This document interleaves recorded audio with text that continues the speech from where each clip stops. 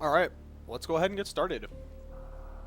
So, I am Wild Anaconda 69, and this is my Super Metroid 100% speedrun tutorial.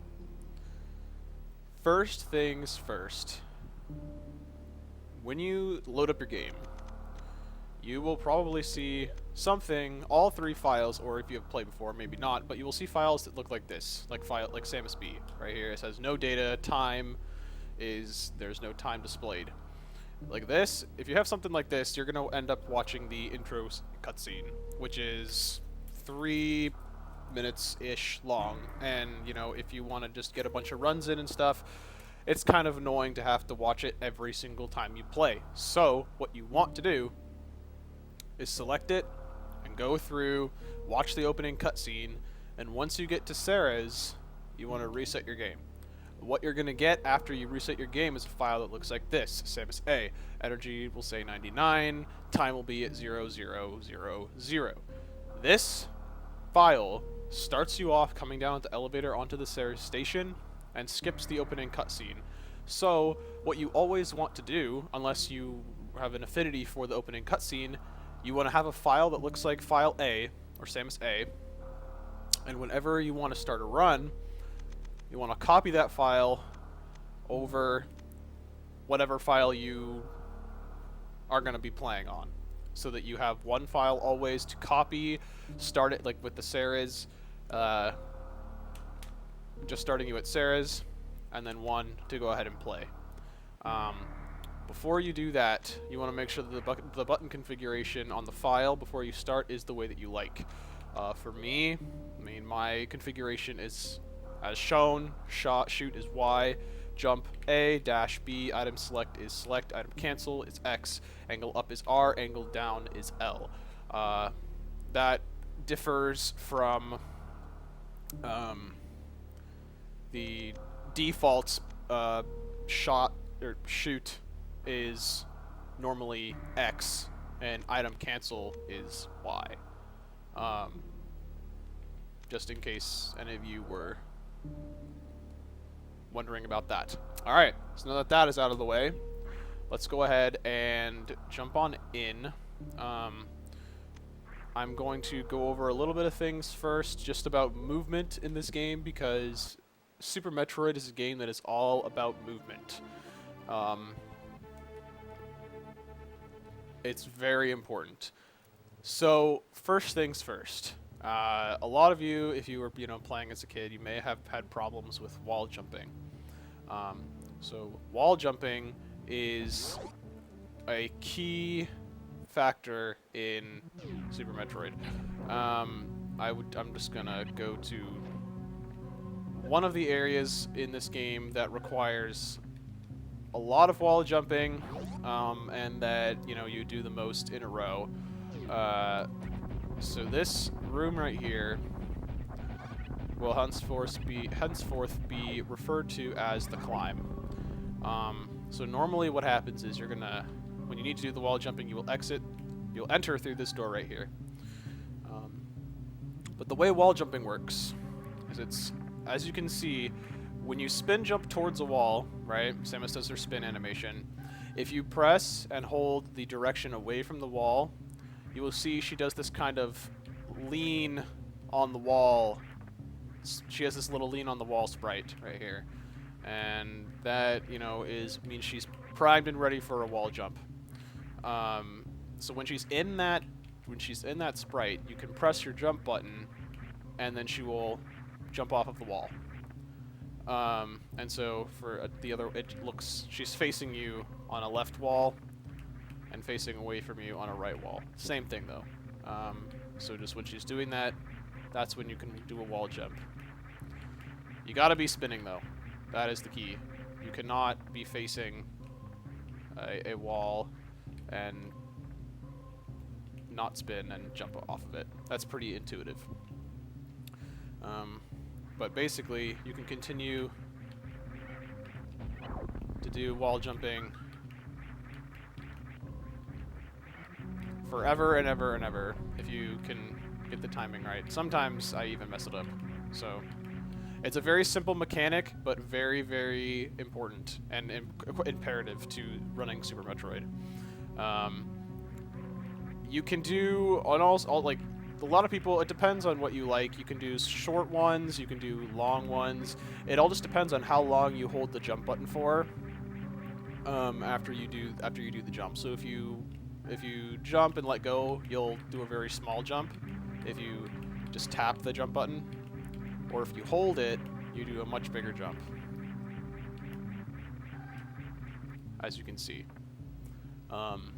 So that's pretty much all I have to say about wall jumping. I mean, it's pretty, like, once you get the hang of it, it's pretty simple. And it's really good, you know, gets you up places that normally you can't go to. So not commonly known as sequence breaking.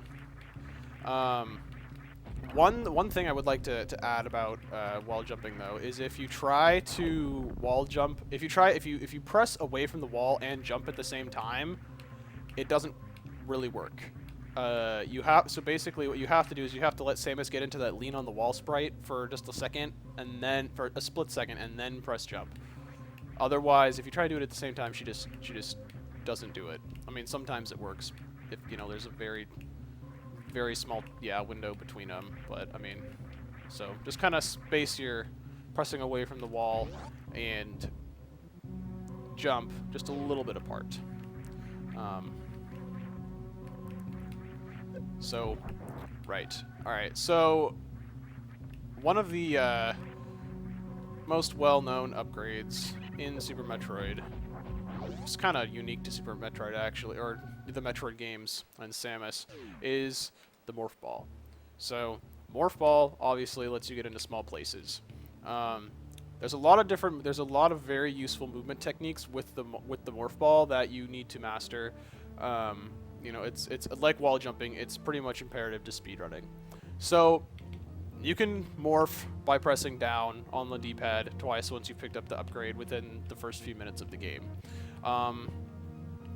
If you do it in the air, right, it still takes 2 taps down. Sorry, excuse me. But you notice that you kind of do a little bounce when you hit the ground, and if you wanted to move, it takes you a little. So you see. This is how fast you go normally. Now, if you morph and then you try and move, you go really. You have to go through. You have to bounce completely and finish bouncing on the ground. After your second bounce is when you start moving. But there's a technique you can do called soft morphing, and soft morphing is when you morph as soon as you hit the ground. So it looks a little something like that. Now you noticed I didn't bounce at all. Now I say morph as soon as you hit the ground, but you have a little bit of leeway. It's really not that difficult to get this. You just got to get the timing down, and then it's just a breeze. It's super easy. And well, that time and then as you can see, right, you are able to move at full morph ball speed instantly instead of that. Okay, so now, actually, yeah, okay. So, here's a little thing. It's really awesome, called the Mach Ball. So, the Mach Ball takes what we just learned, the soft morph, and puts it into practical use.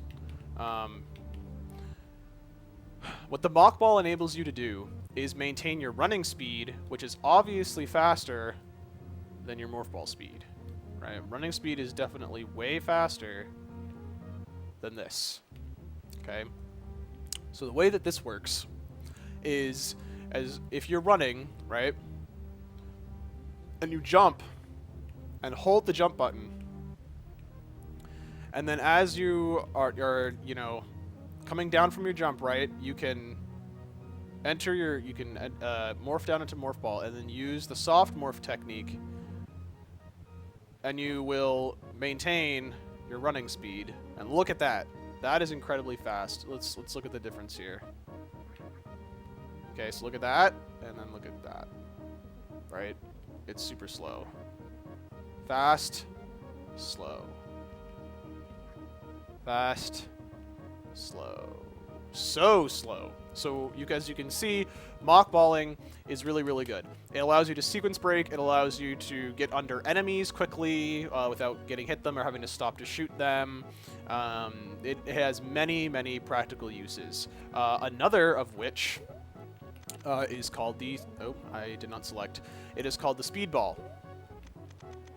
It is really awesome. So what the speedball enables you to do is maintain speed booster while you're in morph ball. And as you can see, I broke right through these things that you can't just run through normally, right? So basically what that was is you get into blue, I don't know, Zost calls it blue echoes, but you know, when you enter your blue phase and you're in speed booster, right? You do a mock ball. Now, and then you can just break through speed booster blocks. You can, you don't maintain your invincibility that you do with speed booster. You can still like go through enemies, but you will get damaged by them as you go through, and you will lose your speed. So speedballing is pretty awesome. It's a little more tricky. Let me tell you why. As you may know, from physics, right? As you gain momentum, right, your jump is going to be a lot higher and a lot faster, obviously because of your speed. And so you should be asking, okay, well, how do I do the mock ball while holding jump? I'm just flying way over this, right? And what you may have seen me do is I kind of do a small jump and then do it, right? So that's what we call a mini mock. It's a little bit more tricky than a regular mock ball, because with the regular mock ball, right, you're just holding jump the whole time,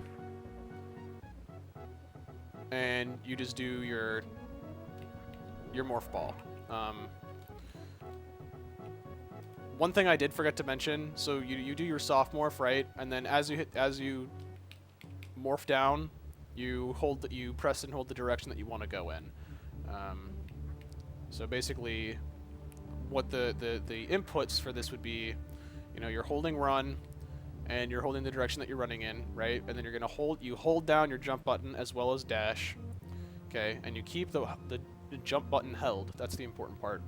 And then as you hit the ground, you do your soft morph, and then so that would be down, down, right? And then as you hit down the second time, if you were going to go to the right, you would go down, down, right. So it's not instantaneous, but it is shortly thereafter. And there you go. So back to the mini-mock. The mini-mock is a little more difficult because if you watch and you try and do a mini-mock... Wait, I just lost on my speed. What happened, right? So if you do this and you hold down and then you let go of jump, right? You're moving at a good pace, but then wait, I slow down a lot. What's going on with that? So basically, what has to happen is you're gonna jump and hold down. Or you don't have to hold down. You can just press down, and then you hold jump again. So you jump to your desired height, right? Hold down, and then hold as you're... Okay, you do have to hold on, excuse me. Sorry, my thoughts are kind of all over the place. You hold down until you press jump again. You jump to your desired height, down, hold down, and then press jump again. And then you can let go of down, because you have to in order to press down again for your mock ball. So basically, I wish I could do this in slow motion, but so it would be you're running, right, just for like a normal mock ball. You're holding dash, you're holding the direction you want to go in, you jump. As you get to your desired height, you let go of jump. So if I want to jump like just this high, instead of way up here, right? You press and hold jump until you get right here. And then you press and hold down. And as you're holding down, you press and hold jump again. And then you let go of down, and then you get ready to do your soft morph, and then press and hold the direction you're going in. I know it sounds a little complicated, but it makes a lot of sense once you put it into practice. So, I mean, you know, the landing site is a really good area to do this in. To practice all of these tricks, you know, even wall jumping too. Like you can just wall jump up these things, right? You can, you know, do the mock balls out here. There's lots of open ground where you can run and get speed booster going, you know, and then do your speed ball, all sorts of great stuff like that. Okay, so we've covered wall jumping and we've covered mock ball, mini mocks, speed ball. So those are two of the main two of the really main essential movement techniques in Super Metroid. So another thing, right? Obviously, this is speed running, and you want to move quickly, and Speed Booster obviously allows you to do that. So, actually, there's a certain room I want to go to for this. I probably should have made some save files in closer to these places, but it'll just take me really quickly to get there, just a few seconds. So Speed Booster is kind of funny in the way that it's programmed. It basically looks for a certain frame that Samus is running and checks to see if you're holding run on that frame. And it looks when her foot in the background is up in sort of a V shape. Let's see if I can't. See if I can't. Okay, so I maybe need to stand a little farther back. I'm gonna see if I can't get it to show. Okay, so it's gonna be right when it comes out. Boom. Actually, all right. Let me back up just a little bit more. I want it so you guys can see it as. There it is. So, boom, right there. That's the frame that you want to be holding. That's the frame that it checks for when her back leg. It's dark. It's easy to see because it's darker than everything because it's in the background. When it's in that V shape at the back, that's when you want to be holding run. So I know that sounds a little complicated, and Speed Booster it's kind of weird in the way that works. And so when it checks that you're holding run on that frame, when her back leg looks like that, that's when it checks to see if you should gain speed while you're moving. Because otherwise, right, you're just going to go like this, and if you hold it for that frame, it's going to speed you up a little more, and then a little more. Right? And so you could, if you just, right, you can delay Speed Booster for a really long time if you wanted to do that. But also, conversely, you could speed up your Speed Booster. And by speed up, I mean do it in a shorter distance. So we're going to be using these lights as a distance marker. Right? So if I just hold run and right, okay, starting at the very back of this platform right here, we hit Speed Booster about right here, right at light number 3. So it's 1, 2, 3, okay? So we hit Speed Booster, boom, right about here. And that's just holding it, not changing, not, tapping on any certain frames. Or holding run on any certain frames. So here's where it gets awesome, okay? There are 4 times where Samus's leg comes up in that frame that I showed you before she hits Speed Booster. Before she hits, the blue echoes. So you can tap, on any of those frames. You can do it once, twice, 3 or 4 times. Each time gets a little more difficult because you have to be more precise for a longer period of time. So again, right, boom, right about here is where you do it, without just holding run the entire time. But if you hold run if you just start running forward, and then you tap and hold run when her leg comes back up for the first time. Look at that. Wow. An entire... Look at all of this space. Look at all this space that you just saved just by delaying holding run for just a few seconds. So look, right? Boom. Right here. So I think that's definitely worth it. So basically I tap run right here. Like right at this little like ditch in the ground right here. I'm not sure if you can see it. But that's pretty much where you hold the first where you start holding run. Right? So you're just moving forward normally, only pressing right. Okay? And then you hold run right at that dot. That's when her leg comes up, and then boom. So for this little bit of distance right here, you gained this much distance here. So as you can see, that's a very, very large chunk of area that you saved that would allow you to build up a speed booster or a shine spark, which we'll be talking about in a little bit, in a room that is this size as opposed to this size. So does that make sense? What's going on, Alucard?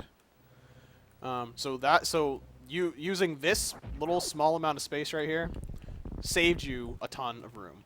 Okay, and so as I said before, you can she enters this frame 4 times before she hits speed booster, like the blue echoes or whatever. So you can do it twice. You can do it here and here.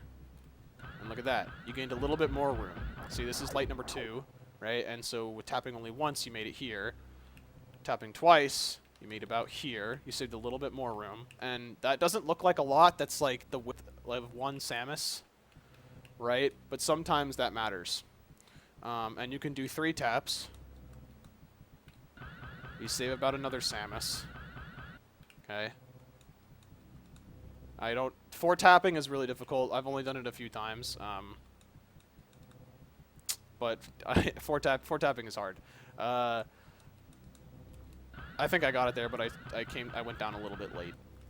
So basically, in essence, you know, if you do 3 taps, which is basically all you need to do, really, and there are some cases where you can actually get away with just a 1 tap or something, but basically you saved this much distance right here in a room that you can now get up your charge. One very good example of this would be Dragon's room. Normally, you cannot run from one end on the ground in Dragon's room to the other and get a charge. But if you 3 tap, boom. Dragon's room is about from this light, the left side of this light, to here, right? And if you 3 tap, you can make that with room to spare. So that's really good. So that's short charging in a nutshell. So just again, that frame, when her back leg is in the back and it's in that V, and it's easy to see because it's dark. It's the same going the other way too, right? So if you're going left, you can see it there. And really, this is just something you just gotta grind and you gotta practice it. Like, basically, the first tap, you know, is here. You don't hold run until here, and then you just tap the run button. And then the second tap is right about here at this black thing. And the third tap is right about here. At the end of this like series of like this little ditch right here, it's right about there. Okay. So that's short charging.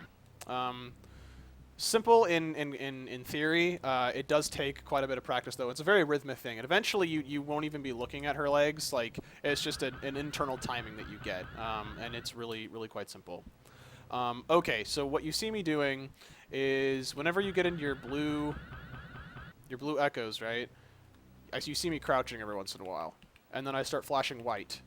Okay, so that's what you're charging. You're charging up for a shine spark. What that allows you to do is shoot in any direction. Well, not any direction. 5 directions. For an infinite amount of distance that's limited by your health and or a solid object that's not breakable by speed booster. Does that make sense? So basically, a solid object would obviously be like a wall, or your health. Because if you see I have 87 health right now, and I went down to 79. So as you're flying through the air, it takes your health down very quickly. I believe it's 60. I believe it takes 1 health per frame. This game runs at 60 frames per second. So I'm not positive on that, but that doesn't really matter. All you need to know is that it takes life away when you do that. So as you can see, I was just shine sparking up into the ceiling. So if you just tap jump, right, she just goes. She goes straight up. So if you look, well, actually, let's do this. That's the problem with Game Saver and having item select on select. Okay, so if you just tap jump, right, she just goes straight up into the air. But if you notice, she does that weird little thing with her feet, and she kind of like levitates there, right, for a second. She's waiting for you. Little did you know, she's waiting for you. If you tap jump, right, and then you press either left or right. Oh, I didn't obviously do that. Shortly after, you will actually... Oh my god, I'm bad apparently. Almost simultaneously, just slightly afterwards, she will actually shine spark in the left or right direction. Obviously need to be facing there. So there's 3 directions, right? And you're like, well, Anaconda, you said 5. Well, here are the other 5. As you probably know, the bumpers angle Samus's gun up or down. And if you hold them both, she shoots up, by the way. Funny little thing to note, you can't actually aim up when you're in a crouched position. It'll make you stand up first, but if you hold both of them, you can shoot. That's useful for the Golden Teresa fight. I'll bring that up when we get there. But okay, so if you are holding the diagonal up, which for me is the right bumper, she will shine spark in that direction if you press jump while she's charged, as I will show you right now. Boom. See? And works in the opposite direction. So that is really cool. You can also do this from a crouched position. Any one of these. Right?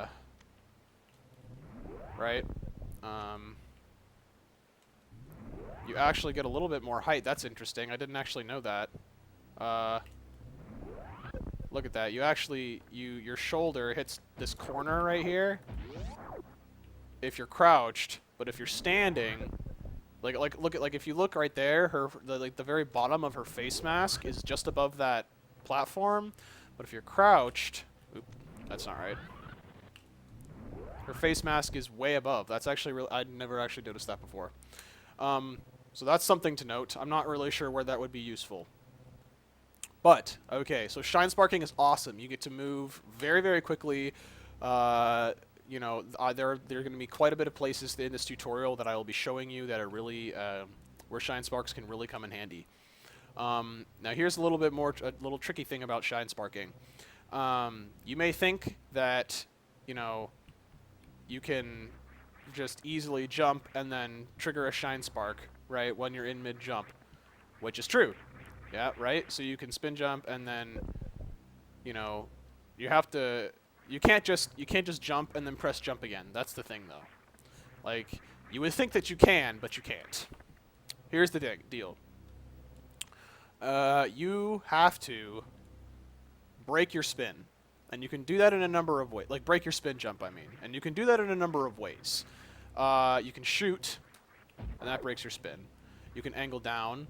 You can angle up. Okay. You can look up with the directional pad. You can look down with the directional pad. Any way that breaks your spin, you basically need to do that. So here, basically, right? So vertical shine sparking is pretty simple when you break your spin, right? So you have your charge and you spin, and you can even just press up. You don't even have to press jump. Just when you're in your spin, all you got to do is just press up. That's all I'm doing. It's just pressing up. Right? Now, but you'll notice she still does that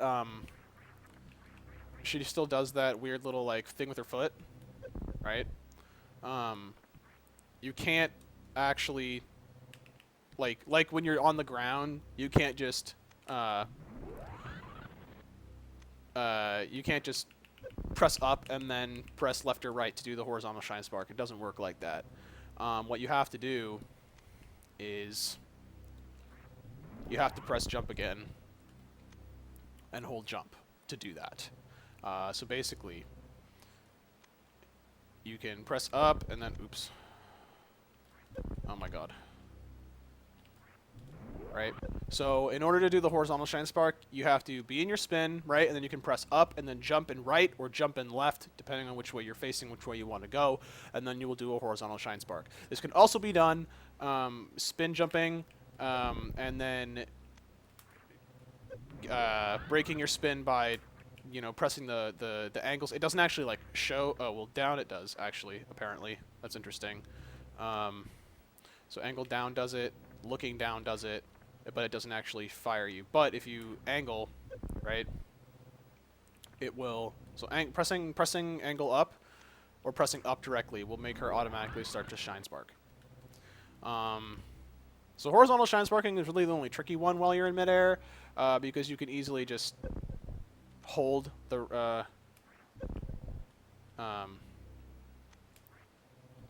oh, okay, I guess you do have to press jump with that too. So just to do the horizontal, anything in midair other than vertical, I guess. I'm learning along with you guys apparently. Anything other than vertical, you have to be holding jump again. So you press, you know, get to your desired height, right? And there you go.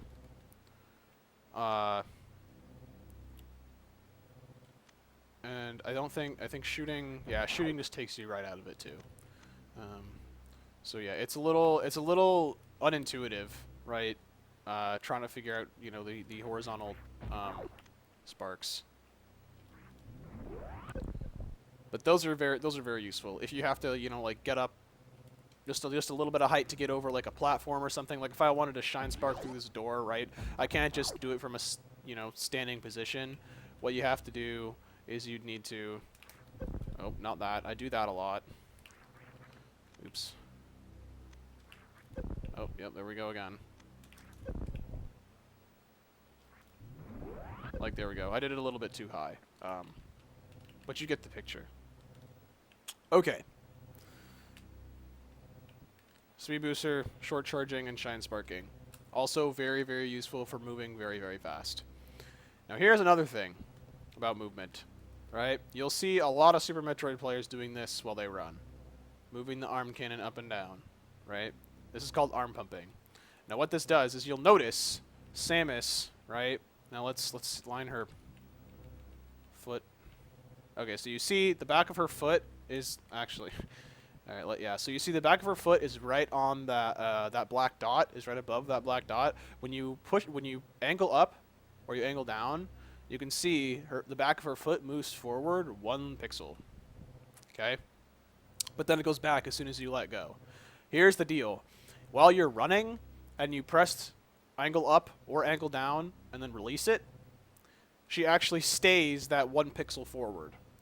So what arm pumping will do is it will advance you 1 pixel while you're running, so long as you press and release an angle up or an angle down. You basically, while you're running, you have to go into this frame, into this sprite position, and then back to your running position in order to keep it. What doesn't work is if you hold one of them and press the other one, like while you're running, so it would look like this. That does not work, okay? Because she's not going, because when you release one of them, it just goes back immediately to the other position. She's not actually going back to her normal running position. Like this. This is she's going back to her normal running position. So arm pumping, it's a very minor time saver. It only saves a few seconds over the course of an entire run. But I mean, there's no harm in doing it, so do it anyway. There's only one place where it's harmful to do this, and I will show you, or one situation, I guess, where it's harmful to arm pump, and I will show you right now. So great, arm pumping, right? Awesome, I'm gaining pixels, woohoo! Okay, so what you don't want to do is this. Okay, that's really weird. That was not supposed to happen, I don't think. Okay, that's really interesting. Come on, game, work with me here. I need you to actually screw me over. Okay. There we go. See? Okay, so you see how I just kind of fell off of the thing right there? I'm not jumping, whether you would like to think that I'm jumping or not. When I'm arm pumping, right, and you get boosted off and you fall while you're running, that 1 pixel sometimes is enough to actually push you off of the ledge, and then that will put Samus into a falling state. You'll lose all your momentum and then have to gain it back up again while you're running. So the only situation where arm pumping would be bad is going downhill, because you see this happens, right? And it's hurting you more than it's helping you. Uphill doesn't matter at all. Uphill's good, flat ground is good, going downhill is bad. So, you know, in the early game, you'll see a lot of people not arm pump in this room. And then as soon as they get here, they'll start arm pumping again. Sometimes, actually, just kidding, they would not in this specific room. That's a bad example. But you know, as soon as they go uphill or flat ground again, people will start to arm pump. And because, I mean, saving pixels, right? Saving frames, saving pixels. That's what we're all about. So that's arm pumping.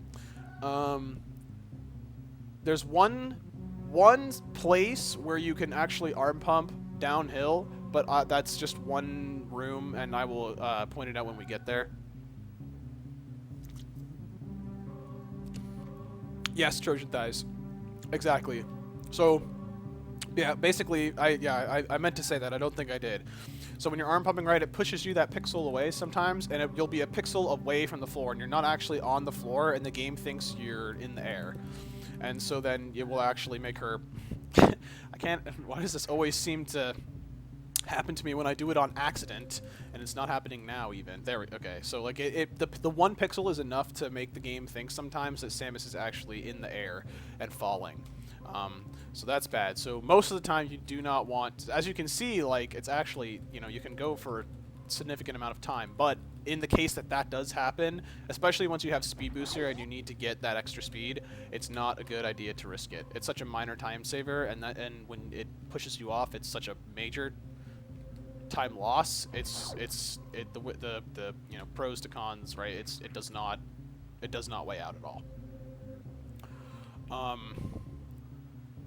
I believe, as far as okay, there is one other thing. As far as there's a few other things for movement purposes that I wanted to go over with you guys. So let's just go ahead and kill these enemies just to get them out of the way. Okay, so hitboxes. Let's talk about hitboxes. So Samus, she has a hitbox.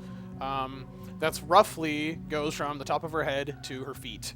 Okay, and you can manipulate this hitbox to expand or compress in order to change, you know, how she, you know, like it.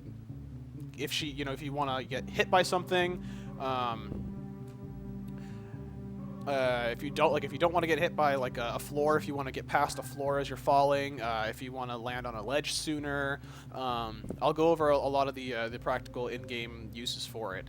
But one of the situations where you would want to expand her, actually, let's just go over the hitboxes. So this is her biggest hitbox right here when she's standing, just normal standing, biggest hitbox. Slightly smaller hitbox is crouching, and an even smaller hitbox, or smallest, is morph ball, obviously. One thing I should note, actually, when you morph in air, it doesn't slow you down at all. But if you unmorph in air, as you can see, there's a slowdown, which can be good and can be bad. Most of the time, it's bad. There are a few times where it is good. So, in order to, you know,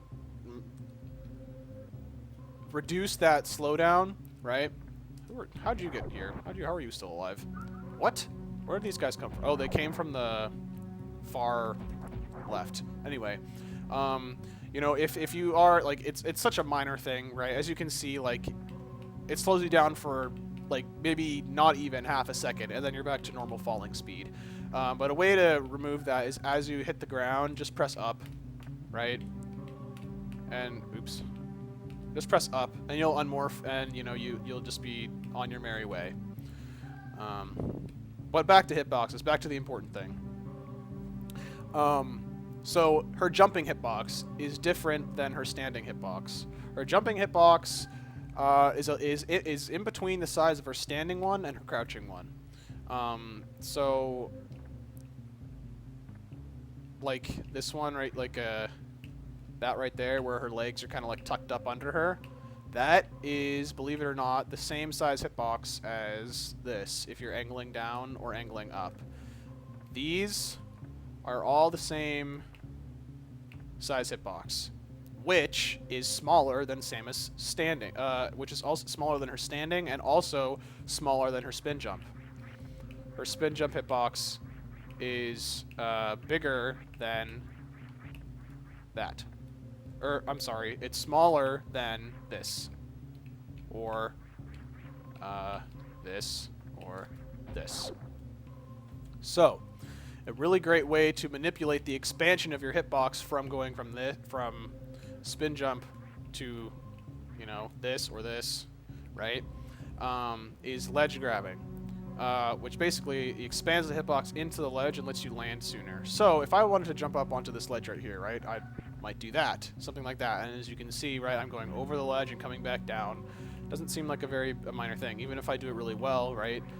If I time my jump and let go of it, right, I'm still floating a little bit above the ledge. But if I do something like this, whoa, I landed and started running immediately as I got up there. Instead of going way up here and coming down, boom, and you're on your merry way.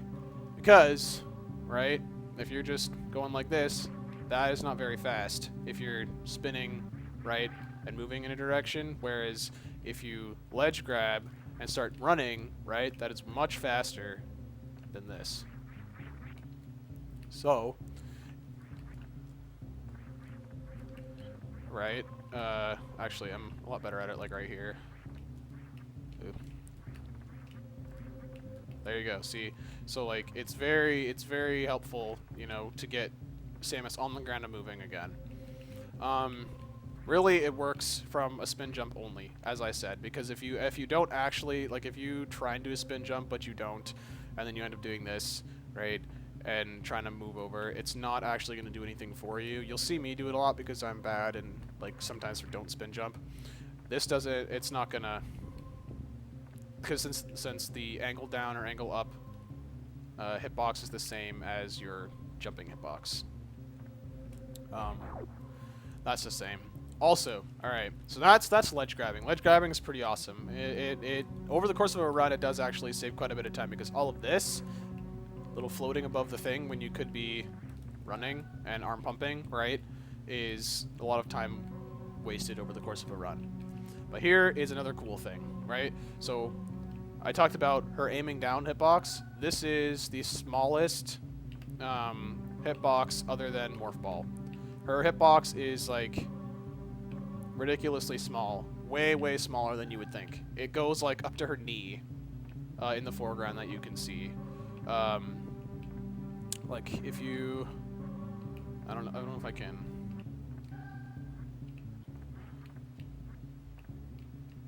Show it. It's kind of hard to. Like you'll see, like her back foot can. I'm really bad at this. Her back foot will like go through the platform. My controller is, yeah, see, I don't know if you could kind of see it there. Her foot goes through. So down grabbing is really awesome. It allows you to get across gaps like this that are about 2 tiles wide if you, right? So it's kind of hard to see what I did there, but it kind of looks like I'm just angling diagonally down, but I'm actually, what I'm doing, because if you do that, right, that doesn't actually work. You just run right into the thing.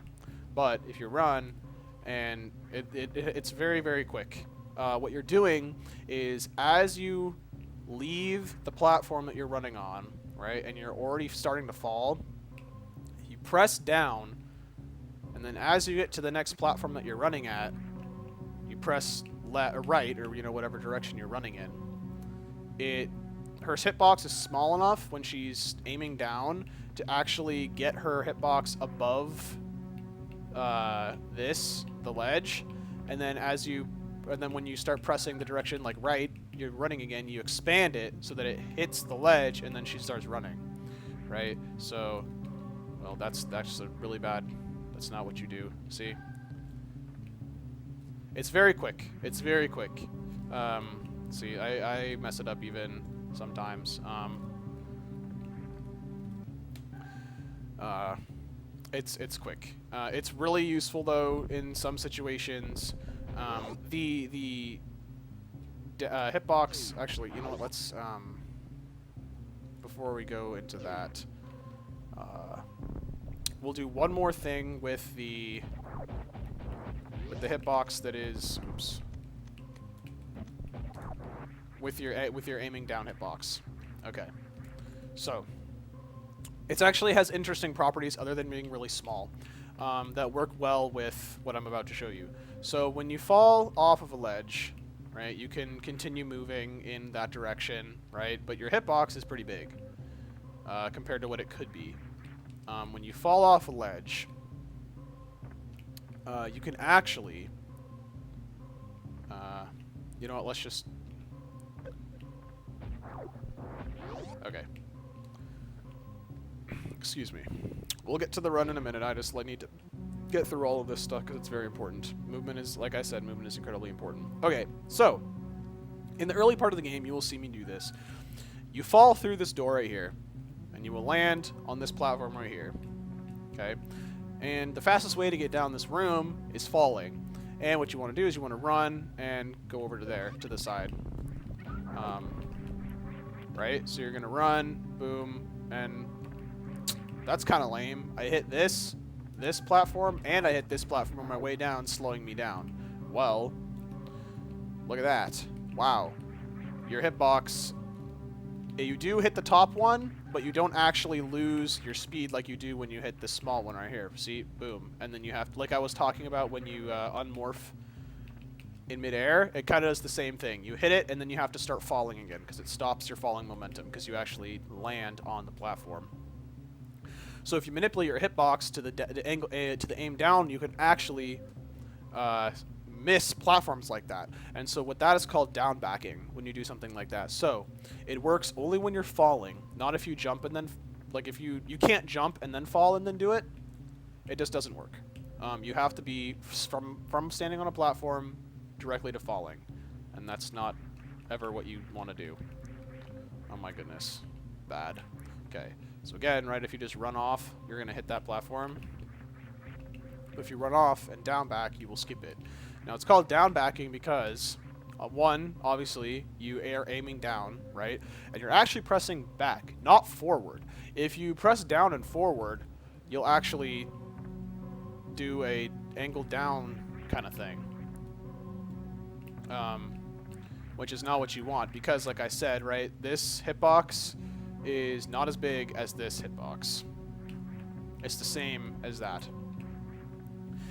So down backing, for whatever reason, holding back while you're pressing down will actually keep you aimed in your aim down sprite and still move you forward.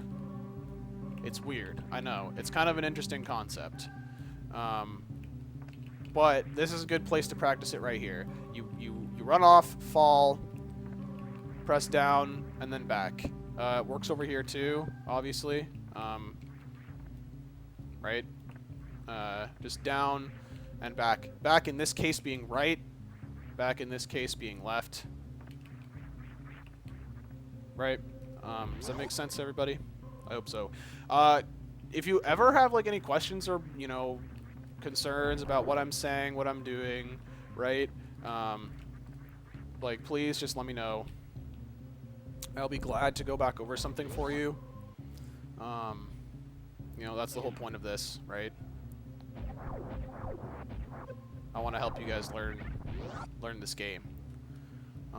So there's one last thing that I want to talk about before we actually get into running this game, right? Oh, I get excited. Okay, so it's something called Kegoing. This thing right here is called a Kego. This is an enemy called a Kego. He doesn't hurt you.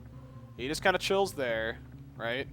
But if you shoot him, those little dudes come out. And, you know, this is kind of good if you need, like, health or missiles or whatever. You shoot him, like, a bazillion times, and they, like, always drop something that you need. And it's really good for farming. But this trick called the Kego was initially found, apparently, according to Zost, with this enemy. The way enemies work, if you are in the middle of a turning is a lot more difficult to do it with, and I believe it only works with platforms that are considered enemies, but we'll get into that in a little bit. Hey, what's up, Crispy? You can go back to the beginning of this this VOD when I upload it to look at the wall jumps. But Kegoing works is when you enter Morph Ball directly as you hit an enemy. It's a little tricky. I am kind of bad at it, but I guess I can't do it right now. But it's a lot easier to do with... Oh, there we go. Okay. So see, like, he's not actually doing any damage to me because he's a nice guy, but I'm actually inside the enemy right now. So isn't it, you can actually, like, Kego in... It's called Kegoing. It's when you, like, you know, drop through an enemy.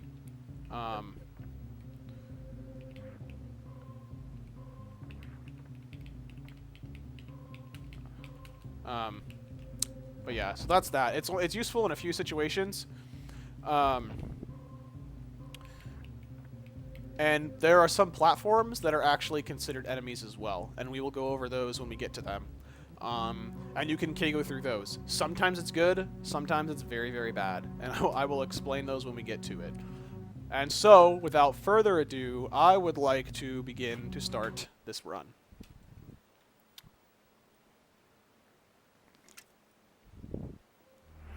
Okay, so using your newly copied file. Oh, yeah. So Trojan Thighs. The Kego works is you morph into Morph Ball right before like right before you hit the enemy. So basically, you're already aiming down, and then you just press down right as you hit the enemy. Doing it on enemies is a little more difficult than platforms. Like I said, I'll explain that as I get there. I can't really think of any times where Kegoing through enemies is really all that useful. Through platforms, however, it can be very useful, and we will go over that when we get there. So, using your newly copied file with skipping the cutscene and going right to Sarah's, and having all your controller settings in the correct place, you will start. And you start the game coming right down here onto Sarah's. So you may know that you can't actually do the only inputs that work when you come down an elevator and Samus is standing like this. If you load from a save, come down from or up an elevator, or whatever, no inputs will work. Not even I think start doesn't work because you're son of a.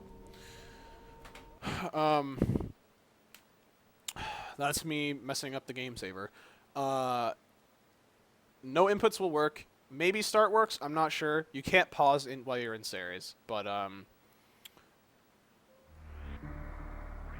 the only inputs that work are left and right. So basically, before you do anything, you have to press left or right. And in this case, the fastest way out of this room, right? You're gonna go to the right and spin jump. And because of your smaller hitbox, it's really easy to dodge all of these platforms, right? Probably just make a save, right? So basically, you just do a really small jump. Basically, you're literally just like tapping the jump button. Ledge grabbing in action. Just really small tap. Boom, boom, boom, boom. Easy. Go.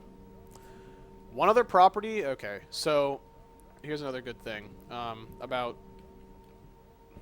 I'm just gonna. This is gonna happen a lot. I'm gonna remember something that I need to talk about, and I'll talk about it.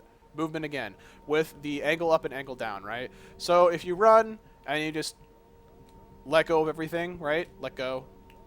Let go. You see Samus kind of has to slow down, right?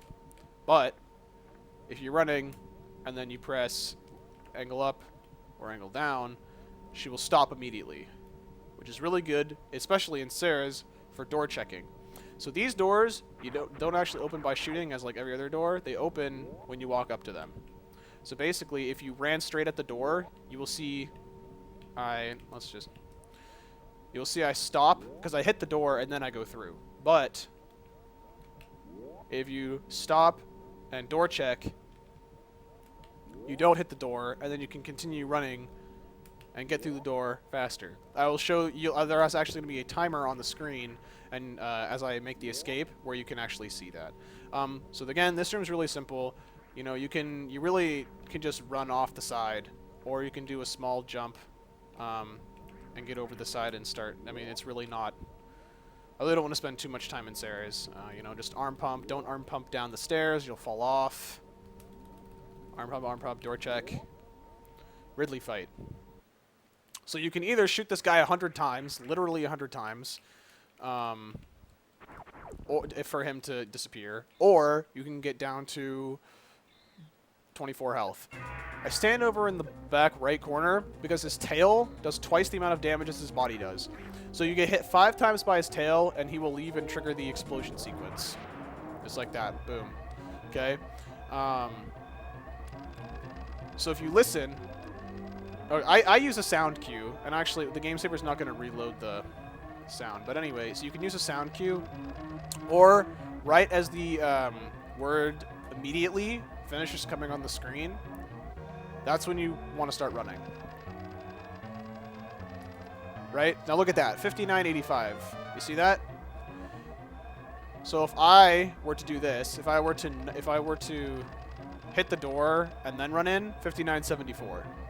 Right? So that's about a 1/10 of a second difference, which can add up.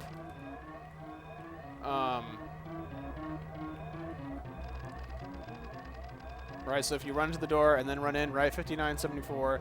But if you go, like, you know, this works the same with, like, the door checking, too, right? So if you just wait a sec, if you...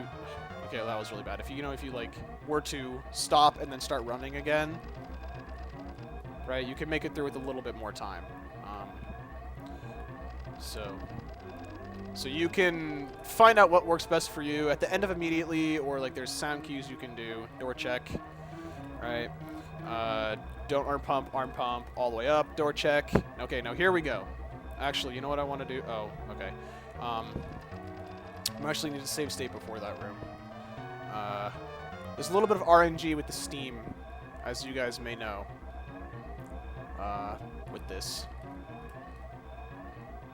Okay. So here we go. Steam comes up right here. You see this? There's a couple different things it can do. Basically, the one you want is you want to see it as the room is loading. Like that. You see how as the room was fading in, you saw the Steam come up? That's good. You want that because if you see it as you're coming in, you can just run right past. But if you did it like I did, if you just keep running, you will get hit by it. So here's the deal. You run. If you don't see it, you gotta jump. Okay? If you see it, I don't know if I'm gonna get it again. Yeah, see? So if you don't see it, you just run right into it. So otherwise, you gotta jump. So you gotta be kind of ready for that. Jump. I did not jump high enough. Jump, right? Go up, up. I mean, this room is really simple, right? You're just gonna go up, ledge grab, run, go through. Let's see if I can get that good RNG on the Steam again, though. No. Well, let's try a couple more times. I did get it once.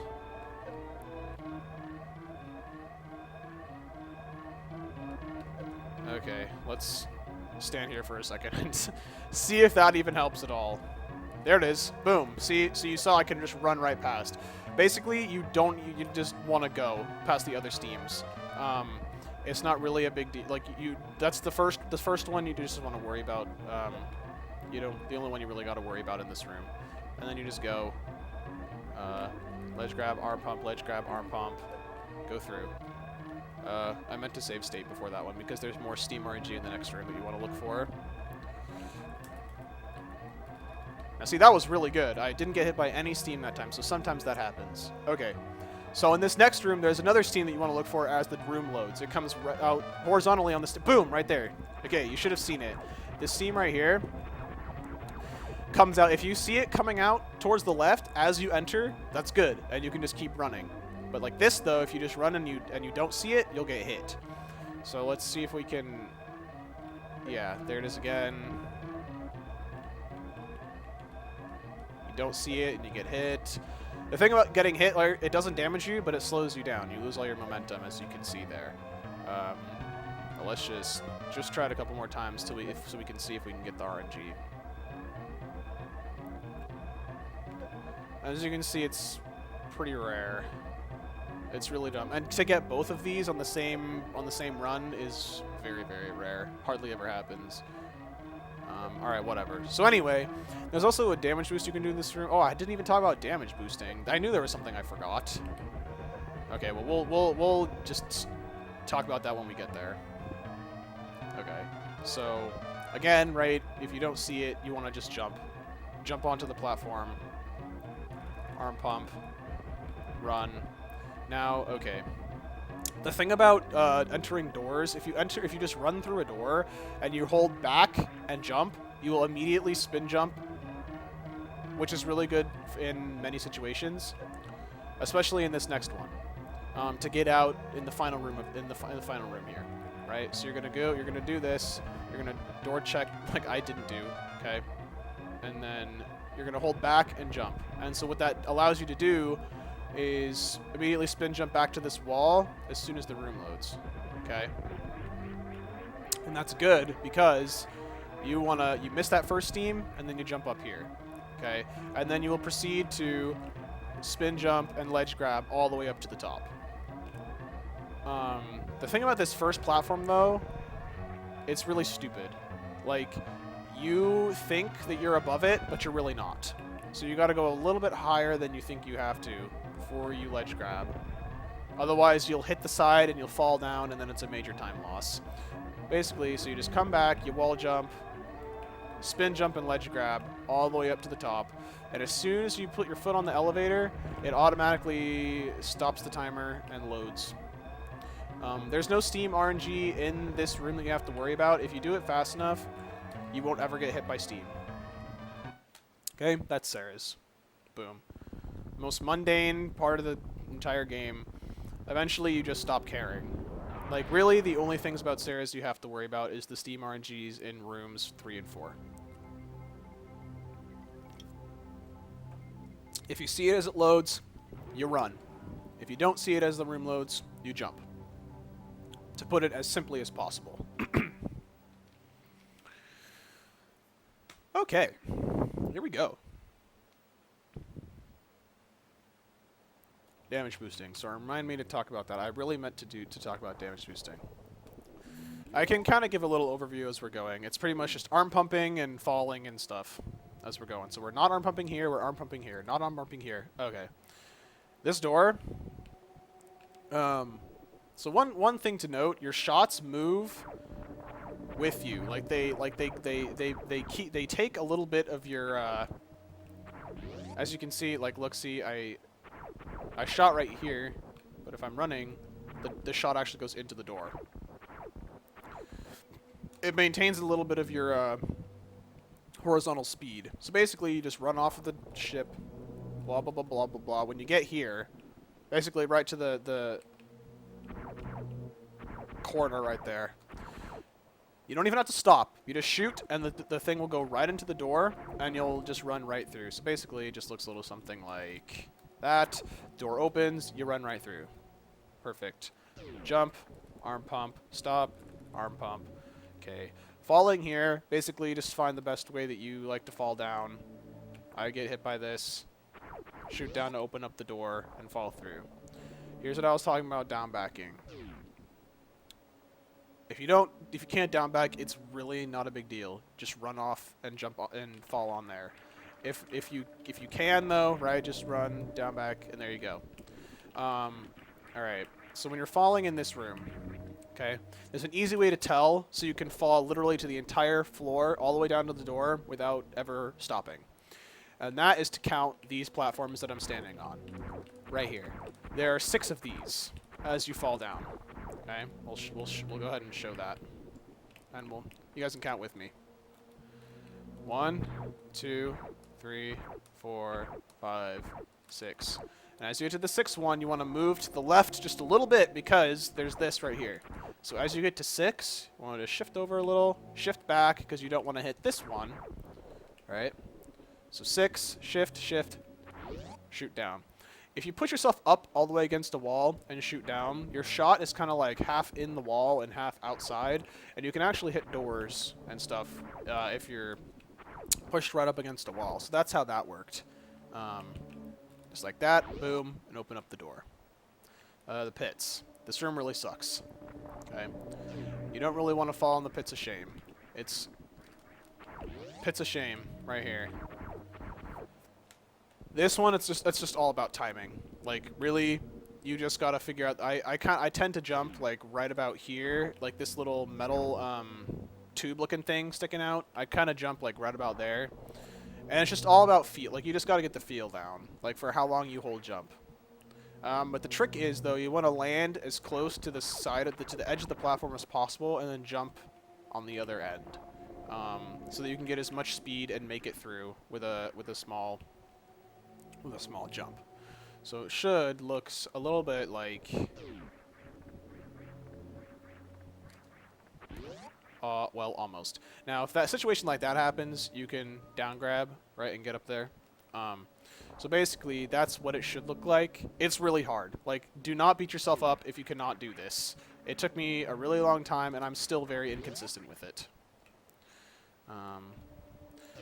So another situation, how I was telling you in Sarah's, how like when you're running and you angle and you stop instantly, right? So watch this, right? If you run to an elevator and you try and press down to go down, you're going to slide and you're going to go down, right? But if you, I did it wrong, but if you press angle up, angle down, whatever, as you get to an elevator, it stops you immediately and then you can just go down immediately. Works up or down, either way. Optimally, you want to jump at the edge of this platform. Gets you all the way up to the top. If not, right, if you miss it, just jump up. If you hit the if you hit the ceiling right here, right, just like, right, you can wall jump up. These are all just like really small things. As you get to the edge of this, just do a really small spin jump, and you can actually make it on top of this. Otherwise, if you don't, you won't make it. And if you do too big of a spin jump, you won't make it either, which is weird. Yeah, stopping on a dime. That's what it's. I knew that's what it's called, but I just like didn't say it. So stopping on a dime. Boom, boom, boom. And instead of slowing down, right? You can stop instantly. Okay, small spin jump, another spin jump to prepare to wall jump off of that ledge as you go back. So where did I? Okay, I want to show you guys a little something about the item acquisition screen.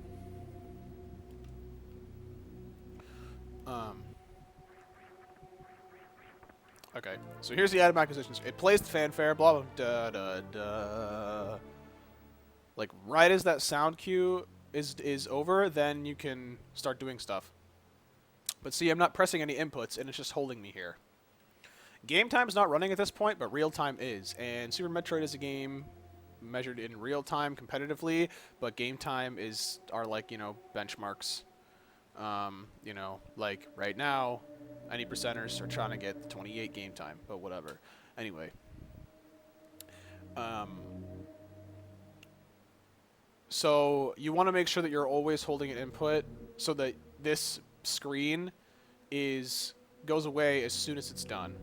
For here, you want to basically just get yourself ready for a wall jump. I missed it there. But basically it would just be like, you jump, boom, you get over that thing, and you shoot that block. And you run over here.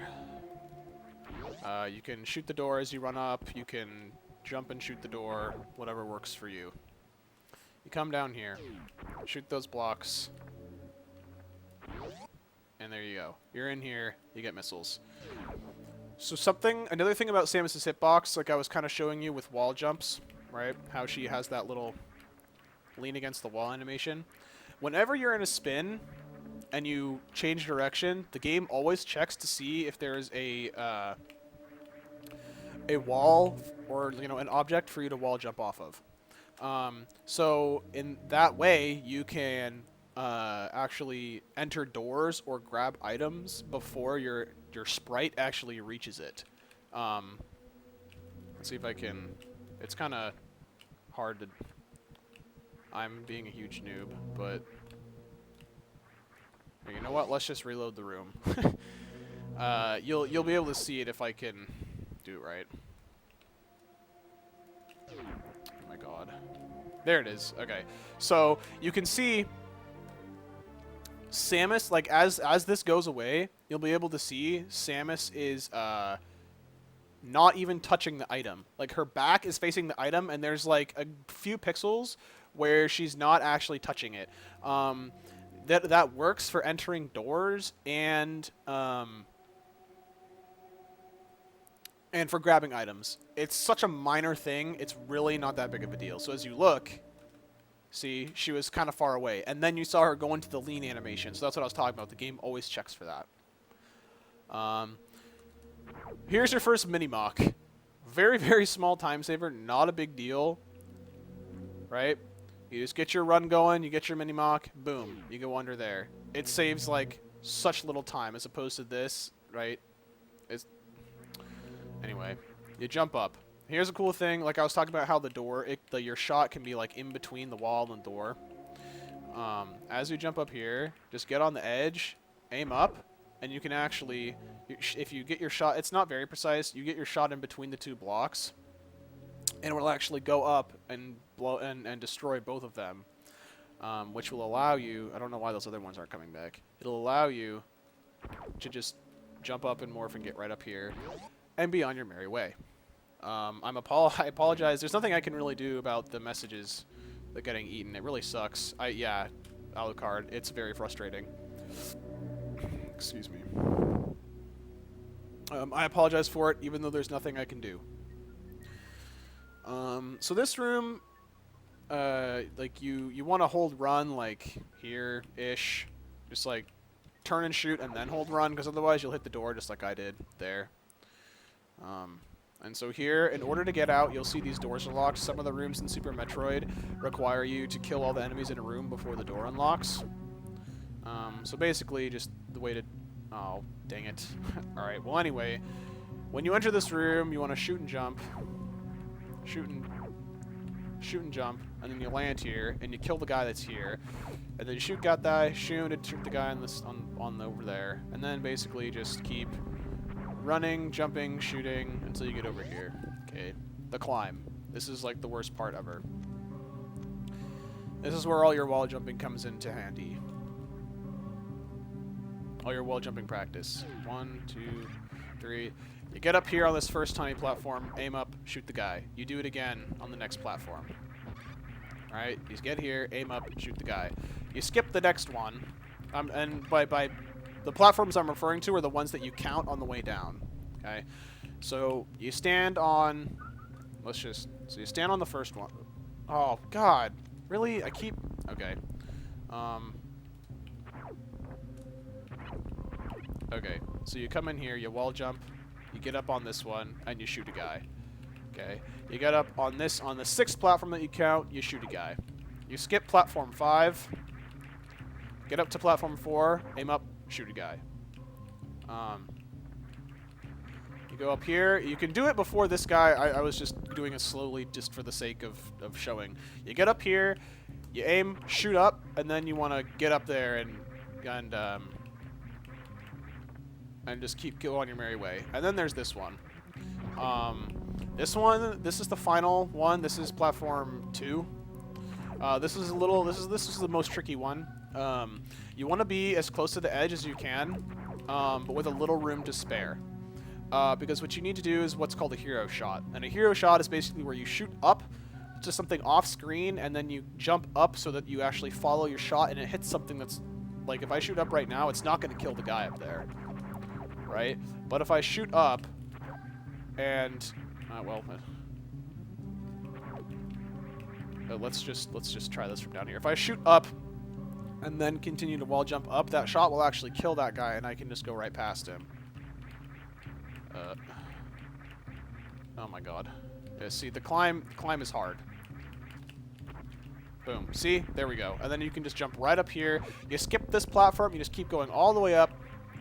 And you get here, you can angle up and shoot, or you can just stand here and shoot and go up. That's the climb. It really sucked. Oh, I saved really in a stupid spot.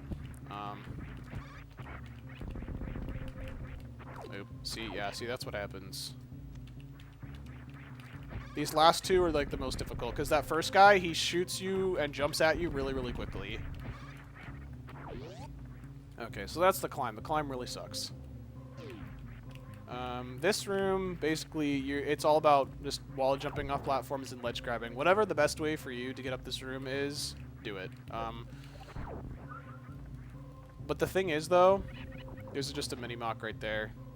The thing is about every room from basically up until here, you want to make sure that you have full health. It's very, very, very, very, very important. I think my sound is out of sync here. Hang on one second, guys.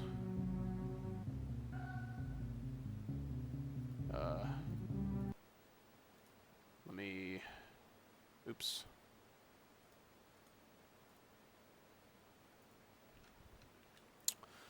Come on, sound.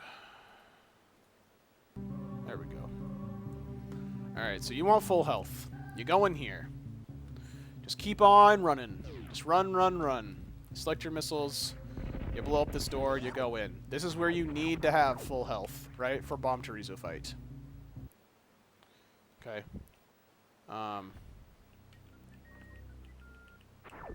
You grab the bombs. Boom. Okay. Make sure you're holding some sort of input so that this thing goes away right away. And, oh my god, I almost made it. No, just kidding. You cannot escape this door. Can't happen. But, here's the deal with Bomb Chorizo. Oh, god.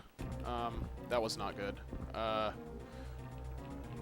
If you, right as he starts to move his arms like that, if you, you can either be here, or you can be at his back foot. But right as he starts to move his arms, if you move towards him, he will jump back to the back corner. And it's kind of right as the boss music starts as well. I use a... Yeah, see, so right as he moves his arms, you want to start moving forward, and you'll get him against the back wall, which is where you want him. At this point, you will start to farm for missiles. And it's going to take... Oops. God. Okay, see, this is why I hate the game saver, okay? Because my controller's set up. You will shoot him... see, I already screwed this up. When he first gets knocked back like that, you want to shoot him... Okay, let's just pretend, right? We just pushed him back. You want to shoot him 1, 2, 3, 4, 5 times, and then you want to farm for the missiles. Actually, we can just 1, 2, 3, 4, 5, and then you shoot. Then you get your missiles. So at this point, then you want to shoot him 1, 2. Oh, I guess I already. Okay, so pretend. God, see, this is so stupid. Okay, so you shoot him 4 times with missiles after you shoot him 5 times with the pea shooter. You're gonna get more missiles, and then you're gonna. Jesus. You're gonna shoot him 1, 2, 3 times, and he's gonna die. Okay, so let me explain what happened there. Maybe we can come back and do him at the end, because that was really stupid. Okay, you come in, you grab bombs. You can be either here, or here, about where his back foot is. When he starts to move his arms, you either roll... You know, if you're here, you roll this way. If you're here, I like to line up with this line, like this vertical line. You roll towards him. He's going to jump back at the back wall. You come out, You shoot him 5 times. 1, 2, 3, 4, 5. And at that point, he's going to start shooting the balls out. This is why it's good to have full health, because if you have full health, he won't drop health. And he drops a lot of health, more than missiles. And you want missiles at this point. So having full health is imperative. So you shoot those bombs. Sometimes I should go here, and then I turn around and shoot here, so all the missiles don't stack on top of each other, for the killing him in the most optimal time. You grab at least 4, right? You shoot him. I just saved again. You shoot him 4 times, right? And if there's still missiles left over, you grab them, and then you shoot him. Oh my God! You shoot him another 3 times. And that kills him.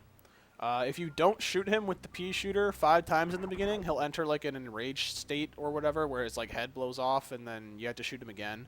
So that's why I want to shoot him 5 times with the pea shooter, and then shoot him another 4 missiles, and then 3 missiles, and that should kill him in the quickest amount of time possible. That's the best I can do with the really stupid.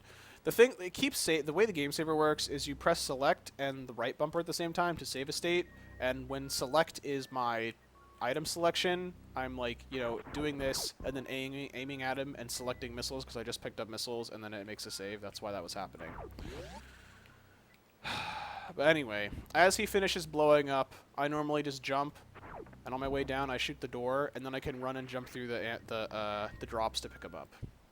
That took way longer than it should have. Alright, so the next wall jump technique. Oops. Don't get hit by that guy. This is the Alcatraz jump.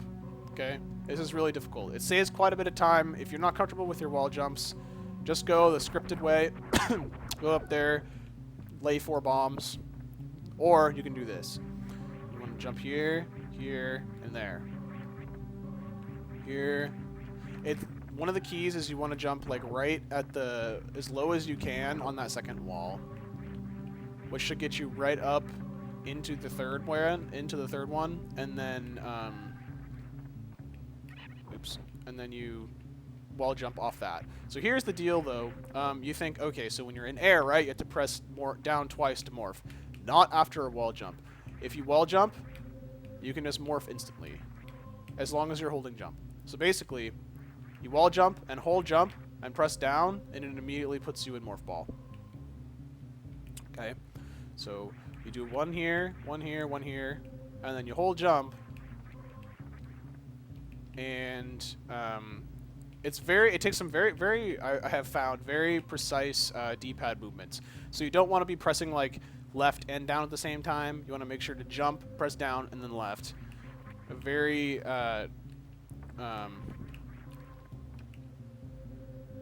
separate from each other, I guess, for lack of a better word. This takes a lot of practice. Like, I still mess it up every once in a while, as you can have already seen. So do not get frustrated with yourself with this or with anything. As a matter of fact, like seriously, it takes a lot of practice. But if you can't do that, just bomb over here. Really? 20 messages? Are you kidding me? That is ridiculous. That's really lame. That actually is frustrating to me too, because if you guys have questions or want to add input, I want to hear it. I want this to be as good as it can be, even though, it's not going to be any pro level tutorial. That's really lame. I'm sorry about that. Alright, so one thing about bombing when you have no ceiling above you. Okay? If you bomb, you're stuck in this animation where you go up. And when you're going up, you can't actually move until you've reached the peak of your jump. Like, after I bomb, I'm holding left, and it only moves after I get to the peak of my jump. Now it sucks because it locks you in. So what you'll see people do is they'll lay the bomb, and they will jump and then soft morph again, and then just get right underneath there to prevent them from getting stuck in that bomb jump animation. What you can actually do, though, In some cases, is there will be a wall like directly above you, like when you're in a crouched or standing position, so you don't actually have to jump because it won't knock you up. You'll see that later. So basically, you know, if you can't do Alcatraz, you just do this and get through. You know, if you can do Alcatraz, right? Boom, you do this, come over here, lay a bomb, come through. And this is interesting right here. I actually just learned this. So basically, as you come through this, right, that's kind of, it's like stuck on the edge of your screen. And so what you can do is you can actually open the door. You want to like start shooting like right about here, and then hold run, but let go of the directional pad to kind of like do like a little slowdown thing, but keep some of your momentum. And then you want to hold dash, run, and left, and then angle down when you enter this room. So it does this. It kills all three of those guys. It kills the guy here, kills the guy here, and kills the guy it kills the guy here, here, and then here, right? Without ever having to change direction or do anything fancy. You're literally just holding run, to angle down, and left. That's all you're doing. And shoot. You're holding shoot as well.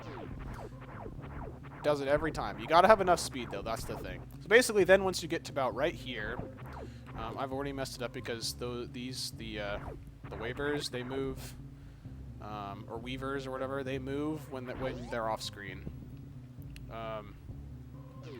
Yeah, please do spam it. Like, spam it until it comes through on my screen. Like, that's just what you gotta do. I would really like it if you guys still send messages and stuff. So basically, you're gonna do this, and I did it wrong.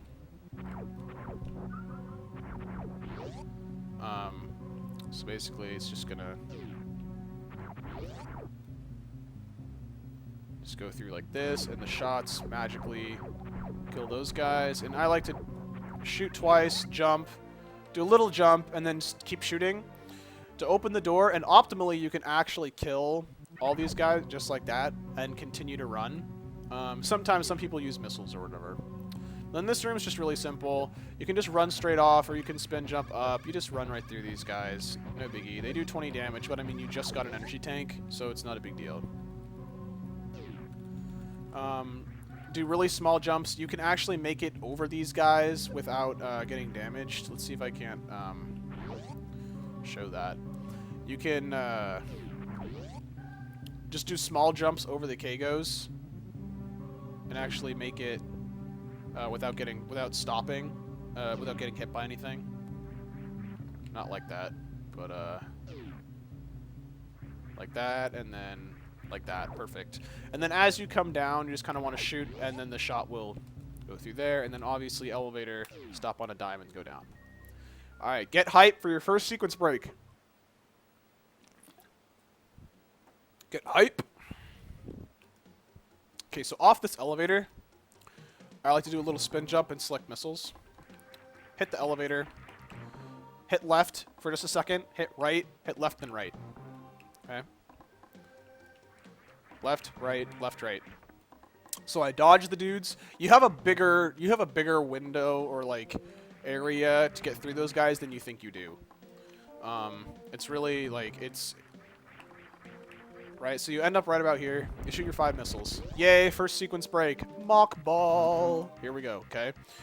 You run through this door, and you jump right before you get through the door. Just like that. Okay? And you do your mock ball. Boom. Easy as pie, right? Okay. So, in 100%, there's a couple ways you can do this room. The way I like to do it is just stop right there and get this missile. Now, why I do that is because if I just go through, I have to go all the way back. I have to go into the super attic, which is the area up there where the super missile is, and then run all the way back through it, go down, use the supers to open the door over there, get those items, go back up through the super attic, leave, come back in, and then get these missiles. Or no, I go back through the super attic the second time, and then come over, get these missiles, and then leave. That's a lot of times through the super attic, a lot of damage taken.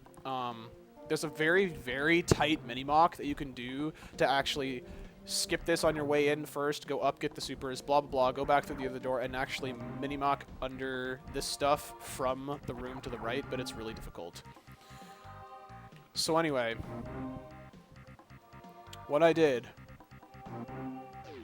is you don't even have to do a mock ball there.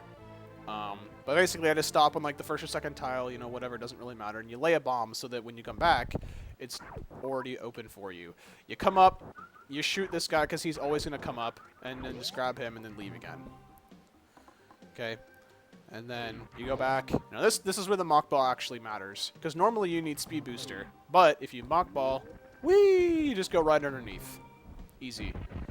5 missiles for a pink door. Perfect. You can do... That was bad. Actually, let's show how that's supposed to be. I keep forgetting to make state... Oh, there we go. Okay, so you want to lay a bomb right before you get the missiles. So basically what you're going to do is you're going to come up and morph as you come up. And you want to lay a bomb like right there. And then you'll land and hit the missiles, and then the bomb will explode. And you roll in, lay a bomb, and see, this is what I'm talking about. If you come up and crouch, right, there's no room between you. You can't actually, like, stand up and walk. There's no room between your head and the ceiling, so the bomb won't actually blow you up. So you can lay the bomb, come up, and as it explodes, shoot, and it reveal those missiles.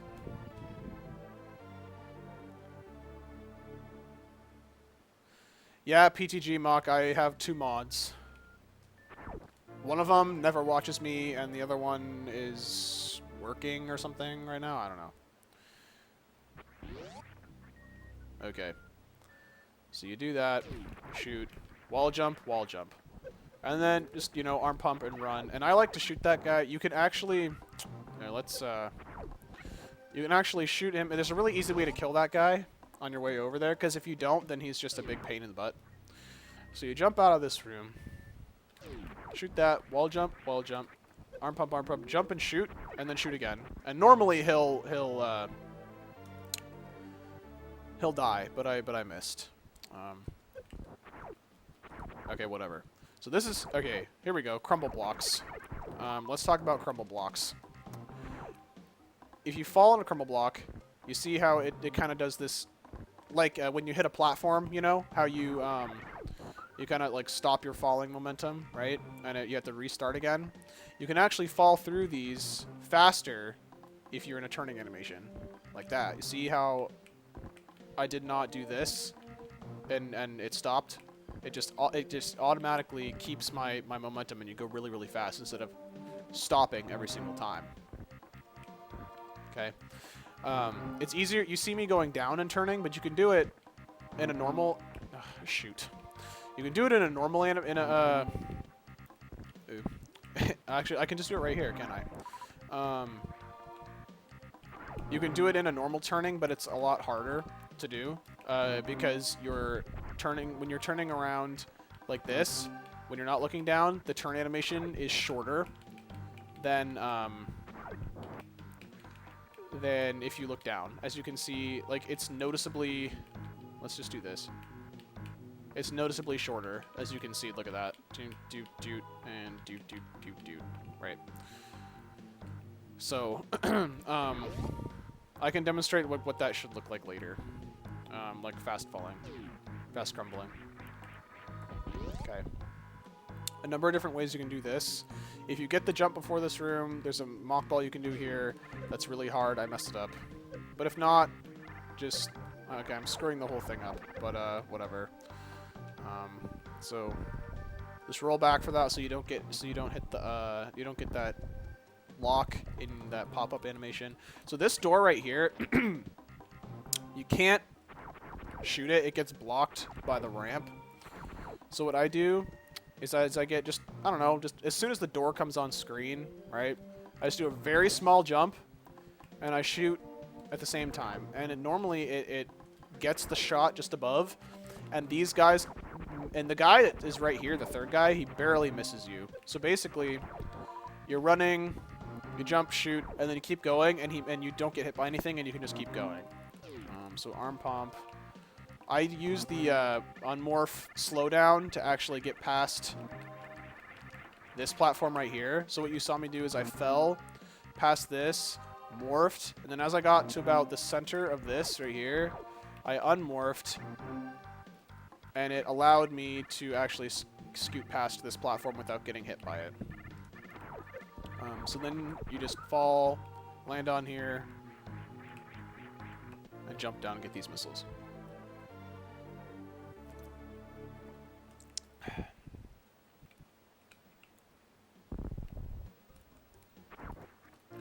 Get that charge beam.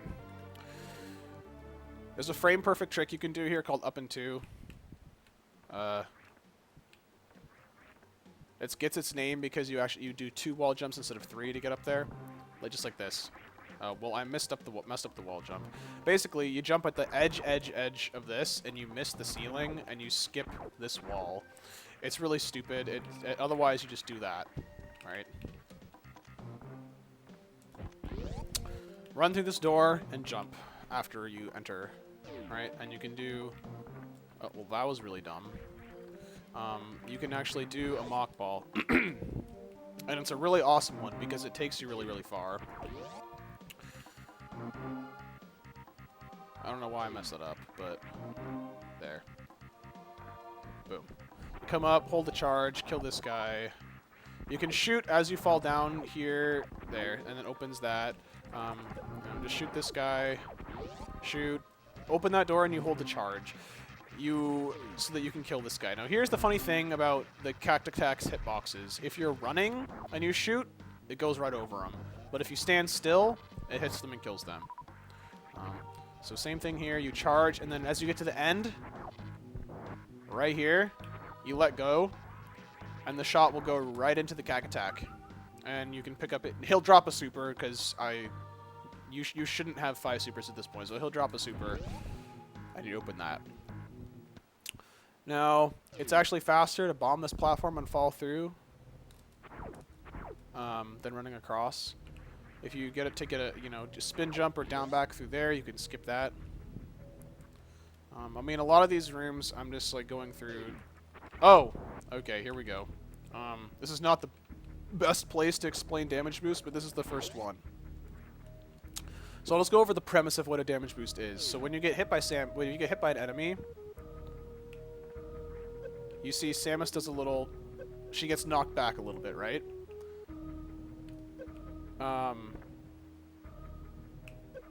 Whoa, what was that? Whoa, man. She's going really fast and really far. That's a damage boost. When you get hit, you have 4 frames, which sounds very small, but it's really not that big of a deal. To hold jump, you basically have to be holding jump for this trick to work, and then back. So if I'm facing right, back in this case would be left, obviously. So if I were to do this and mess it up, like again, and again, whatever. It's not best to... I'll show you a good place to practice is when I get to it later. But basically, you never want to do this, but since I keep getting damaged. Basically, in the 4 frames, you want to have jump held and then press back. And you want to be holding jump and back the whole time to go the furthest distance. There are times when you want to cut it short so you can let go of either one or both. But most of the time, you're going to want to just go as far and as fast as possible.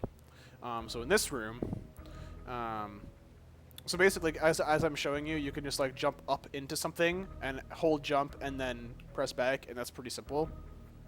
What's a little more difficult, though, is a turnaround deboost. Basically, which would mean you are like in air and then you turn around. So like if I want to go to this door, like through this door, and there's like something above me that I want to like run into, but you like want to keep moving towards the door, obviously, instead of stop, turn, jump, right? You can spin jump, and if you look, so if you see, her turnaround animation takes time, right? But in the spin jump, it's instant. It's instantaneous, right? So you can actually... See?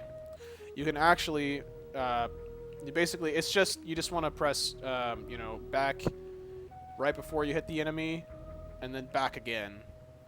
So in this case, if I wanted to go to the right, I would spin jump up into this dude, and I would press back, which is left, to turn myself around so I'm facing away from the door. So it would technically be like this then. And then you do the damage boost. So you're still holding jump, and then you press back, which is right, and then you're going to go through there. I know it's like pretty confusing, right? But I mean, it's just something to practice, you know? So in action, a turnaround damage boost would look like that. And my shot was actually supposed to hit this door. Let's try this again. This is, I mean, so I'm gonna be like showing a lot of strats and stuff that you really don't have to worry about as a beginner. You don't want to have missiles selected like a noob. Oh, I didn't jump. Wow. Okay. If I screw this up again, we're just moving on because this is really dumb. Okay, yeah, so you're holding jump, right? And then... Well, I didn't even shoot again, but there you go. There's a damage boost. So this is 100%, and you want to collect every item. Sequence break again. Normally you need high jump boots, but you can just wall jump up. Don't fall for this trap. Don't do this. Uh-oh, you're going to fall down, okay? So that block you can actually shoot, and you can shoot that block and then just roll on through, and we're just going to wait for that to come back. So that's a common trap that people who don't know that that's there will fall for.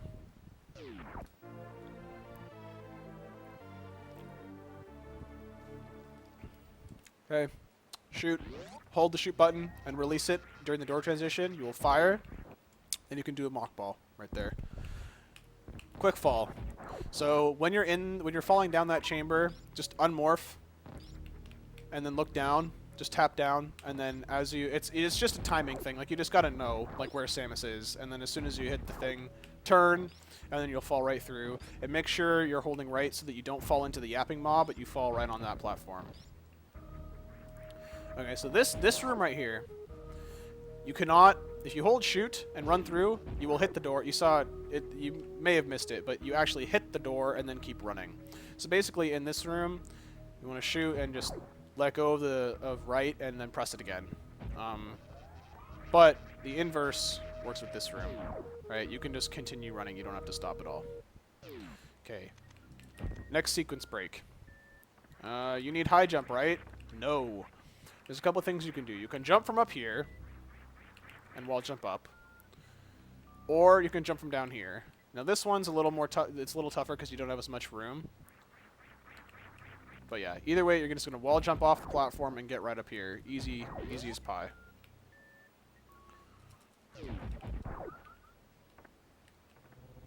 So in this next room, there's a key hunter, those flying bug things.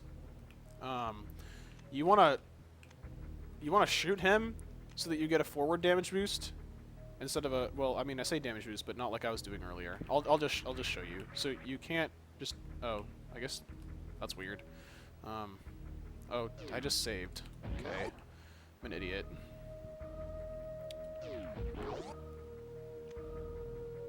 I guess you can. I didn't know that you could actually... Anyway. So that first key hunter there, you're going to run right into him. So basically, just do a wall jump. It's faster anyway. You don't have to wait. Shoot him, and you saw how it boosted me forward. If you don't shoot him, and you just let him hit you, because he's going to hit you either way. I got pushed back. So you want to, it's again, it's like super minor. But basically, shoot him, you get pushed forward, and then shoot down. Open this door and select your missiles. 3 missiles, 1 to kill each of these guys, and select supers. As soon as you see the green thing on screen, the mini crate shoots at you, you shoot a super missile and jump over it. A full jump will do, like you can, and you'll just jump right over everything, and he'll drop you 4 supers. And at this point, you should either have 4 or 5 super missiles, and you'll be good. That was okay. That was really dumb. We're gonna show how what that should look like. So basically, you enter this room. You have your supers on. You just do this. Turn around, damage boost. Nail that dude in the face. Okay. Great quick kill. Here we go. Ready? You want to position yourself so Samus's foot is kind of dangling off the edge. It's not pixel perfect. You know, you got a little bit of wiggle room. Okay, so you just kind of hang out here, and you select your missiles. Now, what you want to do is shoot Kraid with two. I'll just. Okay, so that's what the Kraid quick kill is supposed to look like. So what happened was, he came up, right, and his eyes were like right about here or whatever, right. So you jump up, you do a short jump, just about this high, to kind of put it in perspective, like right here. If you look at the wall, right, and so you jump up, and on your way down, you shoot two missiles. One hits his eyes, and one goes in his mouth, right as he opens his mouth. It's a very small gap. I time it when his hand like opens up, and then it curls back up. So right as his hand, like as he's coming up, it curls and opens, like right as he gets to the top here, and then it starts to curl down. Right as it curls down, I jump and shoot two missiles. So it skips his hands, hits his eyes, and then hits his mouth. He then his mouth stops for a second, and then it opens up a little bit, and he doesn't roar for about a second, and then he roars. Between the time when his mouth opens fully and when he roars is when you want to hit him with the super missile, because that's what stuns him. He gets stunned, and then you hit him with two more supers. So one missile in the mouth originally, and then three supers, which is 1,000 damage. Missiles do 100, supers do 300. He has 1,000 health. He dies. Okay, so let's show that again. So you line yourself up, have your missiles selected. He's going to come up, shoot two missiles in his eyes, and then hit the super in his mouth when it's fully open, but before he roars. Boom, just like that, see? Now this is way harder than I make it look. Like, I mess it up sometimes, still, because I'm a huge noob. This is just going to take a lot of practice. There's an alternative way, actually I just remembered, to do this. Okay, so let's do this instead. I haven't actually ever done this before, so we're going to, same positioning. You charge your shot, okay? What this does is when you shoot him, it stuns his hand. It locks his hand. I actually can't do this because I don't have enough super missiles. No, but you see this lags the game incredibly badly. Like, look at how long he's taking to... Right? But if you do that, see his hand is frozen. So that prevents you from hitting his hand with any of the supers. In that case, though, it takes 4 super missiles to kill him. Or you can just do 3 supers and a missile if you're fast enough. But so that's basically... I mean, really, all the Kraid quick kill is. Like, I don't really know what else to say about it. Charge shot will stun him, stun the hand, so it doesn't get in the way. It just makes it a little bit easier. This is just a little more efficient because you're saving a super missile.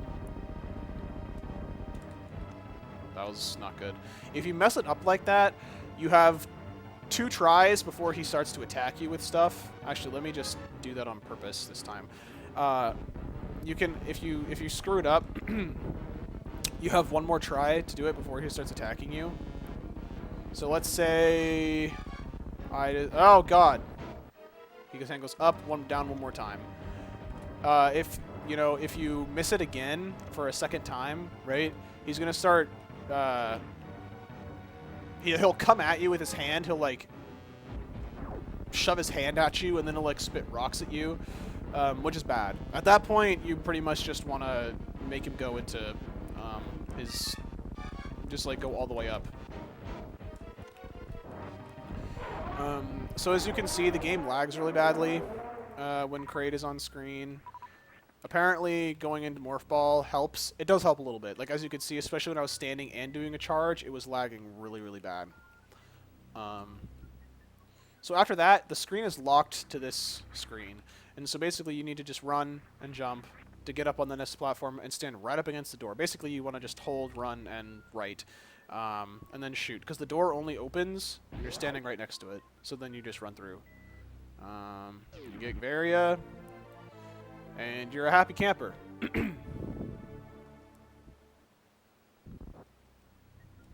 we're happy.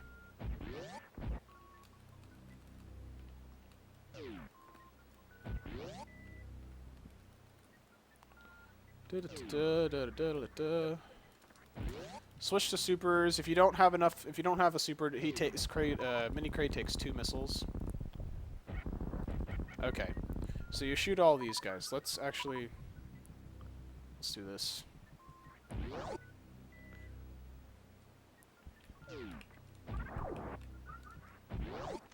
Okay. You switch to supers and you run in. This is what this room should look like, and I'll tell you why in a minute. So you kill him, you get your supers back, you switch to missiles. 1, 2, 3. Cancel, shoot, and open, and jump through the door. Jumping through the door is very important. If you don't jump through the door, let me just show you what happens. If you don't jump through this door, right, it actually manipulates the enemies in the next room. So if you don't jump through the door, right, they're freaking like right on top of you. That guy was like, he was like all over it, and he was like, oh, I'm just like jumping right down the hole and attacking Samus. He's like, I want to just eat Samus alive. Okay, but if you jump through the door, they don't do that.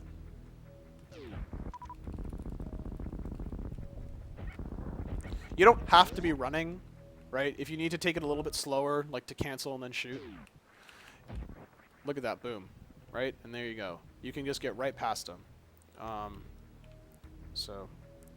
And what's great about 100% is opening that next door is really easy. Because Spazer is so freaking big. You shoot as you come up. Let's check this out. Boom. And so there's a mock ball here, which if I can do it right, I can demonstrate the smallness of the. Oh yeah, that's a good thing to point out. You got a wall jump up here since you don't have high jump boots. Actually, yeah, you see that? My foot like hit the edge, and boom. Now that's really hard to do. So practice it a lot. Come in here, get grabbed by all these guys, aim up and shoot a missile. You can't kill those guys just by shooting them.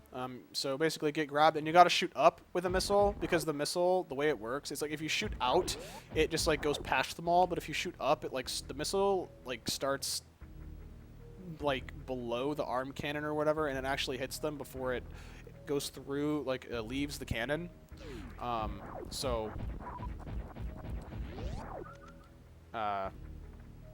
Yeah.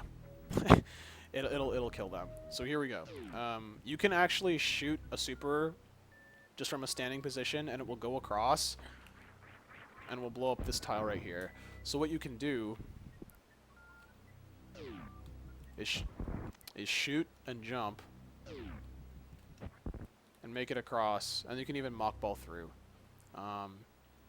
That's really awesome to do. If not, just shoot and fall and jump your way up. Not a big deal. Alright, so next stop is high jump. You just want to leave super selected because you're just going to need them again. So this room, you can jump over the energy tank or you can grab it, but you want to jump regardless. Because as you see, the door is locked. It's one of those rooms that I was talking about earlier where you have to kill all the enemies in a room before it unlocks. What's great about 100% is you have Spazer, and it's freaking big, like I said. So basically what happens is you run in, you jump, grab the energy tank, fall down the crumble blocks, and just shoot, and the shot goes right through and kills him one shot. And then you just jump back up, shoot the door, and continue on your merry way. Through here. Again, Spazer is really big. You can shoot both of those. That's 2 blocks, believe it or not, what I just blew up. Spazer's really big, and it hits both of them, like, every single time. Let me just demonstrate that. It's really easy to break them both at this, both. Let's... Okay. So, there's 1, and there's 2. The 3 blocks, it's 2 blocks. So with Spazer, it pretty much always breaks them in both just in one shot. So when you leave, shoot the door. You want to jump out of this door because, as you can see, there's no floor, so you'll just fall down. And then you just come up here, ledge grab on here, soft morph here, and roll over, grab the missiles. You can unmorph. You can. Crispy's taking notes. I like it. There will be a test at the end of this. Totally joking. Oh, okay. Let's do this. If you miss this guy on the way down, if he gets away, like when you enter the previous room and after you grab the energy tank, if that dude gets away and you miss him and he starts going down that long shaft, here's what you can do. This is when you wouldn't really want to jump through the door. You can select missiles or whatever, just jump up, shoot him, and then just come back over here, go along, grab your missiles, bomb, and then shoot and the door will be unlocked. Yeah, so there you go. Just do whatever you gotta do to get up this room. I always mess up the optimal strat for this. I like to jump through this door just so I can aim down and shoot that block, and then just spam. These guys take 2 shots, get up here, super that door. Jump across. You can actually get underneath that spike if you jump late enough. There's missiles down here. Grab them. This is 100% after all. Missiles comprise more than 50% of the items in this game, so as much as you may not like them, you have to get them. Okay. So in this room, it's a little... Oh my god, that was stupid. It's a little counterintuitive, but you want to go on the floor. So no matter, even if you mess it up, you want to go on the floor like that. Like if you don't, you can get a mock ball, but you're gonna lose the speed anyway. And so right here, where there's these 2 guys, the seahorse and this dude, that's when you want to come up and then jump up here. And then as you're running, you can shoot and open the door. You can make it from that platform on here, but sometimes you may have to do a wall jump.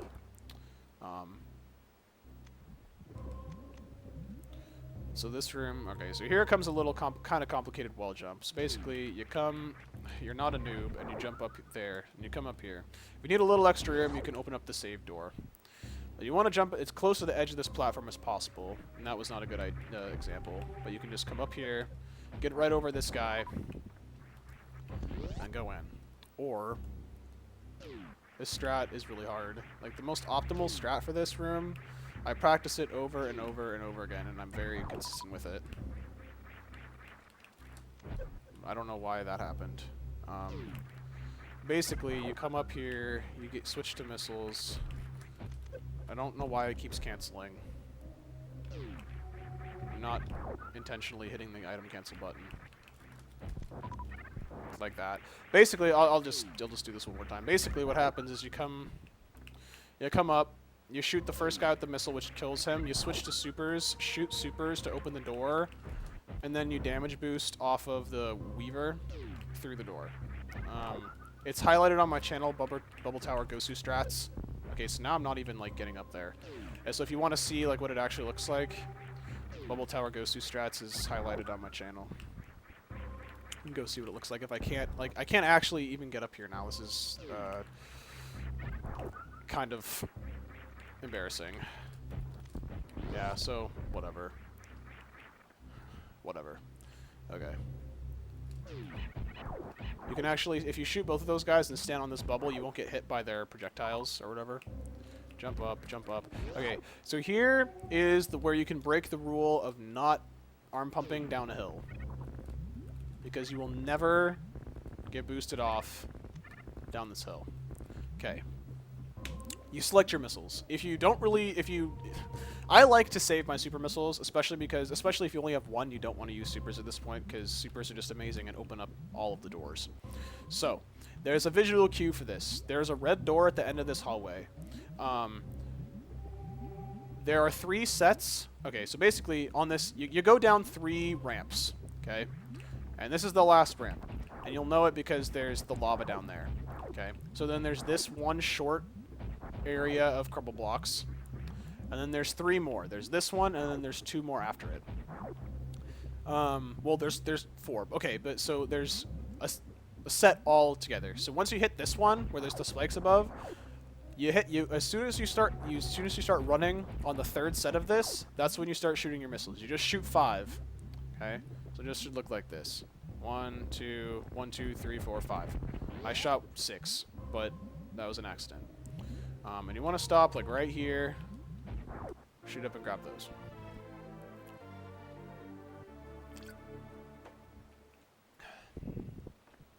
And you just want to shoot and jump as you enter this room.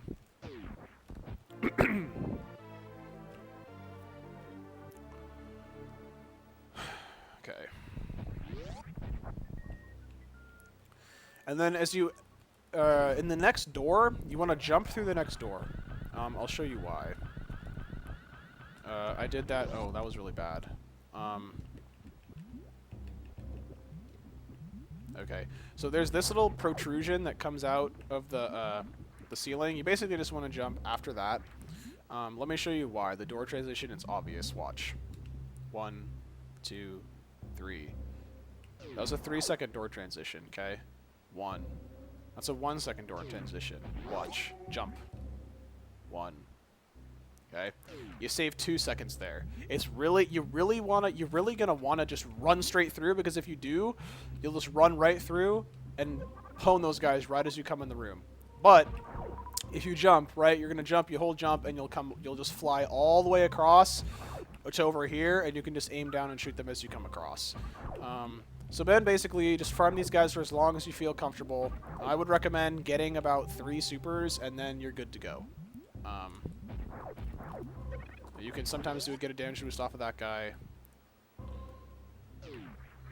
Go down here. Switch to supers, run underneath, shoot, jump. Okay, so here we go. This room sucks. Basically, like, you don't want to do that. That's the thing you don't want to do. So there's a couple ways you can do this. You can come in and you can stop, and then take your time, which then you can damage boost off of that backwards and be a noob. So you can come in and stop, then just take your time, jump on each thing. You know, don't be an idiot like me. Or you can down grab. Not like that. Right? Like that. And just fall on this next one. Or the most optimal strat is jump to the second platform. I don't know why I didn't jump. That was weird. Okay. See? And then you just go through. Now, moving platforms. They are enemies. They are, by the game, they are considered enemies. So, if you are like, I don't want to fall off, and you come on and you like try and like turn around like as you come through. Oh my god! You KO'd through. Okay, you KO'd through that thing. You don't, so whatever you do, like, just hold, if you want to, like, just turn around to stop yourself, don't. Just use, either turn around, like, way above the platform, or use angle up or down to stop on a dime. Just whatever you do, do not turn around a whole bunch right before you land on it, because you're going to fall down here and you're going to hate yourself. Now, say you missed the platform. Say, like, you either jumped or you fell or whatever, blah, blah, blah. The movement for those platforms is triggered when you get near it, and they don't move when they're off screen. So if you fall on that first one, what you can do is you can actually jump, start from over here and jump here. This is just like a backup, right? And boom, you can actually, well, I jumped. You actually want to jump a little before that, I guess. So I didn't actually activate it. I'm a huge noob. I can't even show failing at this room. Okay, there we go. See? And you can either get up or you can wall jump up there. I believe, actually, you can also just run and jump up to the end. I'm not actually sure. Off of this one. Oh, yeah. If you jump a little bit earlier, you can actually jump all the way up there. But anyway, let's actually move on to... Yeah, see, I'm not following my own advice. I'm doing the turnaround thing. But, Yeah, you do not want to go through. So basically, then just jump, select supers, wall jump up, and open this door. Again, shoot and jump as you enter, like the speed booster room.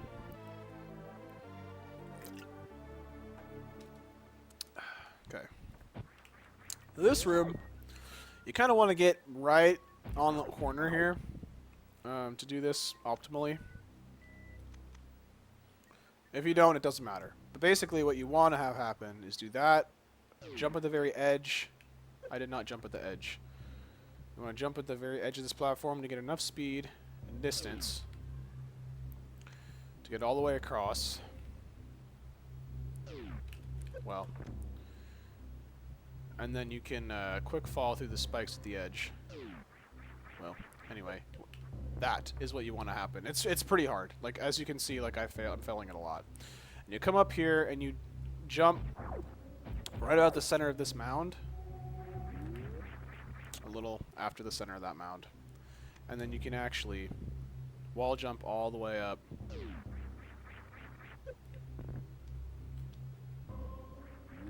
My god, I'm an idiot. Ugh, I can't even show the way to do this. If you don't jump, you can run into that guy and do a damage boost.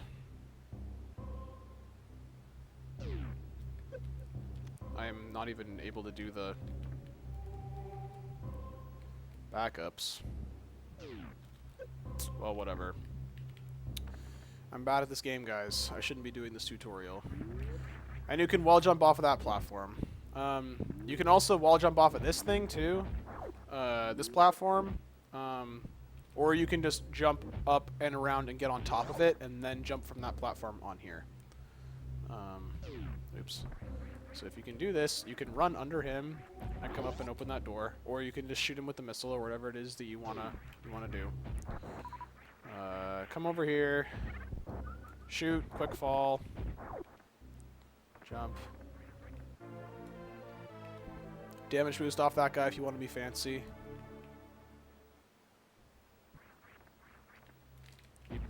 That block, yeah, see, that block comes back every once in a while. Alright, and then shoot, shoot. Here's where you want to do that, basically, you kind of want to, like, as you're coming down, you want to, like, do a diagonal shot, or, like, a shot across. This is where you want to jump after the bomb so you don't get locked in that animation. And then you do a soft morph, right? And so you can always do a soft morph. If you miss them, you can just come up and shoot down, but yeah. So that's where, you know, soft morphing and jumping and going back into morph ball is really helpful, so you don't get locked into that pop-up animation, like the bomb jump animation. Okay. So funny thing about Samus's turn animation or going into morph ball, you don't actually take flinch damage or like knockback when you get hit by an enemy if you're in a turning animation or going into morph ball. So I'll show you why that's important for this room. You can, if you go through and you fall and you turn when you hit this guy, that's not what you're, oh my god.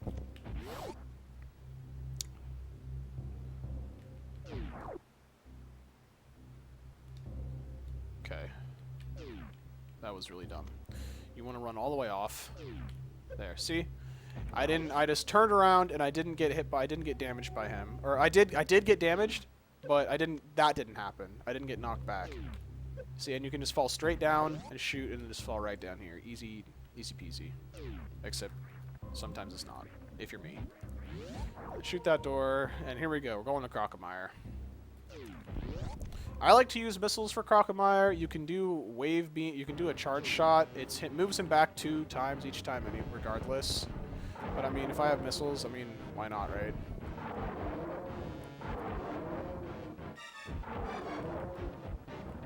You can get 2 in his mouth, but I'm being an idiot.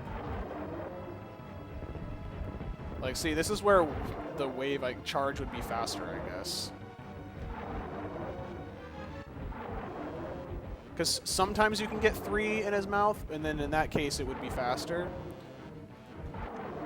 Okay. So then you want to run all the way back, jump at the edge of this platform, jump, wall jump. Easy. Get the energy tank. Now, when Crocomire is like dying and screaming in the lava, he causes a lot of lag. So what you want to do is you want to actually wait here until you hear his roar. Then you want to jump off and go. Because he's not just like screaming in the water right there causing lag. And then when you do that, you see his bubbles right there. You actually get here just before he does, which you have to wait for his bubbles to get across anyway.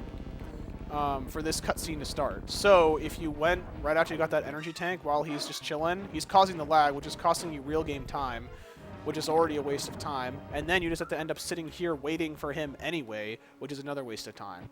So you want to wait over there until you hear his last roar.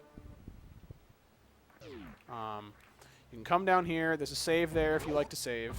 You can farm these guys however many times you want.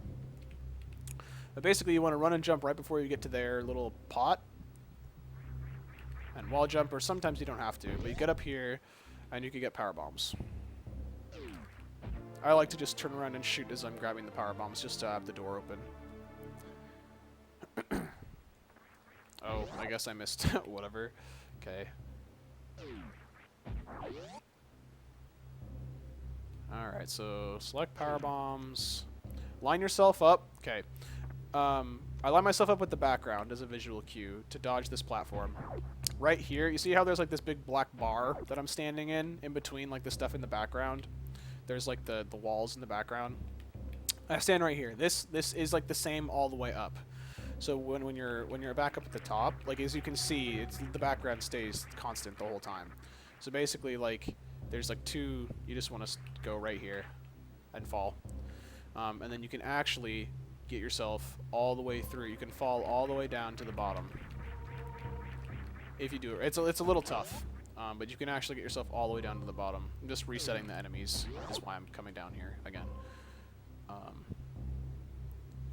Basically, yeah, so you just come right here. Oops. Normally, I like to have power bombs going. So you just come out. Oop. You come out just a little bit. And then come out again to dodge this platform again, and then you can actually just fall right down here. It's a little more difficult than it looks. Okay, so you come in here, you lay a power bomb. So this is where short charging comes in handy for the first time. I like to start from right here. Tap, tap, tap. And get through. And there you go. You can run all the way back to the back if you can't short charge. It's really not a big deal. The only thing is, like, you want to make sure that you do it right if you're going to short charge, because otherwise those dudes hit you. And then you have to restart your charge. Okay, so this missile is a little stupid, is what it is. I'll show you. So the grappling these guys, excuse me, is a little more difficult. Maybe I'm just really bad at grappling. Like, that's not what you want to do. What you want to do is hold down, or like, so you extend your, like that. There you go. See, and then that's not. You want to get as much momentum off of that guy as you can before you let go. So you swing to the next guy. That's. So now the next guy's like way out of position, but yeah, I don't know why I'm. Basically, this is really hard because I'm just bad. So I don't know why it keeps doing that. Go, go, go. Okay, so if you can get on him, then good for you. You get these missiles, but otherwise, oh, you come down here. I like to lay one right there to kill all those guys, and then I lay another one here. Get ready with my charge again. And then, so there's two things you can do. You can jump out and then diagonal shine spark back up there, or you can jump out to about here, like right here, a little bit before this pillar right here, and then just spark straight up.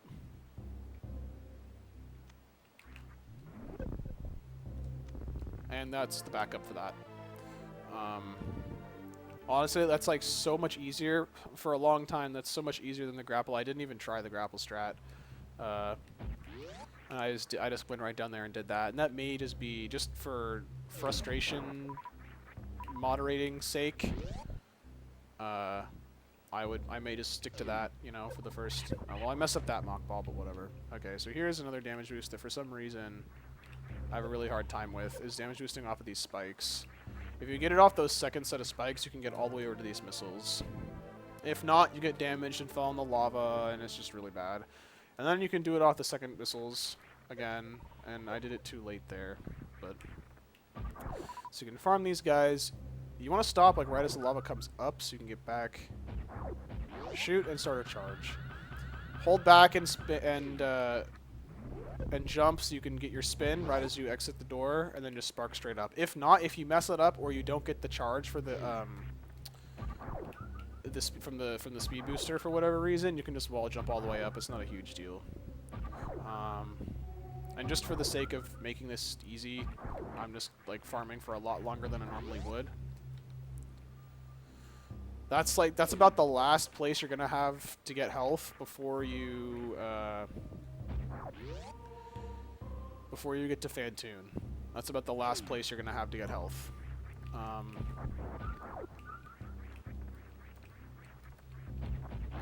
So you want to jump through this door so you can get up into this next platform. I just like to shoot up once there. Do this grapple thing, go across. Uh-oh, I fell. So if you're a noob and you fall, you get on this platform between the two pillars. And you can just wall jump up.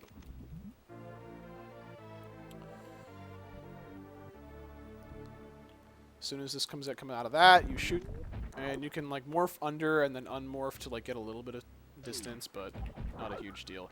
Okay, so here is where some people might like for a long time I used to get Ice Beam right here.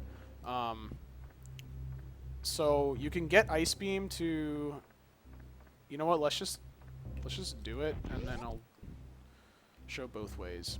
So if you are not comfortable doing the red tower climb without Ice Beam, come and get it right now. This would be the time to get it. So you want to jump through the... I don't think I did that.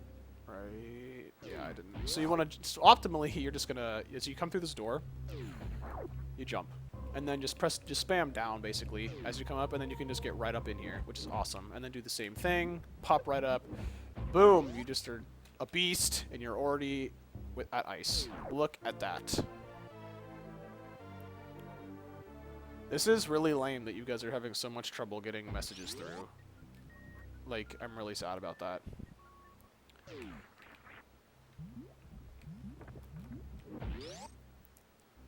Okay, so your way out. Hey, GNTA. What's going on, buddy? Okay, so on your way out, you can... It's kind of tight. If you can't do that like me, just lay a power bomb and come up. You can actually, if you in the next room, if you freeze the guys and get enough speed and do a mini mock, you can mock ball under that platform or that gate, the first one before it closes. But I mean, this is pretty easy. So then you come out, and there you go. Actually, let's just turn off ice for now, and then I'll. Okay. So jump through this door. Not like this, because you'll see, right, you kind of fall down because it's a steep slope, but you want to go up anyway. So, jump through this door, and up here.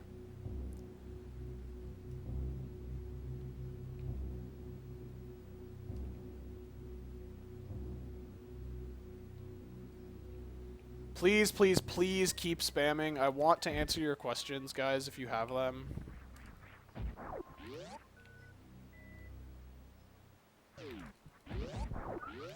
So you're coming back here for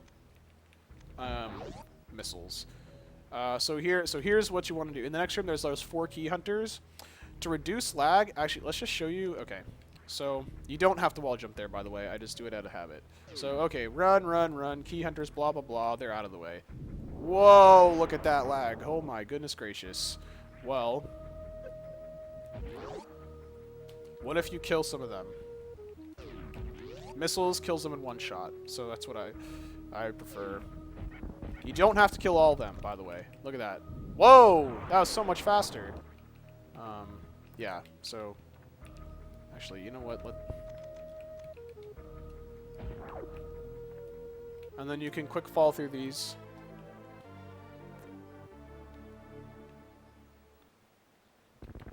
There you go. Boom. And we're leaving Kraid's room. Or Kraid's lair.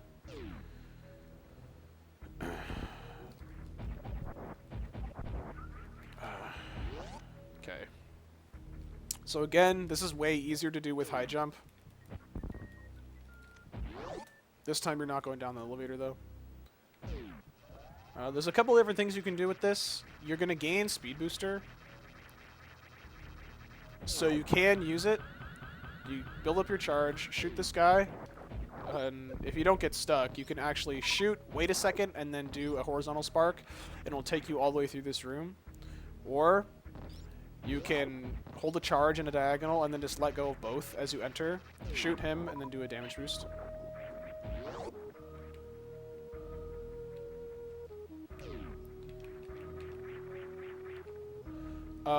So there's a couple things you can do here. Alucard, I'll get to you in a second. You can, if you're not comfortable with wall jumping, you can just freeze this guy if you got ice. If not, easy. So make your way up here. Oh, okay. So Alucard, I know the missiles before before charge, the missiles in Bubble Tower and the missiles in Kraid's room, they get those all on the... So the missiles in charge, they save for Brinstar cleanup. The missiles in Bubble Tower, they get after they leave Lower Norfair. And then the Kraid one is like as they go to Lower Norfair, like as they come out of Meridia. I just get them all because they're right there and they're on the way. I should probably start getting them after, like, later in the game, but I just like having the missiles and they're like literally right there. Like the ones, I know that the charge beam ones, the only reason why they wait is because when they go down to those charge beam ones next time, they have power bombs and they drop the power bomb as they fall and then grab the missiles and then just roll over down to where charge beam is because they're going to go down there anyway to get the energy tank down there, and the power bomb blows up those blocks as they get this, so they can just mockball down there. It saves a very small amount of time. Okay, so Red Tower. Two ways you can do this. One way I like to do, because I don't get ice when I do this, is I select power bombs, do one jump, and get right up to that guy. He's gonna be right there every single time. This third guy right here. You just come up and lay a power bomb right at him. If you do it a little bit below, you'll actually kill this first guy. If not, you'll just kill the top three guys. But what that does is it actually blows up that block. So you go up, you lay the power bomb, you fall back down, and you immediately start running up. What you want to do is, well, that'll still be broken, and you want to right here, like right above this dead plant. There's these two dead plants that I'm in between. The one that I'm above, you want to wall jump like right above that. And then you should be able to get right through. So let's see if I can. And then you got to do another wall jump off that wall. See? Easy. Except it does take a little bit. That wall jump is a little bit precise. So what we're going to do now is we're going to put on ice and just show. You can just spam them, Crispy. Like. Okay. So with ice, obviously it's way easier. Just come up, freeze, freeze, freeze, freeze, shoot. And there you go.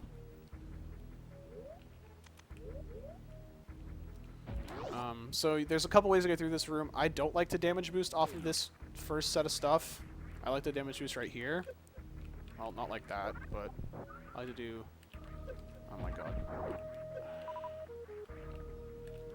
Why... This is so hard. Yeah, there we go. I like to do that. But I actually am just going to farm for a minute. I'd like to get just a few more... There we go. Okay. I like that continuous wall jump. Oh, I jump through that door just so that you can angle down and shoot. And you come off, select supers, and then select power bombs as you go through this door. And then don't do this. Those guys suck. Okay, so we're gonna... Whoops. So we're just gonna do this, and then... You can jump, damage boost. For whatever reason, I have a really hard time damage boosting off of these guys. You want to do it later than you think you have to. Like, you think you have to do it, like, a lot sooner, but just do it a lot later. Basically, then just lay your power bomb, and voila! Look at that. More missiles.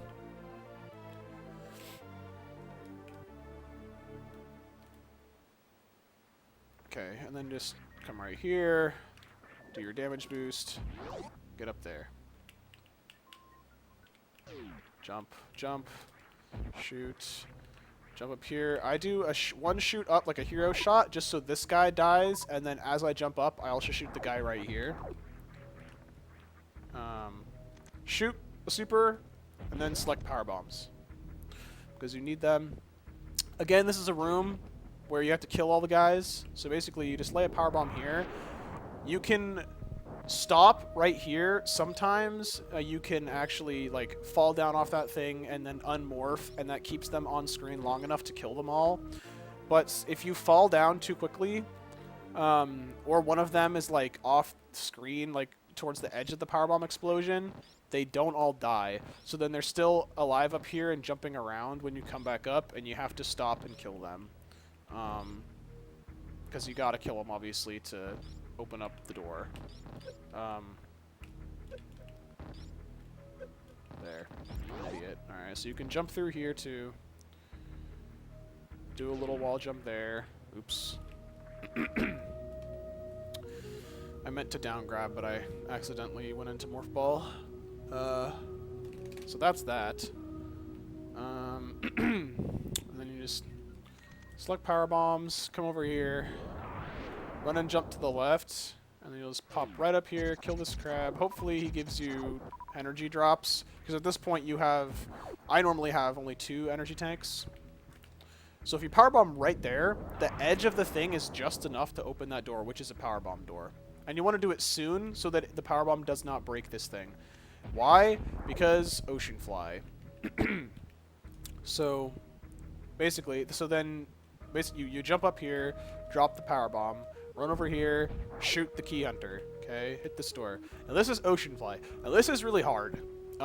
This requires a lot of quick inputs, very, very fast.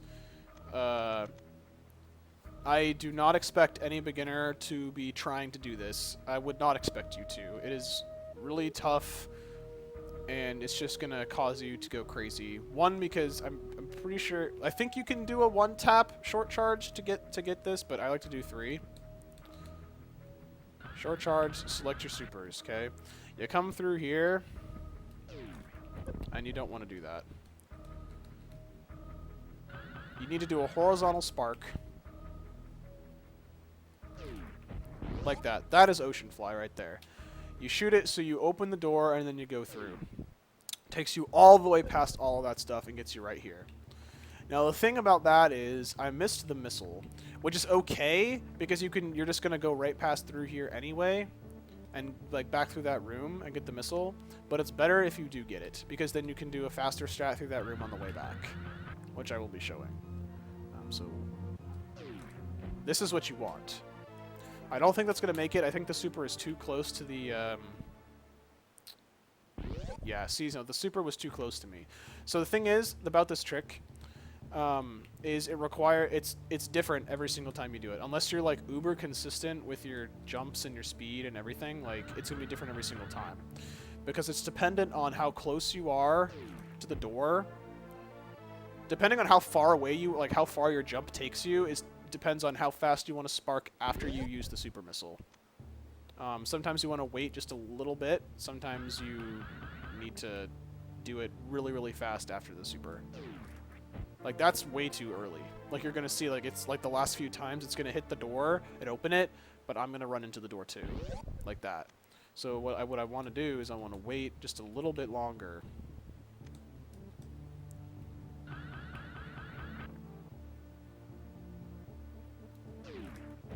You don't want to. So, okay, so let me kind of explain what's going on here. Short charge first. Jump, shoot, break the spin. I like to Oops. I like to shoot and then press. That's why I spark into the ceiling. Just the way I do it is I shoot, which breaks the spin, but I also do I also press the right the bumper just to like stop myself, and then you press jump and right to do the horizontal shine spark. So all of that put together, hopefully I can get it at least once to show you guys. I think that's good.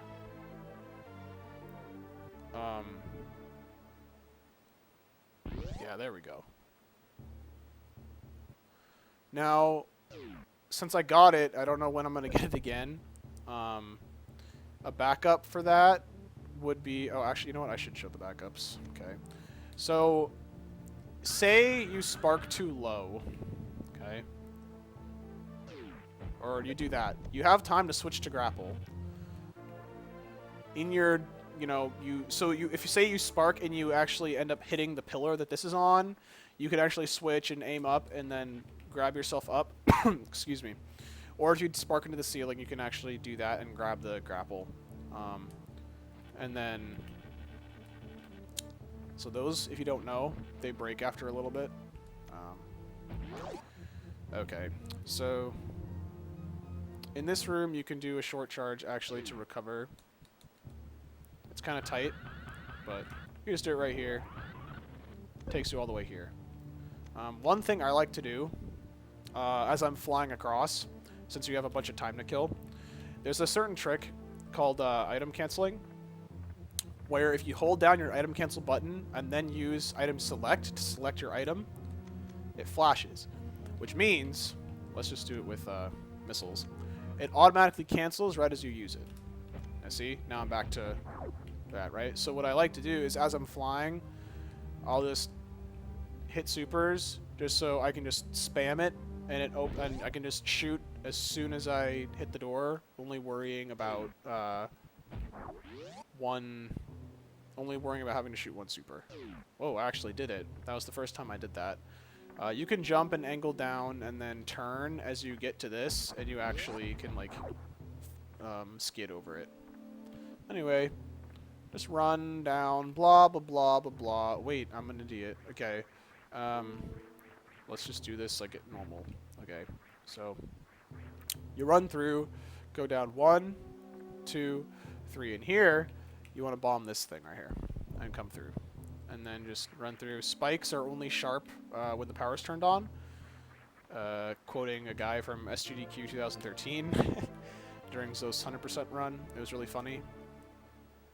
Water too is only here when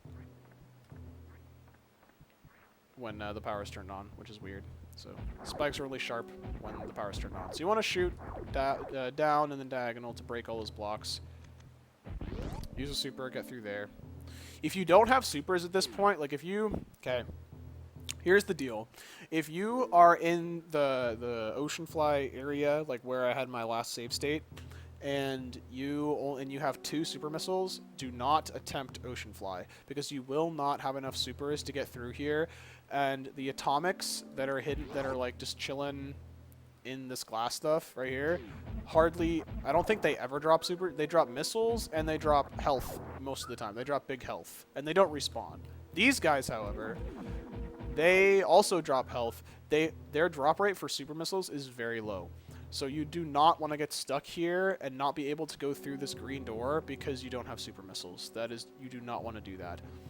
So if you're at the area before Oceanfly, there's the 1 super missile door leading in here, which you need a super missile for, and then there's this door, which is 2. So you need to have 3 or more before attempting Oceanfly. And don't get hit by those guys; they do a lot of damage. Okay.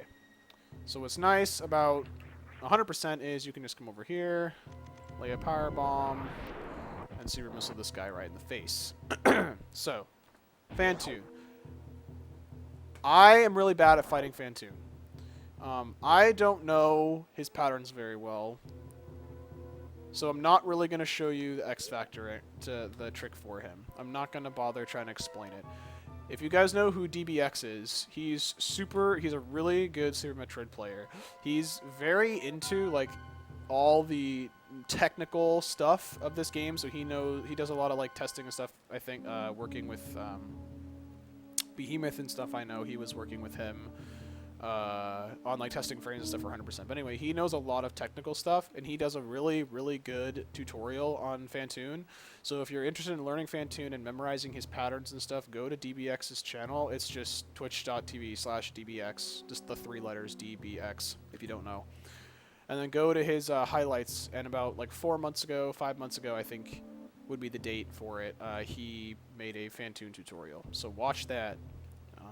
But if you don't, like me, if you've only like memorized his first round patterns, your best friend is Pseudo Screw. You do not get damaged by the flames. The flames do 20 damage to you. Basically, you just want to shoot all the flames.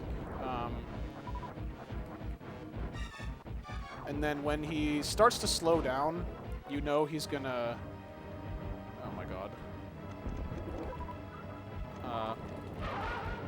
He's gonna open up, or he might open up. So I like to select missiles whenever that happens. Just so, because if you get a missile off... Oh my god, see, I keep saving when I...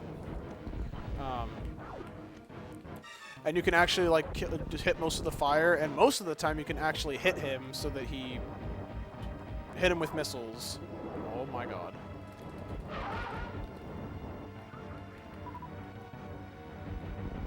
Sometimes you can actually kill all the flames with one missile when it does that. Oh my god.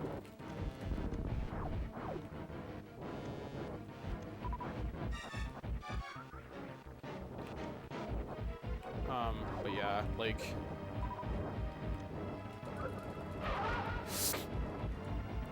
so one thing about Phantoon is if you hit him with a super missile, he has a weakness to super missiles, and they actually do 600 damage to him. They do double damage to him instead of 300. But he goes into a special attack when you hit him with the super missile. So he does this. So this is where Pseudo charges your friend. He sits up here for like 7 or 8 flame swoops.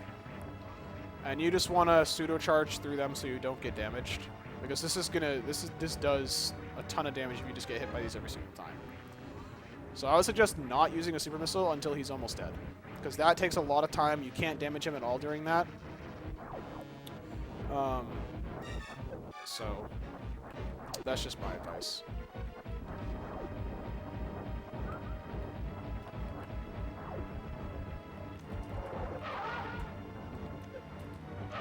Oh, he was not dead. Okay, well, I thought he was. He's pretty much dead at this point.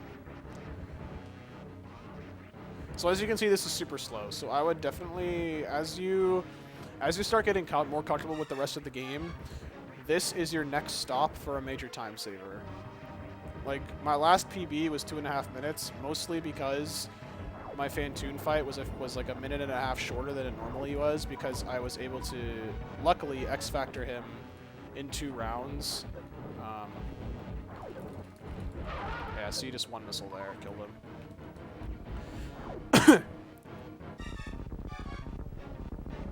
Okay. So there's a nice way to open up the door. As soon as he fades out from this, jump, morph, lay a bomb, and then run and grab all the stuff for that. Okay, damage numbers for all of the attacks. I know if you're low on health, atomics almost always drop big health. There it is, see? So if you're low on health, because you're going to want it. Okay, so Alucard. Damage numbers. I know the damage numbers for a lot of I know missiles is 100. Supers is 300. Unless it's an enemy that has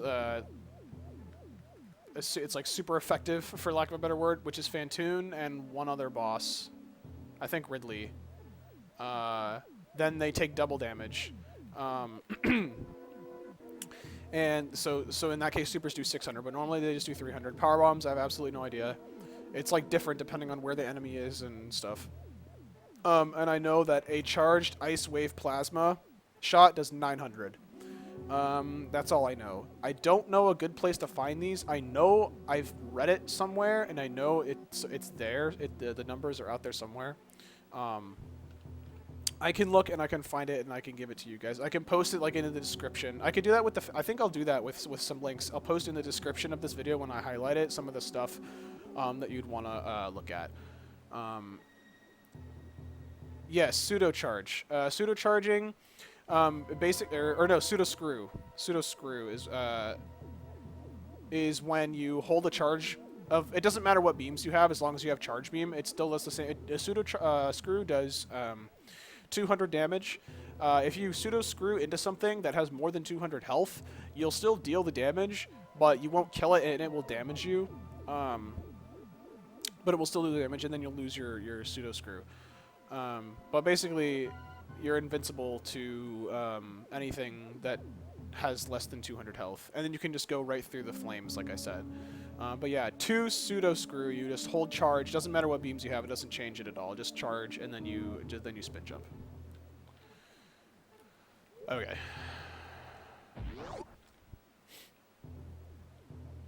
Back to business.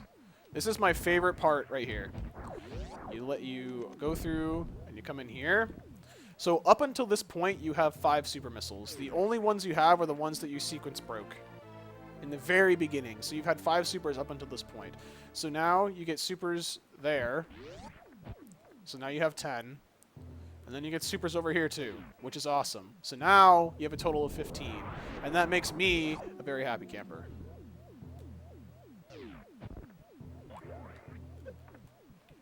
I just like to powerbomb this. Even though it does generate a little bit of lag, it's a lot more accurate than like jumping up and trying to lay the bomb on like the 3rd tile up and stuff. Also, it kills the those little green puffer dudes. Whoop. Leave it selected. Don't apologize for the spam. Do not apologize for the spam. I totally understand. Like, it's really stupid. You have mess. I would rather have you spam than sit there and wonder stuff and not have an answer. Okay, so here. Oh my god. Okay, so here's where your route can change. I used to be really uncomfortable with this room and the next room, the spike room of death. If you like to get it after gravity, that's fine. It's a lot of time wasted, though. So if I were, like, it's a very, very, very large amount of time wasted. Like, very, very large. 10 or more minutes. So it's definitely worth it to practice this room. And literally, it's a very, very easy strat once you know it. So basically, if you're at full speed running from that other room, like, you can just shoot that guy and he'll just get out of your way.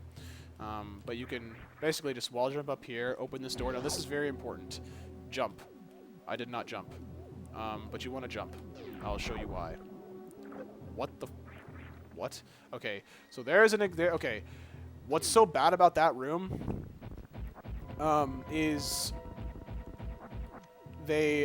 those spiked platforms do 100 damage.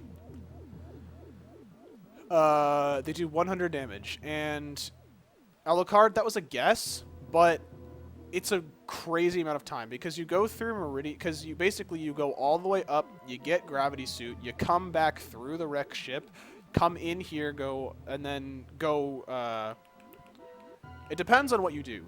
You can take the door over there to Meridia and go down through Meridia because that's your next place anyway. Or you can go all the way back to Brinstar and do Brinstar cleanup. But either way, okay, so if you go to Meridia like I used to do, that's a huge time waster. Like, it's a lot of time. More than you would think. But if you go through and you get the gravity suit, and then you come through here and get the energy tank and then come back out and go to Brinstar, it's less of a time. But it's a lot of backtracking. But anyway, you want to jump through this door. And now here's why. And now you want to kind of pull back so you don't hit those spikes and land on this, jump immediately. Then when you get out of the water, okay. Okay, so that's what that room is supposed to look like. So you jump up on, oh god. Okay. Well, here, let me just say this. The strat in that room is the same both going in and leaving. You want to jump as you go through the door. I think I hit the top. I don't really think that matters. Yeah, so you get on. When this gets just out of the water, when this second one gets out of the water, that's when you want to jump again. To the next platform. And then jump again to the next platform. And then you can, if you don't get hit right there like I did, you can actually make it underneath this before it falls and then get through the door. So it's literally exactly the same going both directions. The spikes in that room do 30 damage, and then the platform spikes do 100. So you do not, you want to be very, very careful. That's why I would recommend farming the atomics if you are kind of iffy in the room right after Phantoon. You can jump across, or you can just use the grappling hook to get across that first platform. If you fall down here, there's fishes that do 40 and spikes that do 8. So don't get hit by the fishes. Okay, easy way to get up here is you spin and then just press angle down, and you immediately stop moving. Otherwise, you like go back and forth like crazy, and you're just like, whoa, it like just like takes you ridiculousness. Okay. So the door to go to Meridia is here. I really would not recommend doing that. If you can, at all costs, try and get through this room. Like, really, it's really a very simple thing. Jump, wait out of the water, jump, jump, jump, jump. See? Like, didn't even take damage that time, so. And you can KO. Now, see, look at that. Interesting morph ball physics I actually didn't touch on before. If you, until your second bounce, because, like, if you notice, oh my god, no! Ugh! I knew this was going to happen at some point. I was going to go back when a while, and I didn't want to.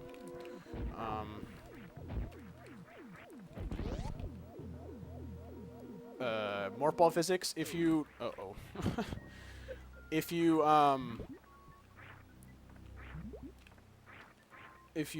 when you enter the water or lava or something, when you bounce with the morph ball, you bounce twice. On your first bounce, you maintain all your momentum still, so you're still moving really, really quickly. On your second bounce, though, that's when you lose all your momentum. So I'll show it again when I go through that room.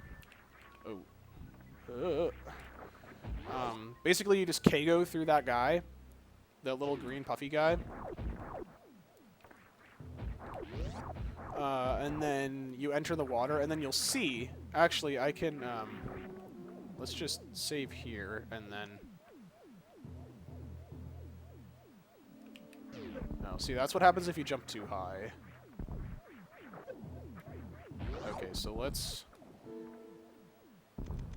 do this. Now, you run through, and then jump. You can go through him, and see how I didn't get slowed down by the water? Right there? But if I just do this, and like, then you just get just eaten by the water alive, and you move really, really slowly. So if you can do that, do that. If not, you know, whatever. We're learning. Yeah, see, so if you mess up the KGO. Yeah, see? So that's really nice to do. Okay. So the next room is the attic. Come up here. I like to select power bombs. So you come up, morph as you jump, and just spam power bombs. Then I select missiles. This is a very bad strat, by the way. I'm like, this is like basically whatever gets this room done fastest for you. So basically I kill all those guys, and I do this, and I missed one. Optimally, you'll nail that, and then you'll just boost through and hit everybody. I did it just a little bit too low. But you want to go all the way over to the left side of this room. Open that door since you have to kill everyone. You don't need to open that. Open this door too. The reason why you open the door on the left is because you don't want to have to stop and wait and kill everything on your way back. Now you can actually glitch through these guys if you get damaged. I'm not really sure how it works.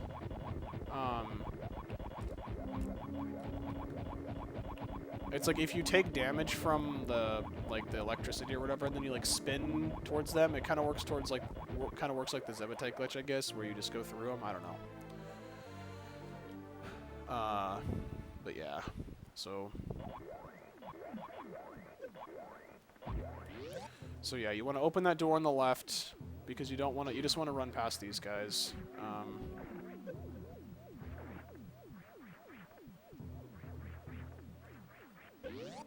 And you kind of want to watch your health right now. You want to try, if you can, and stay above 4 tanks. Now you can charge, so there's multiple ways to do this actually. Now you can do a diagonal shine spark there. And shoot these missiles. Let's just actually, okay. So, God, I hate this. Okay, so you can actually do a 3-tap and get it before here and then just boom like that. Or you can do, if you like, you can do it this way where you stand here and then I think you can still pick them up like that. So yeah, you stand like right here, or you can stand here and get a little closer on the edge of this platform. Or alternatively, I'm not actually sure. This one's a little more difficult. I don't know when you. I think you jump right here, and you go. You actually hold it a little longer. Maybe you wait. Yeah, there it is. So you want to jump about here at the top of this first big hill. You want to jump like right here. And then as you like see the mountain coming into view, you want to push back because you want to keep your momentum as long as possible. So you push back, and I did a little too late there, and then push forward again. So you just go up without hitting the wall, and then you can shoot the thing and get it.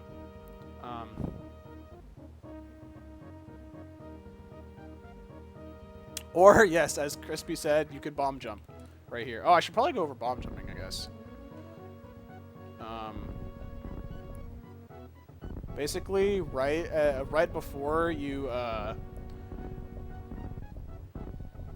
hit your bomb below, you just press bomb again. Oh well, I messed that up, but whatever. So that's that bomb jumping. So I like to jump and just get extra height. That's not good. Oh, one interesting thing actually. Let's see where. Okay, so let's use this platform as a marker. So we'll stand right here. Actually, let's stand here. Can you actually get up? No, you can't. Alright, so if I get up here and I hold left, I cannot reach that. But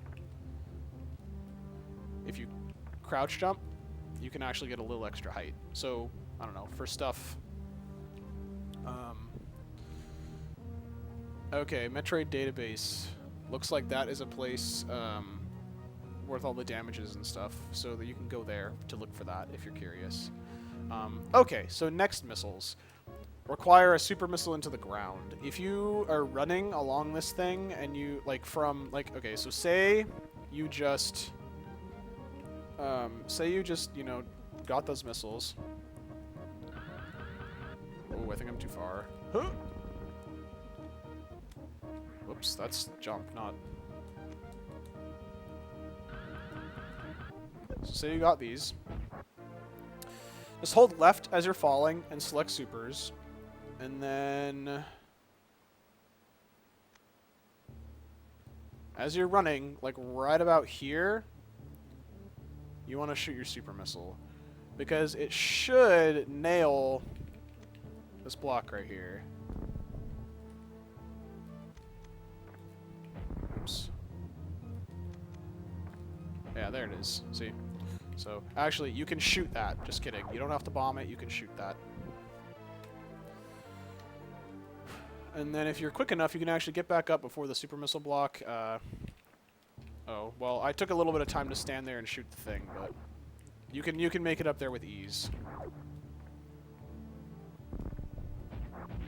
Okay, so you go. You can farm that guy if you want. I wouldn't recommend it unless you are like kind of low on health or something.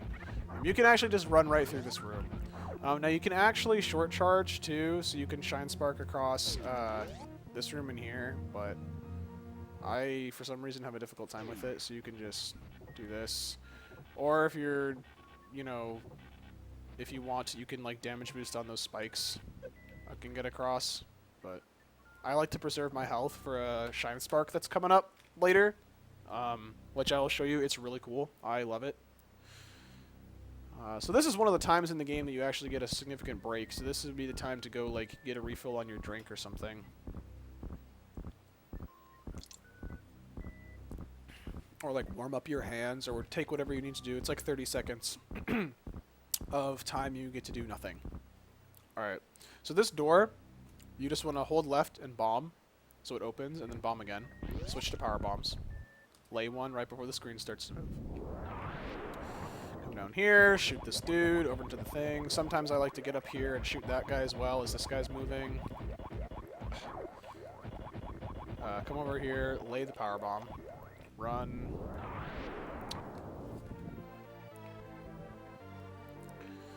Now this shine spark, sometimes you may have a very small amount of health. I used to always have a small amount of health. This requires 60 energy to do that shine spark. So if you have, your shine spark stops once you hit 29 energy. So you need 69, it takes 40 energy. You need 69 energy. Don't ask me why I remember that. I needed to know it at some point, and for some reason it just happened to be 69. So if you have less than 69 energy, you can't make that shine spark. So if you know you're going to have less than that, when you go into that room, you got to farm in beforehand, because it's a long trip back, because you have to do a shine spark to get up there, as you saw the speed booster blocks. Okay, so now we have gravity. Awesome. 75% damage reduction. Yeehaw. Okay. So count the dips. Here. Actually, wait, no, just kidding. You don't need to do that, because you're not jumping up there. That's for any percent. So you shoot, open that up, come grab these missiles, and then you can actually do a mock ball and get out there before the blocks come back. Boom. See? Wonderful. Okay. So, lake ball. Kind of hard. As you come up here, you want to shoot right about here at this door and hold a charge. So you want to start here, let's shoot. Now, I just like to spam it. Just shoot and hold the charge. Now, as you come through, you don't hold shoot, so that it automatically shoots your shot right as you come through, and then you just jump as close to the edge of the platform as possible.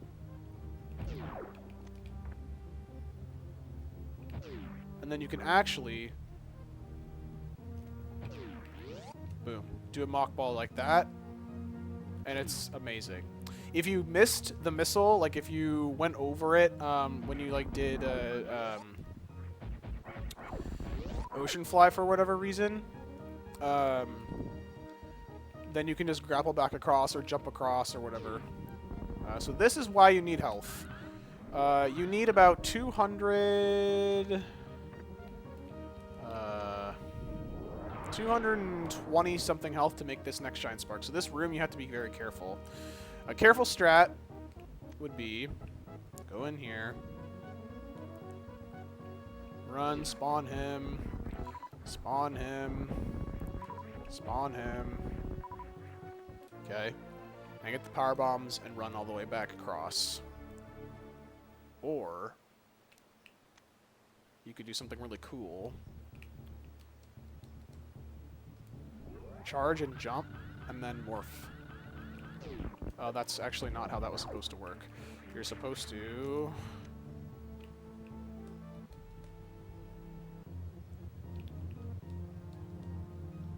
Nope, that's not what you do.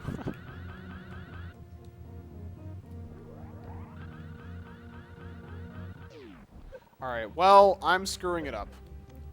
So I actually never really practiced or really learned that strat. So basically, we're just going to do this way. And I'm going to end up doing it slow, because I was a little slow on the cycle. So yeah, you want to make sure you have quite a bit of health. And I mean, I have a reserve tank too, so it's not a big deal.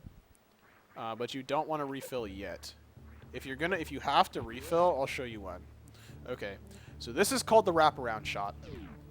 So you need to make sure, if you did the X Factor on Fantoon, I like to have all my beams on like for as long as possible. So normally I will, if I do the X Factor technique on Fantoon, I'll put my beams back on after I kill him.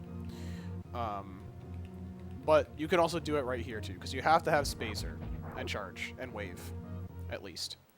So what you want to do, it's called a wraparound. So the way this works is the shot goes through the map to the other side and opens up a door. You'll hear it. So you want to stand your back foot right about on that little green ball right there, like the very back edge of this ramp. Hold down and charge, and then you want to release charge and run at the same time and just run to the door. I missed it. I missed it again. And again. What is going on? Okay. Not sure why. This is weird. I've never taken this long to get this before. This is really stupid.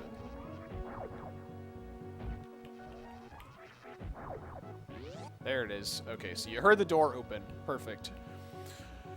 So, one of two things you can do. You can short charge up here, which I highly recommend, or you can short charge on the platform down below, which I highly don't recommend. It's very, very tight down there, and it's really, really hard. So I recommend doing it up here.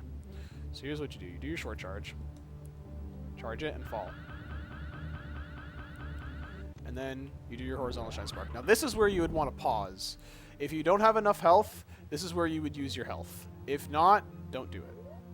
And look, the door's open. Wow, that is so cool. Look at how beautiful that was. Wasn't that just amazing? Like, that was just amazing. If you're cutting it close, go as close to the edge of this platform as you can before you spark. Because it saves, if you fall like straight down from that platform, as opposed to walking to the edge, it saves 5 health. So if you're like really cutting it close, then go ahead and do that. On your way across, you just want to select power bombs. I like to just open the door, roll over, lay the power bomb, and come up. Just so that it blows up those 2 blocks that you're gonna see, and then there's a wall right here that it also blows up. Crippers. Short charging is explained in the beginning part of this video. When it's all over, I'm gonna highlight it, and you can go back and watch the explanation for short charging there. So basically, just keep doing that. You can damage boost if you want. Okay, so this room is the most annoying thing if you don't like. I remember when I was a kid playing this, I hated this. I could not for the life of me do this because I would just shoot and destroy all these blocks like a huge noob. So all these 4 tiles of blocks are all destructible. So what you want to do to get the best positioning is jump and shoot, and destroy the top 3, and you can still run across. Okay, and you want to stand on this second one right here, right smack dab in the center, so that the 2 below it, there's like that line there, just would go right up between you straight. It doesn't have to be super exact. Okay, it's just whatever. And then you jump and shoot down. And now you're right in the middle, and you shoot those, and you fall down. Super easy. Super easy. And then you just grab these, you run over, grab these. You don't want to mess that up. You always want to be careful with this, because it's a long way back. It's a long way back. So you have to go into Morph Ball there. You can either power bomb this tile right here and go through, or you can morph and then roll to the left and go through there. You can't just run over there because it's like a small. If I had X-ray, I'd show you, but it's a small gap. You have to morph through. So just basically just run down, shoot these guys, blah blah blah. I like to open this door now because I tend to have limited supers towards the end of this. and I like to use all my supers on the on Mother Brain 1. So I don't know. I open it now just because they're not super. I don't really need them right now. Okay, so basically now you're just gonna fall all the way to the bottom of this room. Almost the same thing like last time, but oops. Lay a power bomb and position yourself right here, so you can just fall right straight down and come all the way down. You're gonna run across this next room, and then in the next room, I select supers now, but you can do it. You can just do the jump first, but I jump and shoot. So the tile that energy tank is on, the 4 tiles to the right of it are fake, and you will fall straight down. So that's why you want to jump just a little bit before and go through, and then you get supers here. It doesn't matter really if you get the energy tank on your way in or out. I don't know. Basically, to me, it doesn't really matter to me. This just depends on my jump. I just want the jump to make it across. Okay, so this room is just damage boost through. If you're not a huge noob like me. Oh my god. I did that room really well. Sometimes I do it really well, and I get like all the damage boost first try. And sometimes I am a noob. Okay, so you wall jump all the way up to the top here. Oh my god. What?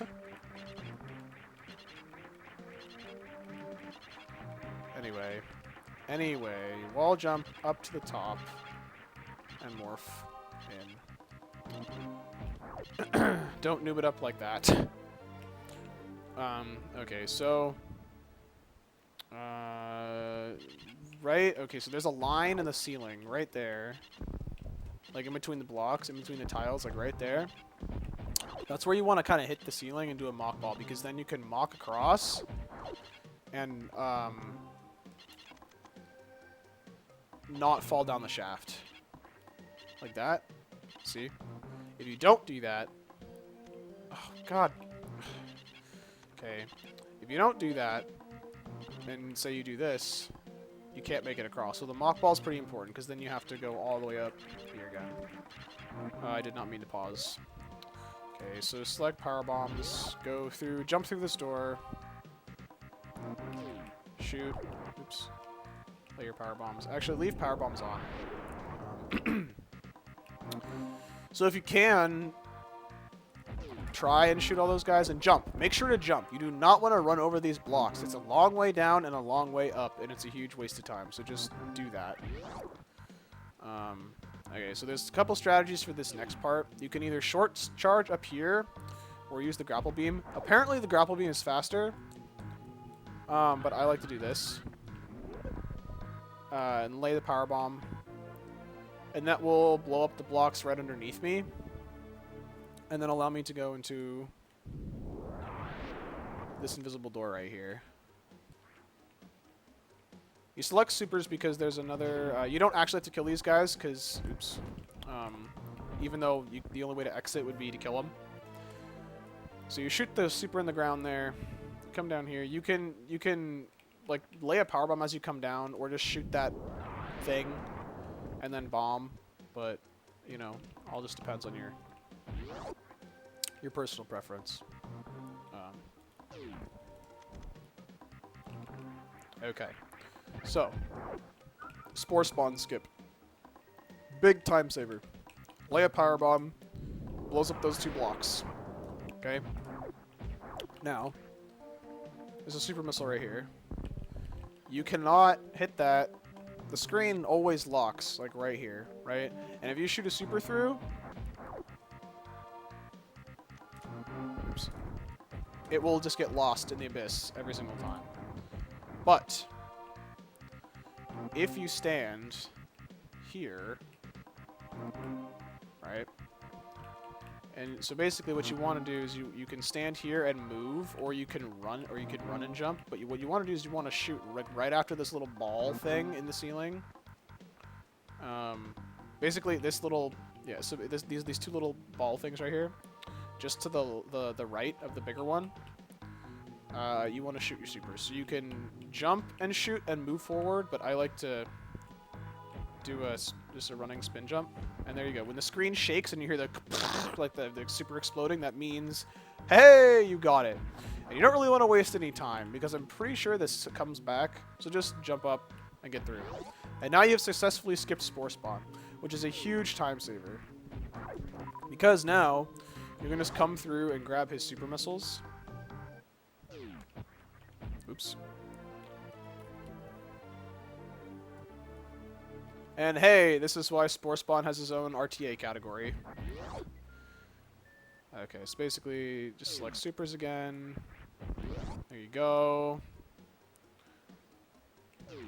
Oops. Crouch down to do that. Lay the power bomb. Come up here. Lay another power bomb. I like to select missiles to kill these guys in here. So basically you enter, you want to kill these guys, and then just shoot up and open that door, because it only opens once they all die, and so does this one. And you don't want to have to kill them again when you come back in, so that's why you do that. Alright. Next. There's another energy tank. Oop. I tried to be fancy and do a damage boost there, but whatever. Alright, get your power bombs ready to go again. See, this is where they grab these missiles, like the pros. They lay that power bomb and grab these missiles, and then they can do a mock ball over here because it blows up by the time they get over. So that tile is a power bomb tile. That's why you gotta do that. There's a red door down here.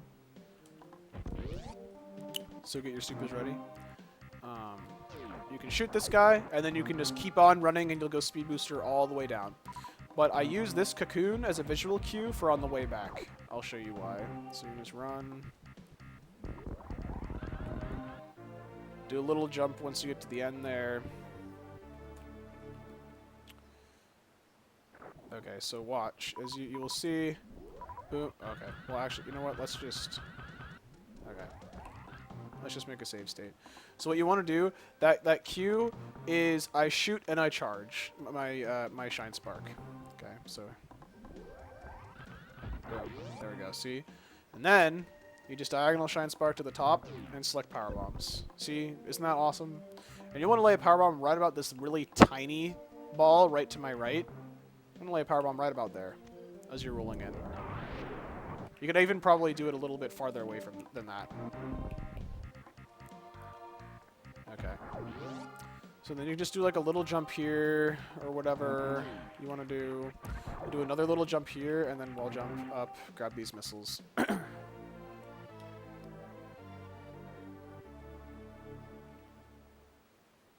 Do. Just chugging along, blah, blah, blah, boring stuff. And now it's just running your way to Meridia. Arm pumping, movement optimization, stuff like that. Oh, so one thing I did there, like, on that ledge, I've been trying to do this a lot more. So again, like with down grabbing, you don't necessarily have to do it in between two platforms going vertically or horizontally. You can do a smaller jump and then do a down grab to get up here too, instead of doing this or doing that. You can do a down grab a little bit faster. Bomb this, fall.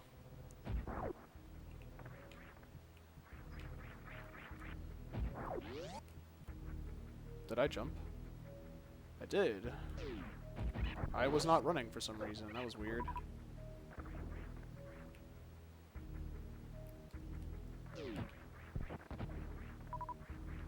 So I like to just, select power bombs between this room and the next room.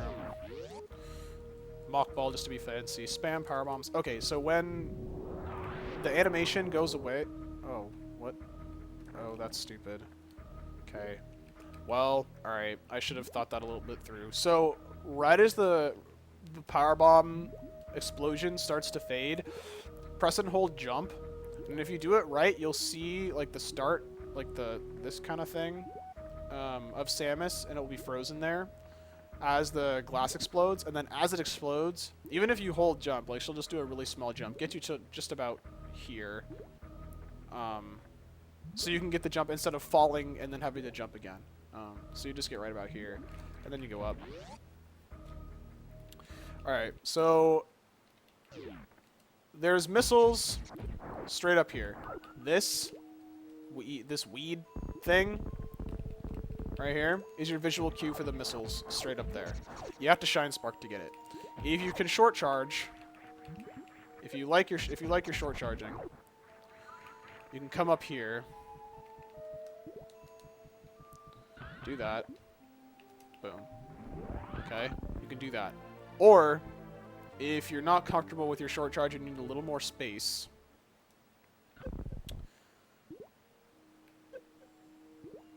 you can, oops, go in here, kill these dudes so they don't get in your way,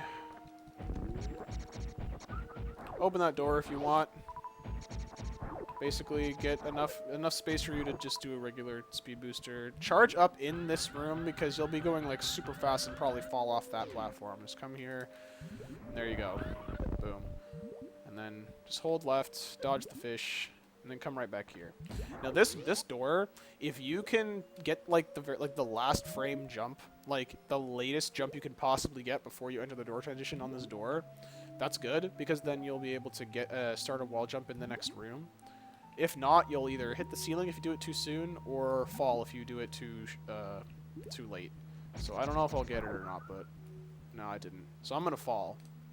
But it's really not a big deal. If you don't, you'll go right up there and get the... And you can just start wall jumping immediately. So you come all the way up here, select your super missiles. You can damage boost off him. So, okay.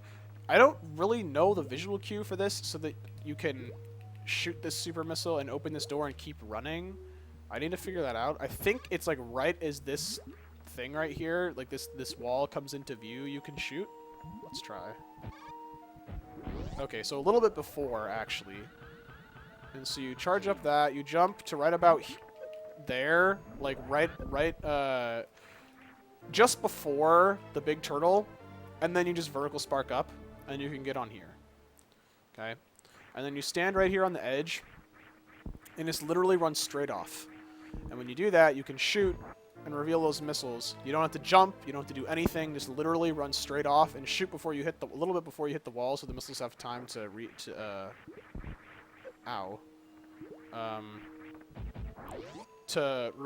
fully reveal themselves. So you want to charge up here and diagonal spark up here, and what's nice is that fish always dies. So you can immediately open that door and wall jump in. And then do like 2 wall jumps and then morph ball. Go into the wall here, just hold left to get these supers over here. You don't really have to bomb that crab. He's just a nuisance. Sometimes he actually, if you can get in there like immediately, he can actually give you a forward boost, which doesn't actually really do all that much for you because you just end up hitting the wall anyway. So you spark here. You can do a short charge or you can just run past this, but you want to go to this second hole here. So there's 1, 2, right? There's enough room for you to run all the way to the end and then run back and do a diagonal spark. But you can do a short charge, diagonal spark, right up to this door. Look how wonderful that is. Then, easy wall jumping, easy. Oops. Right up there. You can go up the other side too. It's got platforms. It's kind of slow if you can wall jump. Sometimes you want to do a bigger wall jump to go up higher and just go past the crab and wait for him to go past you. But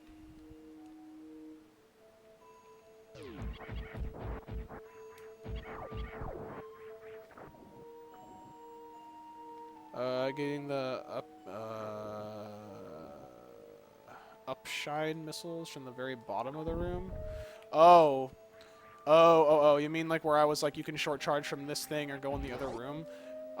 That's a stutter, requires a stutter charge. I didn't even bother talking about that, actually. Stutter short charging is a whole nother deal. I I know how to do it. It's just difficult and requires a lot more practice. Stutter charging basically takes even less room for you to do a charge. So you can actually stutter 3-tap on the very bottom of that room. You don't even have to go up to the other platform or go to the right through the door where all the crabs are. You can just stutter 3-tap at the bottom there and make it stuttering. Basically, you do something like that. You can't do it super quickly because Samus doesn't fully get her run started. But if you do like this, you see how she kind of stops, but her run motion keeps going. You do that, and then you basically just tap the D-pad just a little bit, and then you just do a short charge as normal. But it takes even less room. I'm not very good at it, so I don't do it. I haven't practiced it a whole lot. But that's what Alucard's talking about. You can actually... I didn't shoot. What? You can actually do it from the bottom of that room, but, I mean... only if you can, you know, stutter short charge. Come all the way over here. Spark up. Get these missiles and then supers. What's up, Kid Car Wash?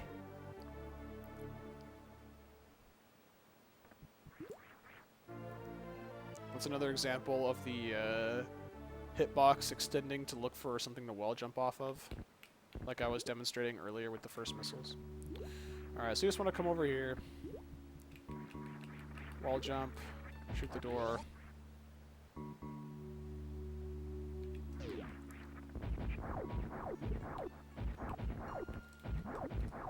Oh, I messed that up. Alright, well, you don't have to short charge, you can do a full charge there.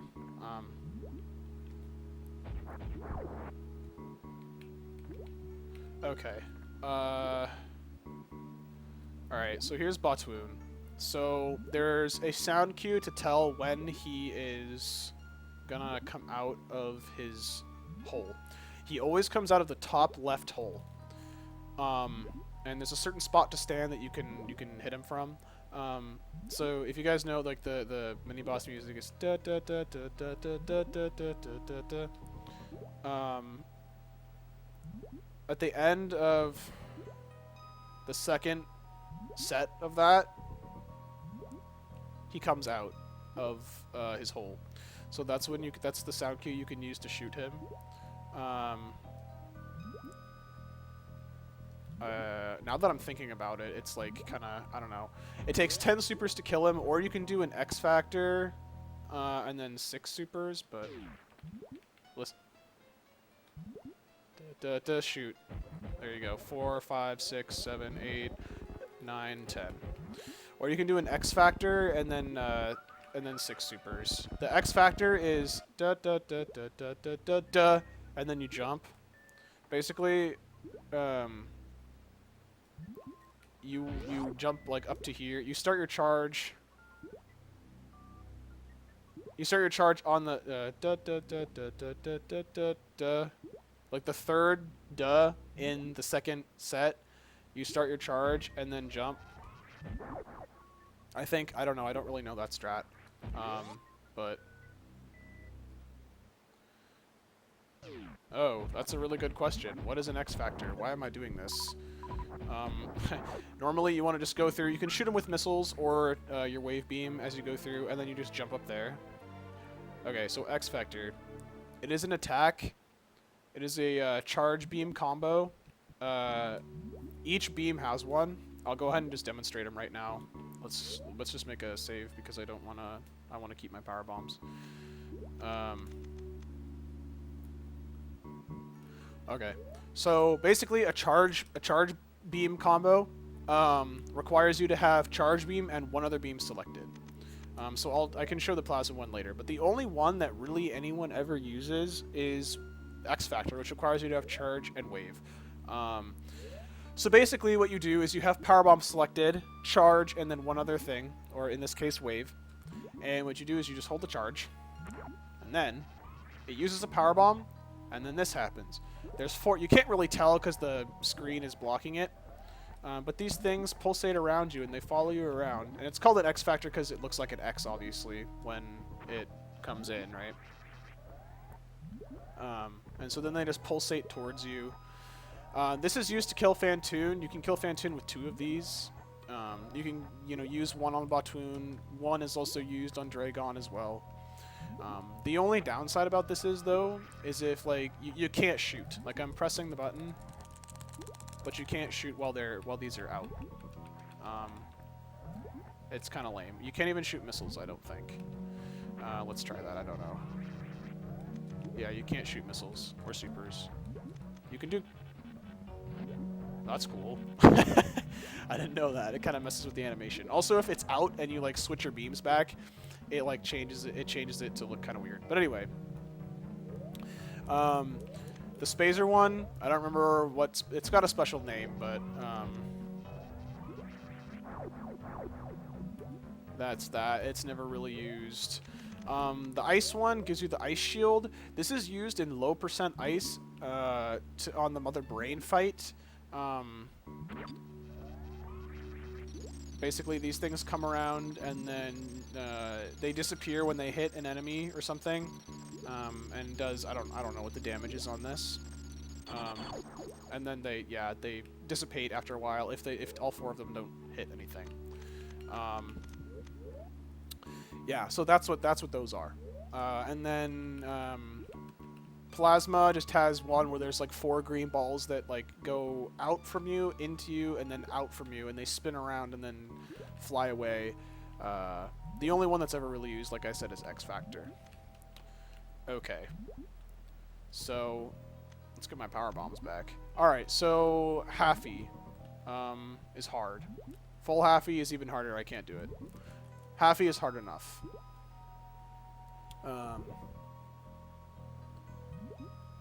Yes. So basically, all you gotta do is just have power bombs on and just charge up, and that's literally all you have to do. You can be running around, whatever, but just so you know, look at that. That's taking a really long time. Now see, now I'm flashing. Now my charge is fully charged. That took. So let's look. See, so if I just stand still and hold charge. Look at that. That was really fast. But if I'm charging and I'm like turning, during your turn animation, it doesn't actually charge. So look at that. That took a crazy long time. So, if you're spinning or whatever, turning, your charge isn't charging. So basically, you can run, and it will automatically activate like a second after the charge is fully complete. Yeah. So here comes the Alucard. He was with me when I was trying to figure out the Halfy for the first time. So basically, run. And then right here, there are blocks, right, that I ran through. About when you get here to the edge, like the end of the sand, like right before the end of the blocks, that's when you shoot. Because if you shoot at that speed, right, the door, it'll go all the way through and open the door.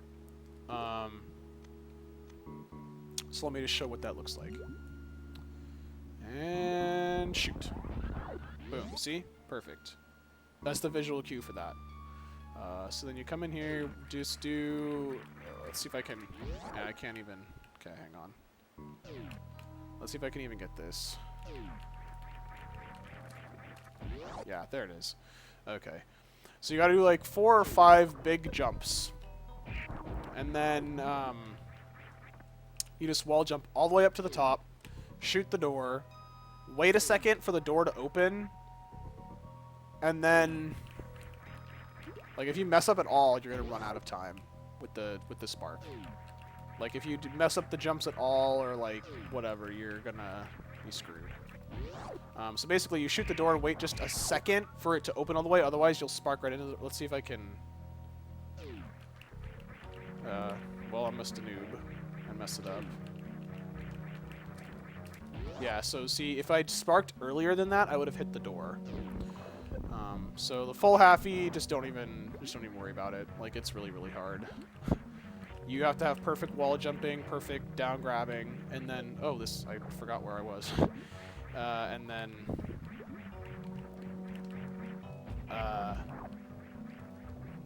it's just ridiculous. Okay, so say you screw it up. Oh no! Shoot. Okay. The best way to get through this room is to try and stay as above the sand as you can.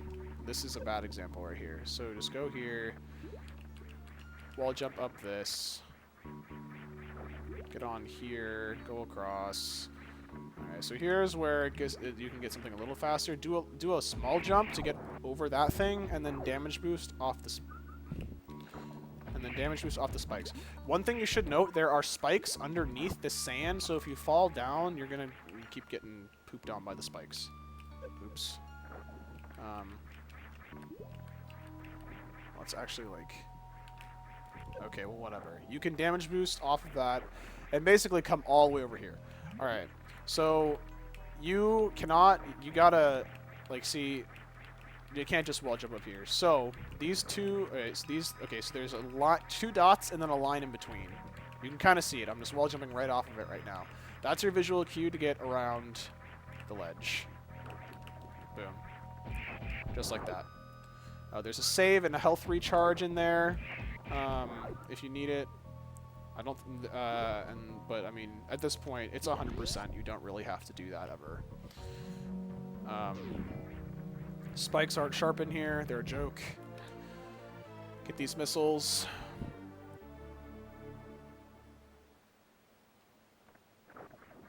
Hey, Alucard, don't call 100% hilarious like a joke. Bingo is hilarious and a joke. 100% is serious. It's considered one of the serious categories. Okay, so Dragon. I don't have a strat for Dragon. I do the easy peasy grapple hook strat, which is awesome. But what you want to do is shoot these turrets. 3 missiles each. I wouldn't use supers because you have a bunch of time. Right at the edge of this crab is your visual cue to shoot that thing. Just shoot them, each 3 of them 3 times. This one up here is already broken, so you don't have to worry about that. So it's just 9 missiles. And I like to preserve my supers. Right as these babies touch, I mean, you can do like a short charge or whatever, but then he comes down, or she comes down. Basically, you just want her to goo like this.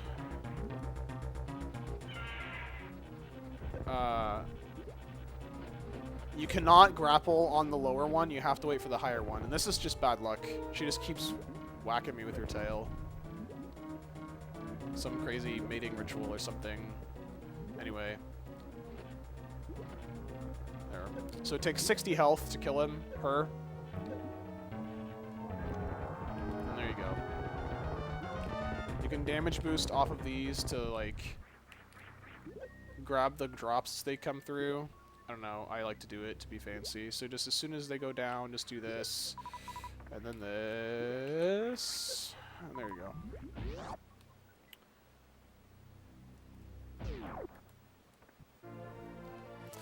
So you can also shoot Dragon in the stomach with super missiles and all sorts of crazy stuff. And you can shoot her goo, you know, just with your regular beam or whatever, and those give you drops if you're like running out of stuff to use. But I personally find that unless you know the Dragon like strat to get with the spark in the blue suit,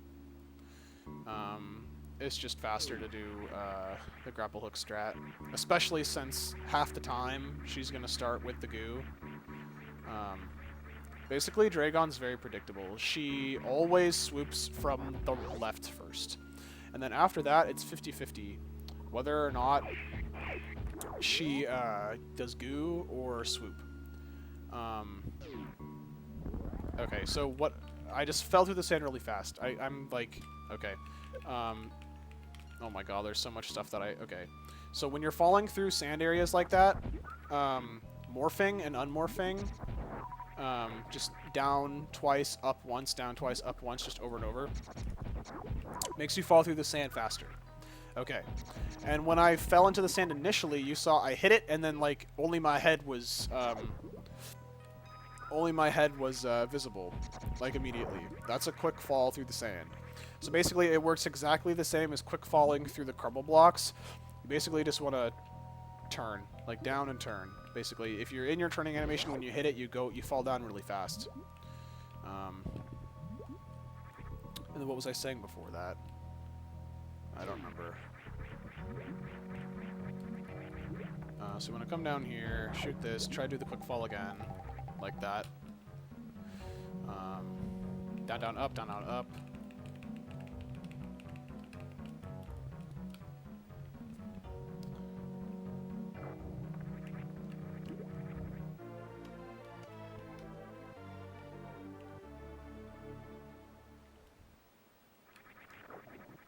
Let's just space jump over here. Come up here. If you can't, for whatever reason, space jump up here and get in the morph ball, you can actually, there's a ledge right there, and you can go up and around and fall through that thing and then just morph in here. Or you don't even have to fall through that, you can go all the way to the right and then fall down those blocks and fall down here. So basically you want to be facing, right. The morphing and unmorphing works when you're falling in sand too.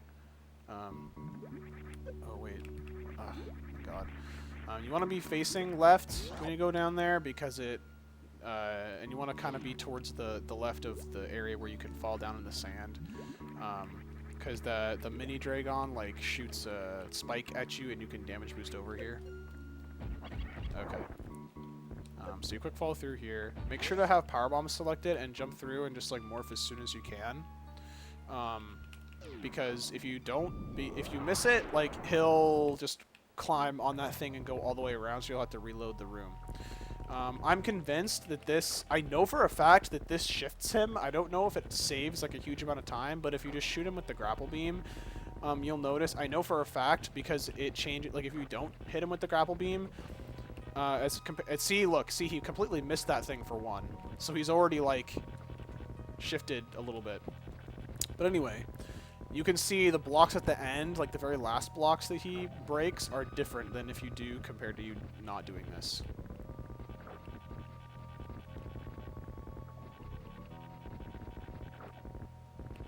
Yeah, anyway, you can jump through sooner than that.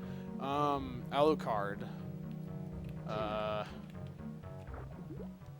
So basically I'm just doing this just to avoid the bounce. I'm sure there is, like, instead of like what I do, just like spin jumping like along the bottom where the sand is, I'm sure you can like grapple on the spike things and get yourself a little farther, but I don't know.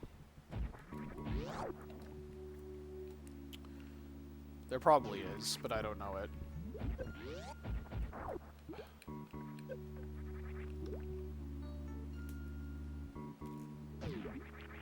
Okay. So basically, you're gonna go all the way back, across here. La-di-da-di-da. And then select supers, bomb that, come up here. And go up the giant tube thing.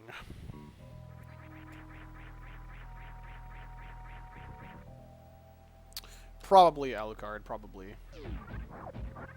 At least in, you know, my level and anyone learning from this tutorial's level of play, it's probably negligible. Shoot those guys. Okay, so here's the thing about space jump. Let's just talk about space jump for a second. Space jump, the way it works, you can't just spam it, right? You have to wait after you get to the peak of your jump, you have to wait a little bit before you can press it again. It's just like half a second or maybe even less. Because if you just spam it, you'll just, like, you'll either fall or, like, if you spam it, okay, you're gonna fall and you're just gonna, like not go anywhere.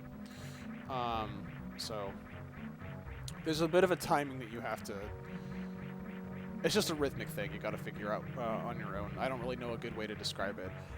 Underwater though, you can press it a lot faster. So you can basically press like as you know, before you even reach terminal velocity, you can actually press it again. So that's good to know. Why I bring that up is for right now. If you were to spin jump off of this and then try and space jump up to the platform down here that this door's on, you won't make it. You'll have fallen too far, and then you won't, like, if you do this, and, like, I tried to jump again, but I fell too far. Like, there's a certain time window that you have to, between when you start falling and when you've fallen too far to start your jump again. But you can wall jump and reset that timer. So that's why this is important. So basically, you spin jump, wall jump there, and then space jump there. Shoot this door, jump through, and wall jump here, go around this guy, go around this guy. Okay, if you need to farm for whatever reason, wait to do it until you get plasma to kill those guys. You can drop a power bomb in here. It only damages the guys on the wall, and it manipulates their AI so that they jump across. So you'll see the guy on the right is going to jump over here like a Mega Ninja. Yeah, you saw that? So he jumped over there, and he only took one shot to kill because I hit him with the power bomb. Oh, I tried to be fancy and do a damage boost there, but if you lay the power bomb right in the smack dab center of that room, the guy on the right wall will get hit also and only take one hit. But that's really like not a big deal. You don't really. That's not essential that you do that. Okay, so you can farm these guys. Just crouch and you can kill them all with one shot. I normally just do it once and run on my way through. And you can down back. You can just press and hold left, whatever. And then I use, as a visual cue, to fall straight down, is this long piece of weed or like seaweed, whatever, right here, or algae. You basically stop yourself right here and then just fall straight down, and you skip both those platforms, and then you just run all the way down here. You can actually shoot, and if you arm pump, you can actually get that door to open, but it's really hard, so whatever. Because if you're shooting a lower, it's not high enough. Whoops. Yeah, so basically, if you need super missiles, this is the place to get them. There's a lot of cack attacks. Oh, almost made it! And that would also be, manipulating that hitbox of your, smallerness of aiming down. So basically, we're going in it looks like we're going in a circle, which we are going in a circle. To hit up that other room that you fall through the sand in. You'll see it in a second. You want to hit that up, because if you don't go around this way, like my old route when I was bad, I would like circle around the entirety of Meridia like 3 times, and it wasted like an ungodly amount of time. You want to be facing left for this, and not morphed when you go through, and just shoot, and it's not a big deal, but you shoot the thing with the reserve tank, and then you also try and shoot that. So like that thing is, I mean, it's not a big deal. So, but just so it's open, and then you want to shoot that block down there too. But you really want to get a spring ball so you can do this, so you can just roll over and jump immediately and just get around. Otherwise, it's a really big pain to like have to jump, morph, and like get over. It's really lame. Or you can like wall jump or something, but okay, hardest jump in the game coming up. You have it's like 1 frame that you have to jump off of this ledge to make it to the next ledge. Whoa. There are 2 times where that comes into play. Here and then in Lower Norfair. I don't actually know if it's 1 frame or not. I just made that up, but it's very tight.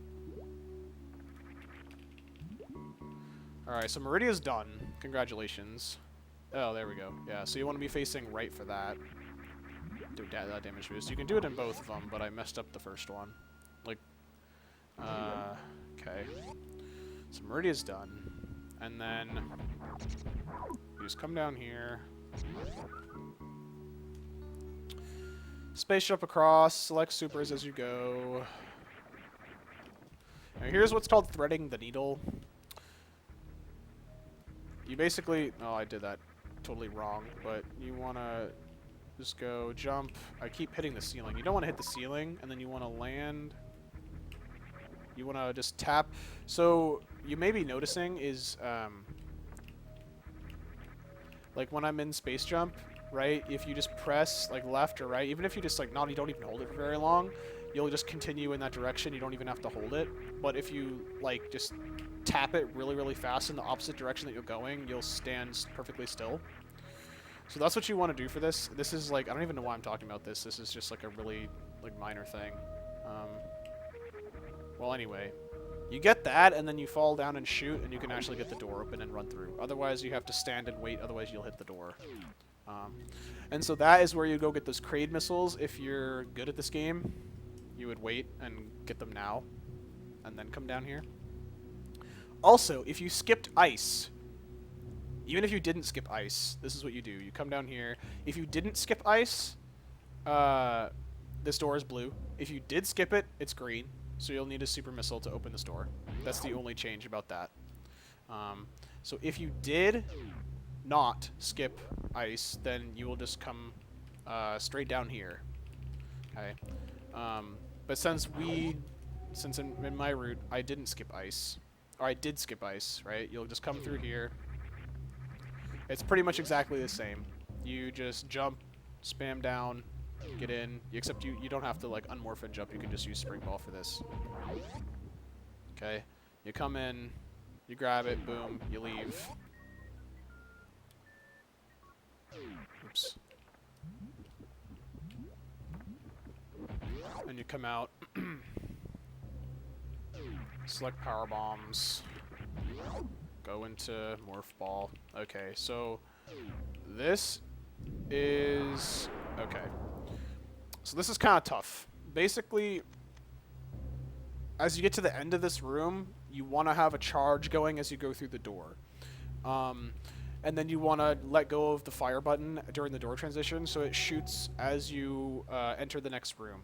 And then right as the door transition ends, you want to jump. But if you don't jump, there's a backup, because these missiles are kind of a pain to get. So I'll do it one time through, and then I'll try and slow it down for you. So basically, you just want to kind of.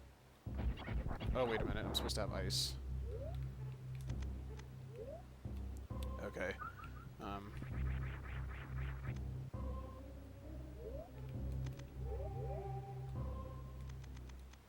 Okay, so here we go. Basically, just go shoot, shoot, shoot, shoot, shoot. Hold the charge. Okay, and you let go. And you want to jump. And the shot hits the missiles, and you get the jump. The jump is very, very tight, because as you can see, they're break blocks, and you're like on this solid block for like a fraction of a second.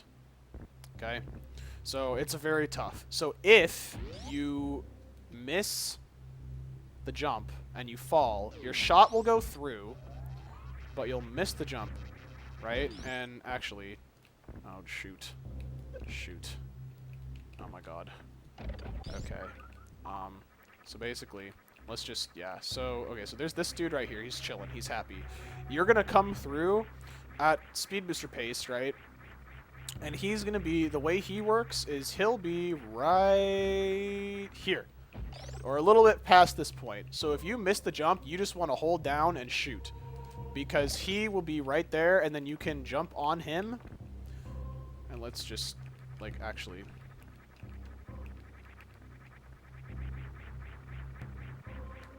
So you'll jump on him, and then you can just jump up here and grab the missiles. So that's the backup. If not, you can just do what I was doing and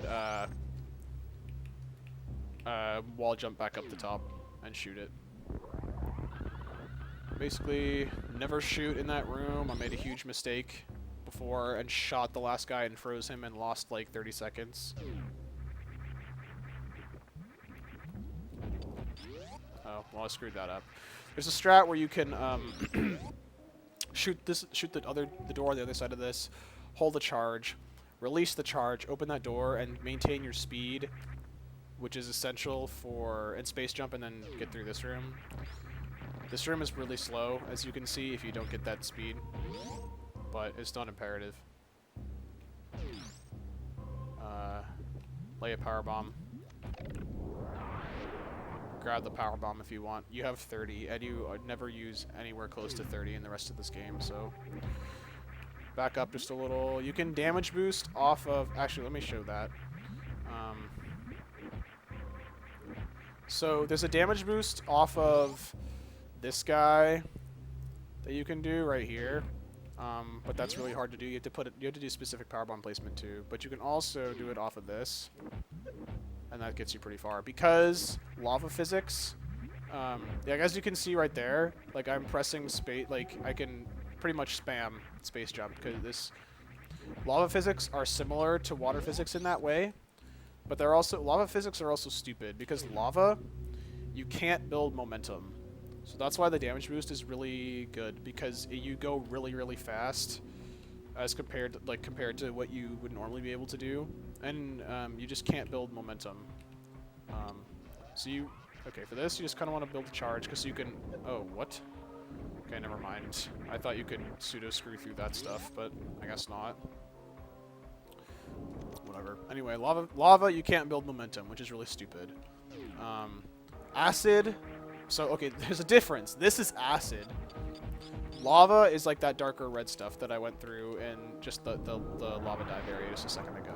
Acid you can build. Acid works the same as water, except it damages you. Like, it's got the same physics. Lava does not, however. So just drop a power bomb as you go down through there. This room is just stupid. It's really hard to get through here without getting hit. Okay. So running through here at full speed and continuing it through here is really scary. This is like the worst. Aside from missing the gauntlet missiles, which are those two where I fell down all those crumble blocks and positioned it by blowing up those other things. I didn't mention that that's called the gauntlet. But that room is called the gauntlet, and all the ones before it where I shine sparked through. Other than missing those, this is like the worst missile that you could miss because you have to backtrack through like all those rooms that I just did, plus like 2 more. So, and these crumble blocks are like really, really fast. You may notice like some crumble blocks, like they crumble, I don't know, they crumble faster than some other ones. These ones are like the fastest ones. So like if you land on these, your timing to jump off of it is very, very small. So I like to just play it very safe and stop when I come in here and then just space jump my way across. Like, you do not want to miss these. Like, it's practically a reset. And when you come down here, jump up, lay a power bomb. Alright. So, green chorizo, or gold chorizo. Stand right, crouch right here. Shoot. Come right to the right of that background, that pillar in the background. And you crouch, and you hold L and R. Like I mentioned before, the only way to aim straight up while you're crouched is holding L and R. You can't press up, because otherwise you'll stand up. Now, you don't want to stand up during this fight, because, look at that, he flashed twice. He got damaged twice. That's 1,800 damage, as opposed to just 900. So when he's jumping up or standing still, you can hit him twice with 1 shot, which is very, very good, as opposed to hitting him once. You can kill him like practically twice as fast. So let me just show you those spots again. When he drops down, you want to stand. Let's just grab this. Okay, you want to stand right here, right, and then crouch and shoot. It'll hit him twice because he'll jump back immediately, and then he jumps back into the shot and gets hit twice as well. And you get up. And you have a little bit of time to do this, but you want to get right here. So there's this pillar right here in the background. You just want to be right to the right. And just chill right here. And literally, it's the easiest thing in the world. You can't use supers because he grabs them and throws them back at you. And missiles, he dodges. As Alucard found out the hard way, you can shoot a super missile at him and then hit him with missiles while he's throwing the super back at you. But that's just really stupid and a waste of time. If you only, like, you're gonna have charge, so you never want to do that ever. But if you're just playing casually and for whatever reason, like, you don't want to use charge beam on him, or you're doing like a bingo or whatever, that's how you do that. Okay, so a couple of things you can do.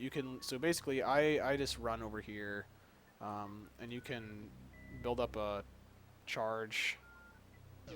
Grab screw attack and spark up to the top, or you can grab screw attack and space jump up to the top.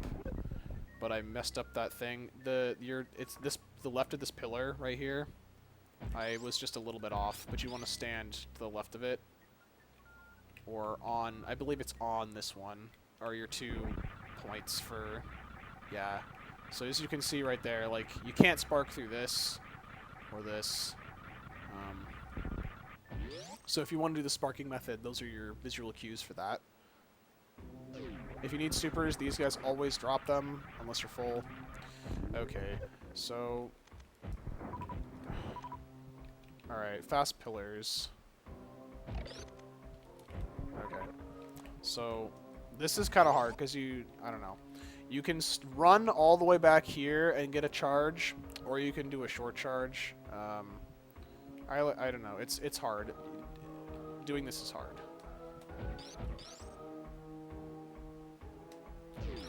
Okay, so then...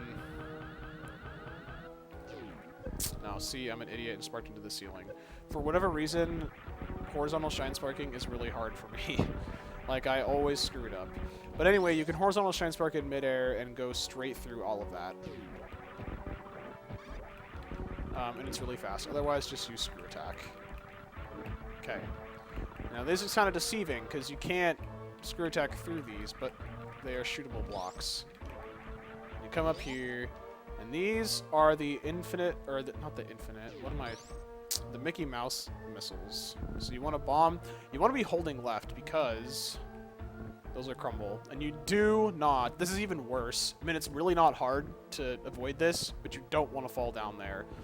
Because you have to kill every enemy to get out, and then you also have to go all the way back through those other those other rooms back through here. So I just morph, spring ball, jump, and unmorph and shoot diagonally to break those blocks again and open the door at the same time.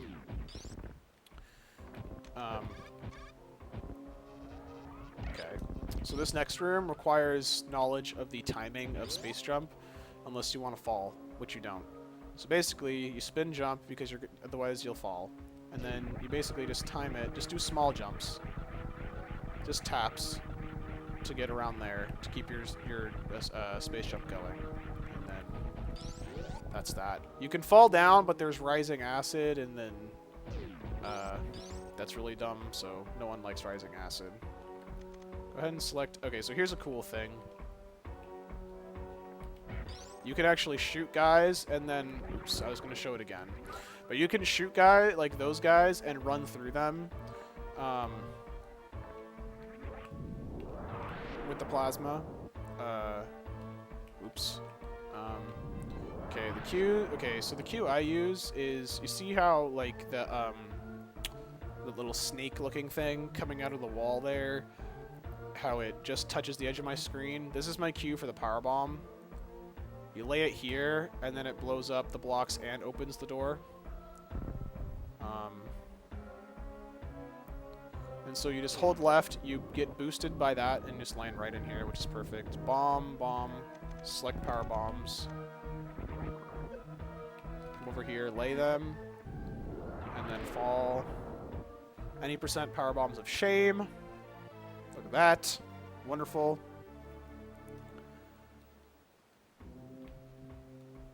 Okay, so here is... So, the before wave beam was where K going through something is bad. K going through these is good. Hello? Oh, it's off screen. So, okay, so it does 50 damage to you, but you don't... See how slow it goes?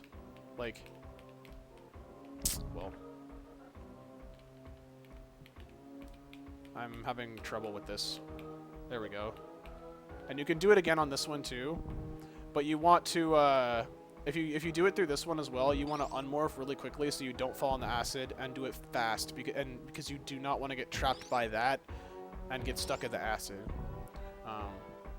So yeah, okay, go through that.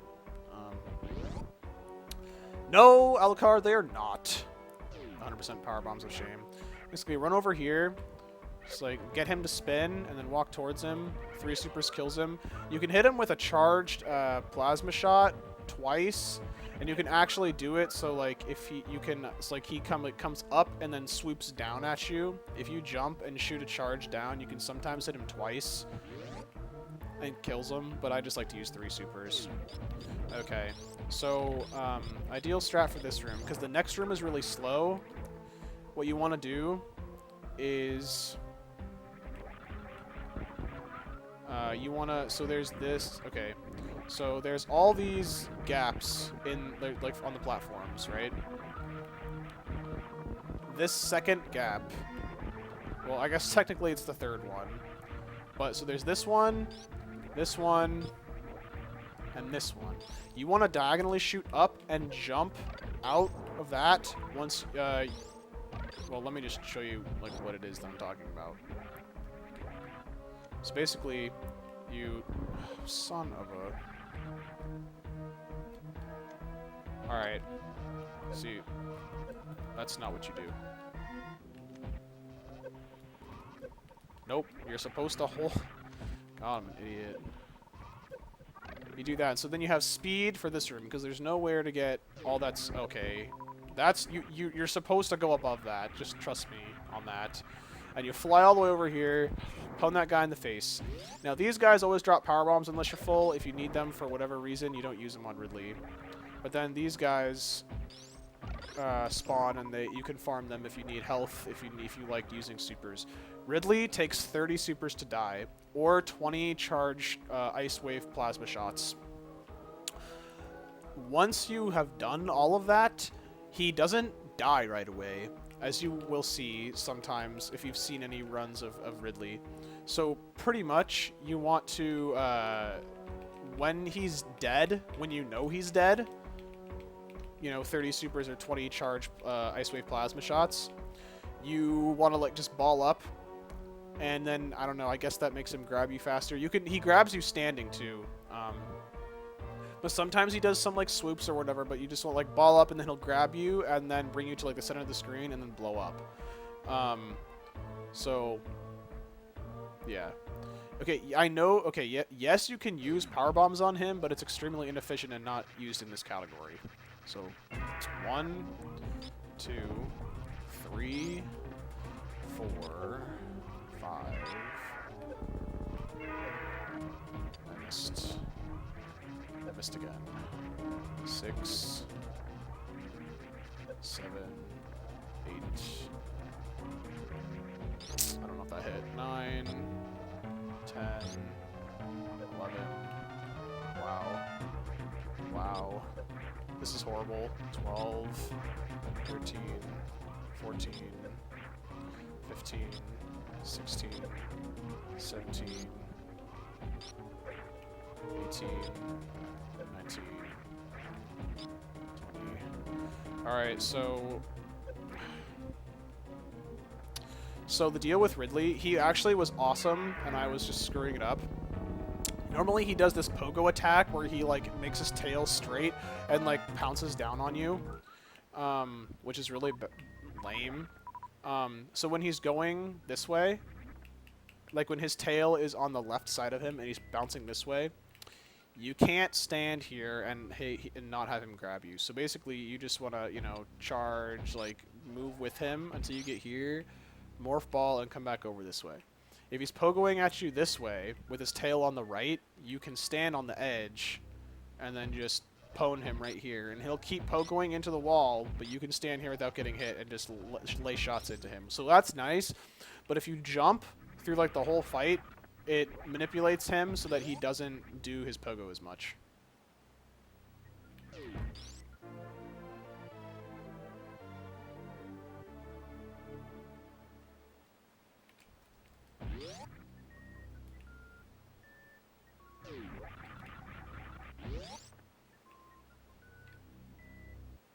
Kaggle? What's a K? Do you mean Kago? K-A-G-O? Kago? Today is sponsored by the letter K. So here you do that weird shoot them and run through them again glitch. So that's kind of cool. Get your power bombs going. Shoot up to break the block. Oops. Come up, do this. Okay, so I like to kill these guys. So here is what a speed ball, which is really cool. This is where the only time that I use a speed ball. And I always mess it up. It's really cool though. Well, that time I didn't get...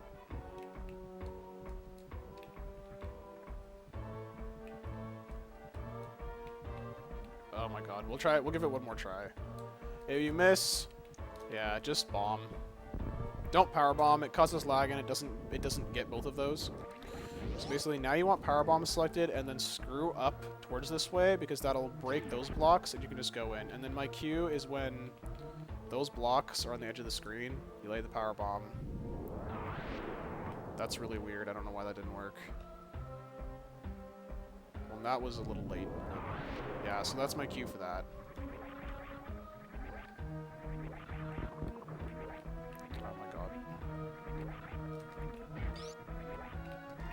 So weird thing about plasma is if you shoot right next to something, it like doesn't sometimes go through. I can't really.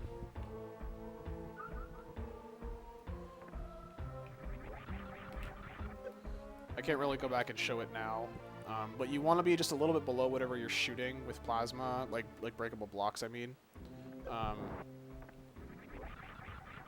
in order for it to like actually like break them, like those ones that I had gone through in the previous room, for some reason do that weird thing. Okay, so this is like a troll with X-ray visor. This gets people because this doesn't appear as a fake wall. So,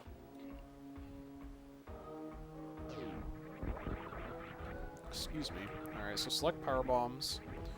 Screw to that guy. Lay one.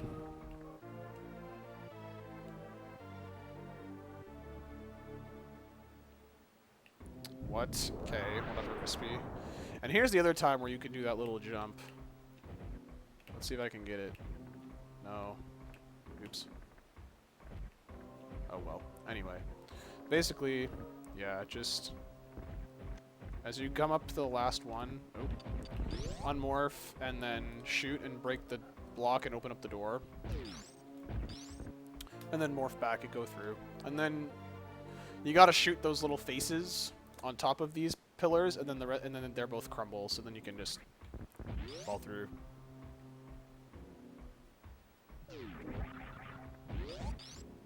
No, I know what you're talking about, Crispy. It's just like, I didn't know that that's what that was. Okay, so jump, jump, jump. If you can time it right, you can actually do a mock ball here and get through. You want to jump. Ideally land on that thing with the screw attack and break it. Otherwise, you can just bomb it, which takes a little more time, obviously. Oh, that was weird. Back out through here. I like to shoot up there and break those blocks as I come up. And then quick fall. Let's go through here. Screw attack through this. Mock ball. Oh, that was weird. Okay, there we go. Yeah, thank you, Alucard. That is the correct spelling. Okay, so basically do this. Oh, don't fall. You want to not fall there.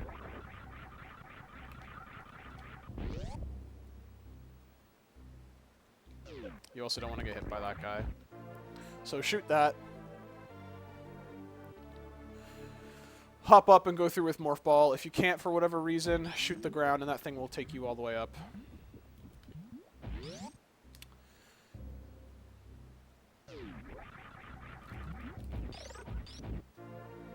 So I like to do that. I like to shoot down.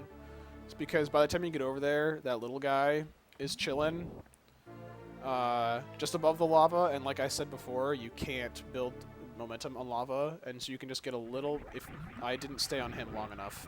But you can actually stay on him just long enough to build up just a tiny bit of momentum.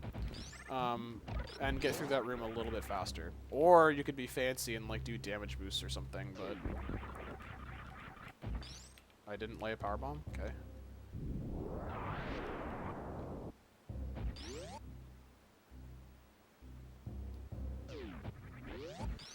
It's actually K-I, not K-E-E, Mo. Jeez, go with the program. Key. Key. Like a key and a lock. And then you just come all the way up here.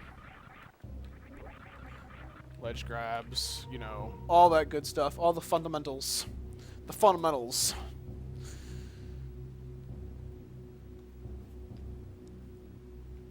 This is America. Get out of here with those Japanese things.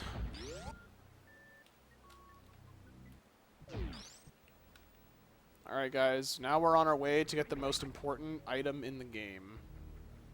Can you guess what it is? Well, that was dumb. I'll give you a hint. I need power bombs to get to it. Oh. So if you're comfortable with your wall jumping, right? Wow. Wall jumping is obviously way faster than space jumping. So, just so you know. Okay, so, you're going pretty fast, but you can actually get a little bit faster right there.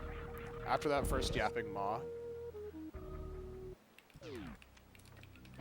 You can actually K-go through that, that beam, and if you don't get on top of it before it gets up to the top, it'll lower again. So, anyway, you want to shoot that one, and not this one right here. There is one right here, but I mean, since we have spring ball, right, you can just jump up. And then this one, you or have a ton of speed, so just fly across.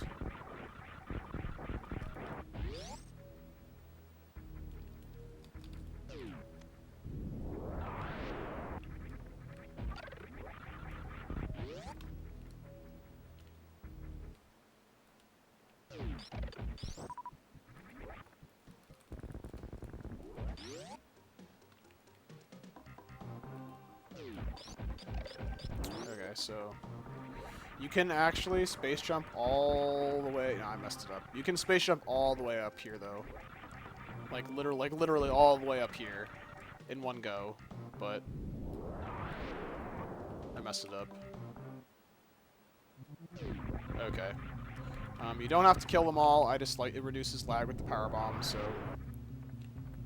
that might not be close enough. I think that's like perfectly close. That one blue tile that's not like all weird and rocky is, oh yeah, that's, yeah.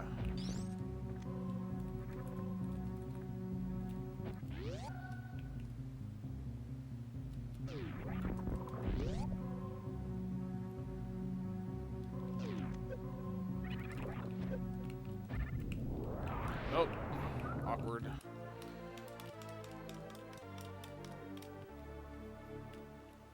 Okay, so you can either Shine Spark up here. Oop.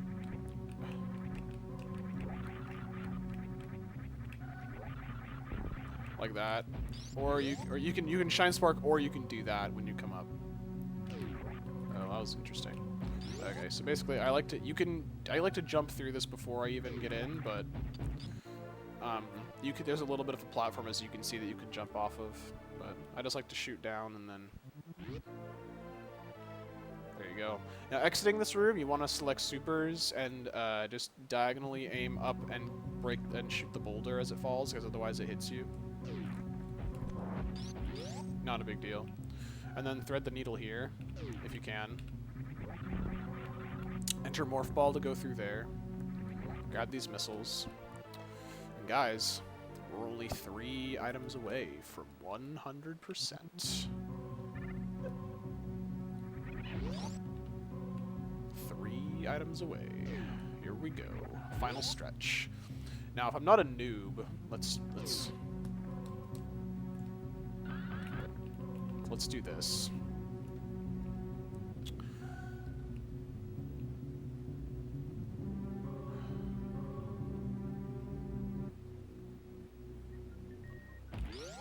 Nope.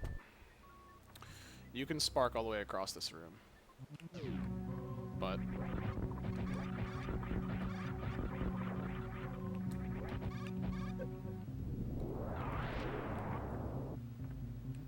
normally you want to go down that with Morph Ball. I don't know why I didn't, but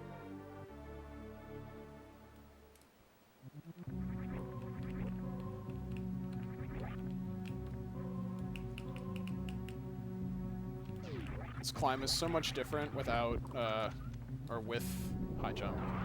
Okay, so this is kind of weird. I don't have a visual cue for this. It's just kind of like timing. and sometimes I get it wrong. You want to charge and then let go, like just before these guys appear. And then if you crouch and... Yeah, okay. If you're like standing right up against the wall and crouch and then diagonal shine spark, you can actually grab that on your way up. If not, it doesn't, which is stupid. It's not a really big deal because you still have to end up falling down anyway, but...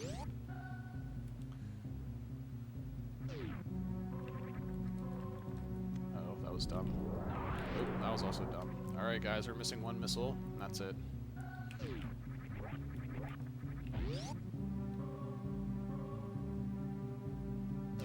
Oh, wow! I got a Mach Ball. I've never gotten that Mach Ball there before. That was cool.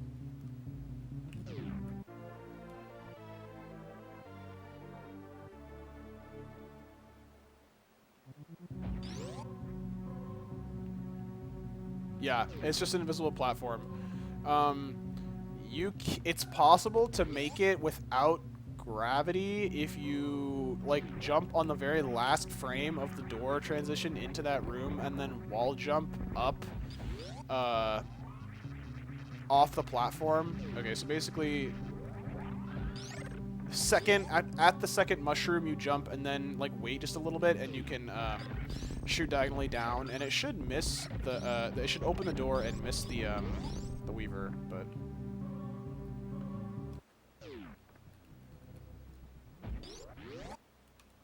alright, so now is the time when you just screw around and do whatever you want.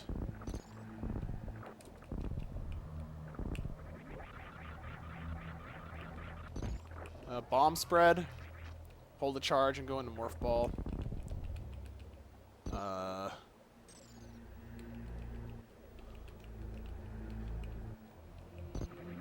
What else is there?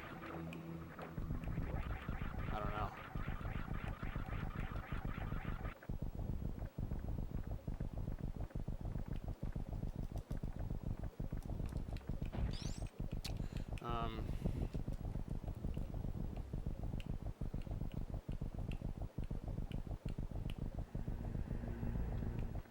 That's not what I meant to do.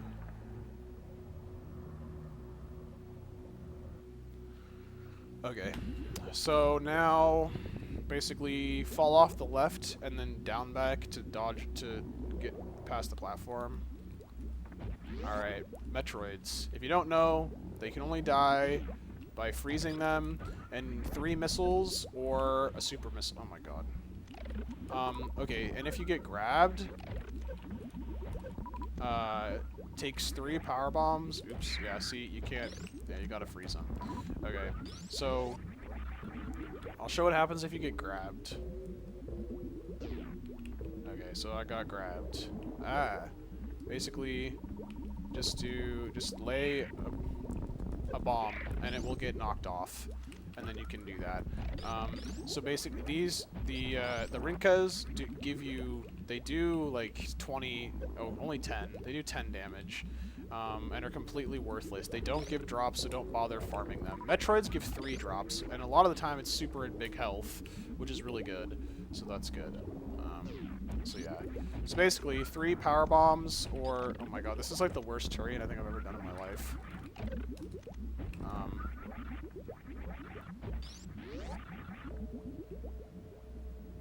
1 super, 3 missiles, or 3 power bombs kills them. Oh my god.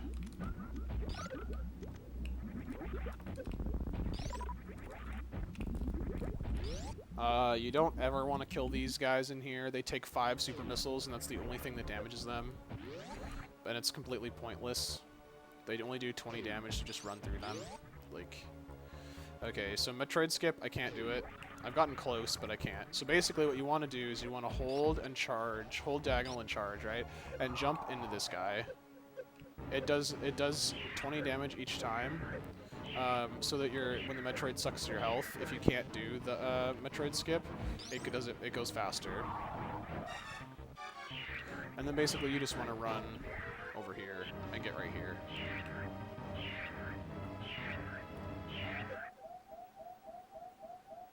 So holding a charge and angling up and jumping into that guy, for whatever reason, makes you take damage faster. Like, it reduces your invincibility frames, or invulnerability frames, whatever you want to call it. So that you can take damage and make that go faster. Shoot down. Don't shoot the super missile down. And then come in here. Get your health back. Get rid of that annoying beeping sound, because that's why we're healing, because we don't want the annoying beeping sound. Okay. I have a lot of super missiles. This is cool.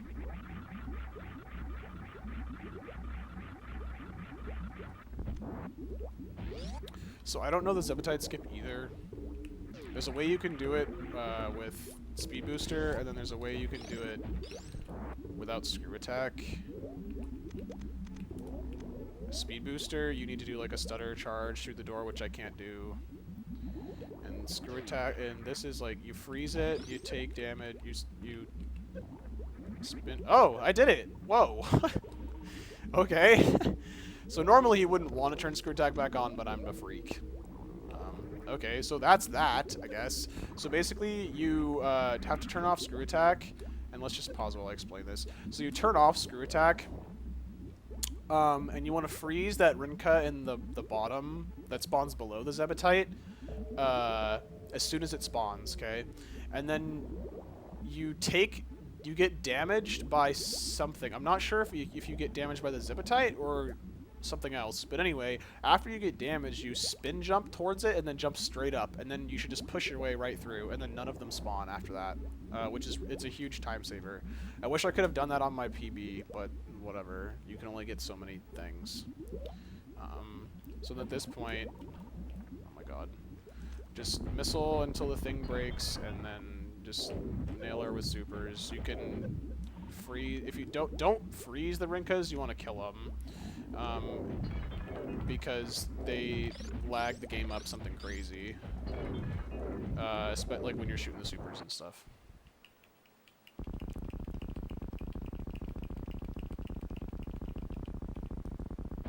Okay. So Mother Brain takes 20... Mother Brain 2 takes 20 charge shots to the head.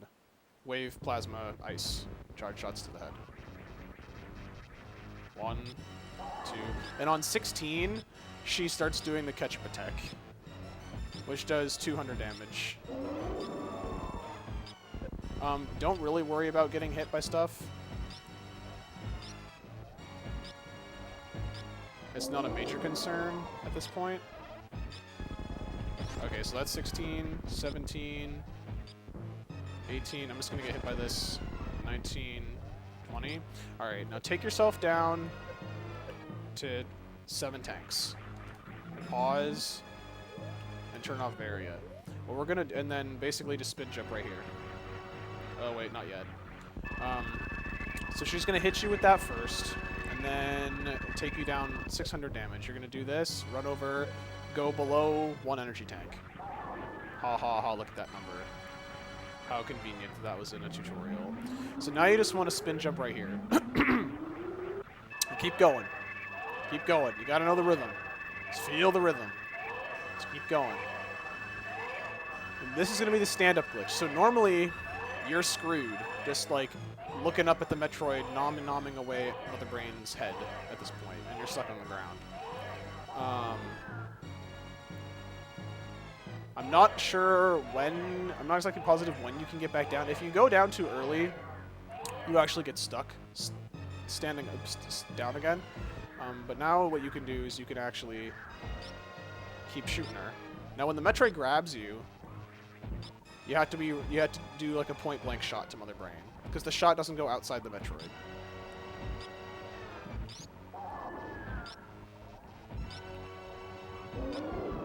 So basically, you just keep doing this and just let everything play out like normal. Like normal. Ha.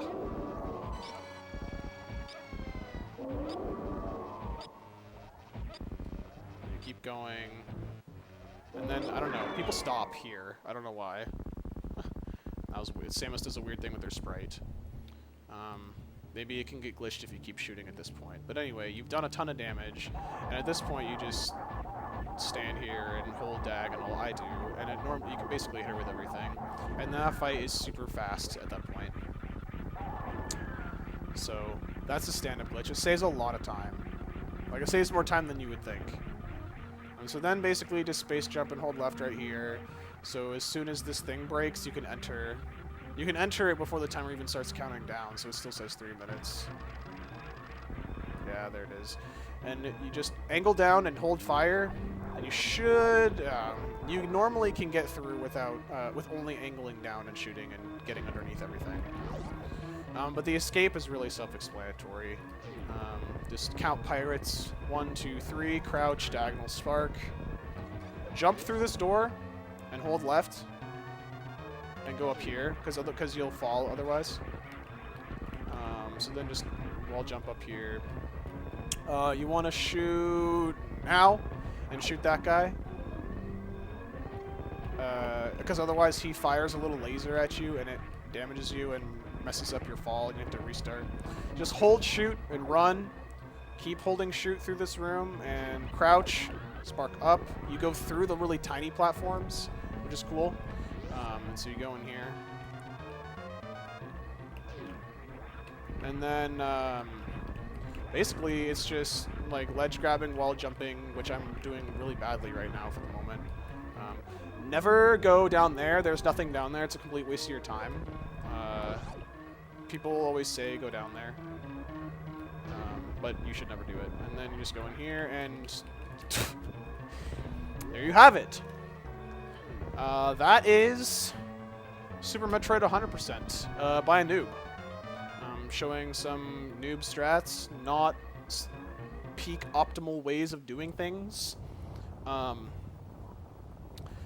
If you guys have any questions ever about this game,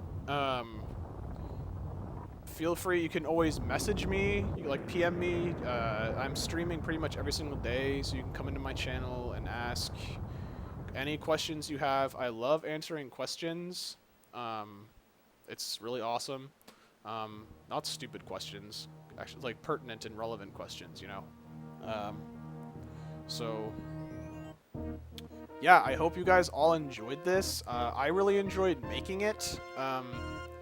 It's actually went a lot faster than I thought. I kind of stopped doing. I was doing like really like a lot of detail in a lot of rooms early on, and then I kind of stopped doing that. I tried to cut it down because I didn't want to spend too much time in like every single room. But anyway, I hope you guys enjoyed it. I really enjoyed making it. I appreciate everybody watching, asking questions, adding their input. It's all awesome. This will be highlighted and put on my channel. So, you know, for those of you who came in late, or you know, if you know somebody who would like to start running or learn more about the game, you can show it to them. You can go back and look. It'll be highlighted on my channels very soon. Tonight, probably, after I, like, get off. I'm probably going to do, like, a run now or do something. I'm not getting off. But anyway, it'll be highlighted. I'll put some links in there. I'll put the links to the damage numbers, Fantoon tutorial by DBX. I don't know if I'll put anything else in there. I haven't. If I think of it, it'll be later. But anyway, yeah. So that stuff will all be in there.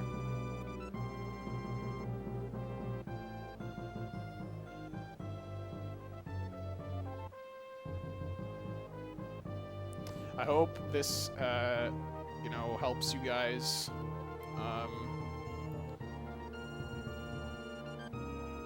Even in the slightest bit, maybe taught you something you didn't know. I know I learned stuff as we went through. So I hope you guys did too. I hope maybe it inspires some more people to get into speedrunning this game. It's an awesome community. There's lots of people willing to help, myself included. There are much more knowledgeable people and more skilled people who've been playing longer than I have, who are also more than willing to help answer questions. There are also lots of really good people who like answering questions, like myself. So never be afraid to ask questions. unless it's a social situation that's obviously not good for answering questions. And the most important thing, Deer Force! Never forget to do the Deer Force.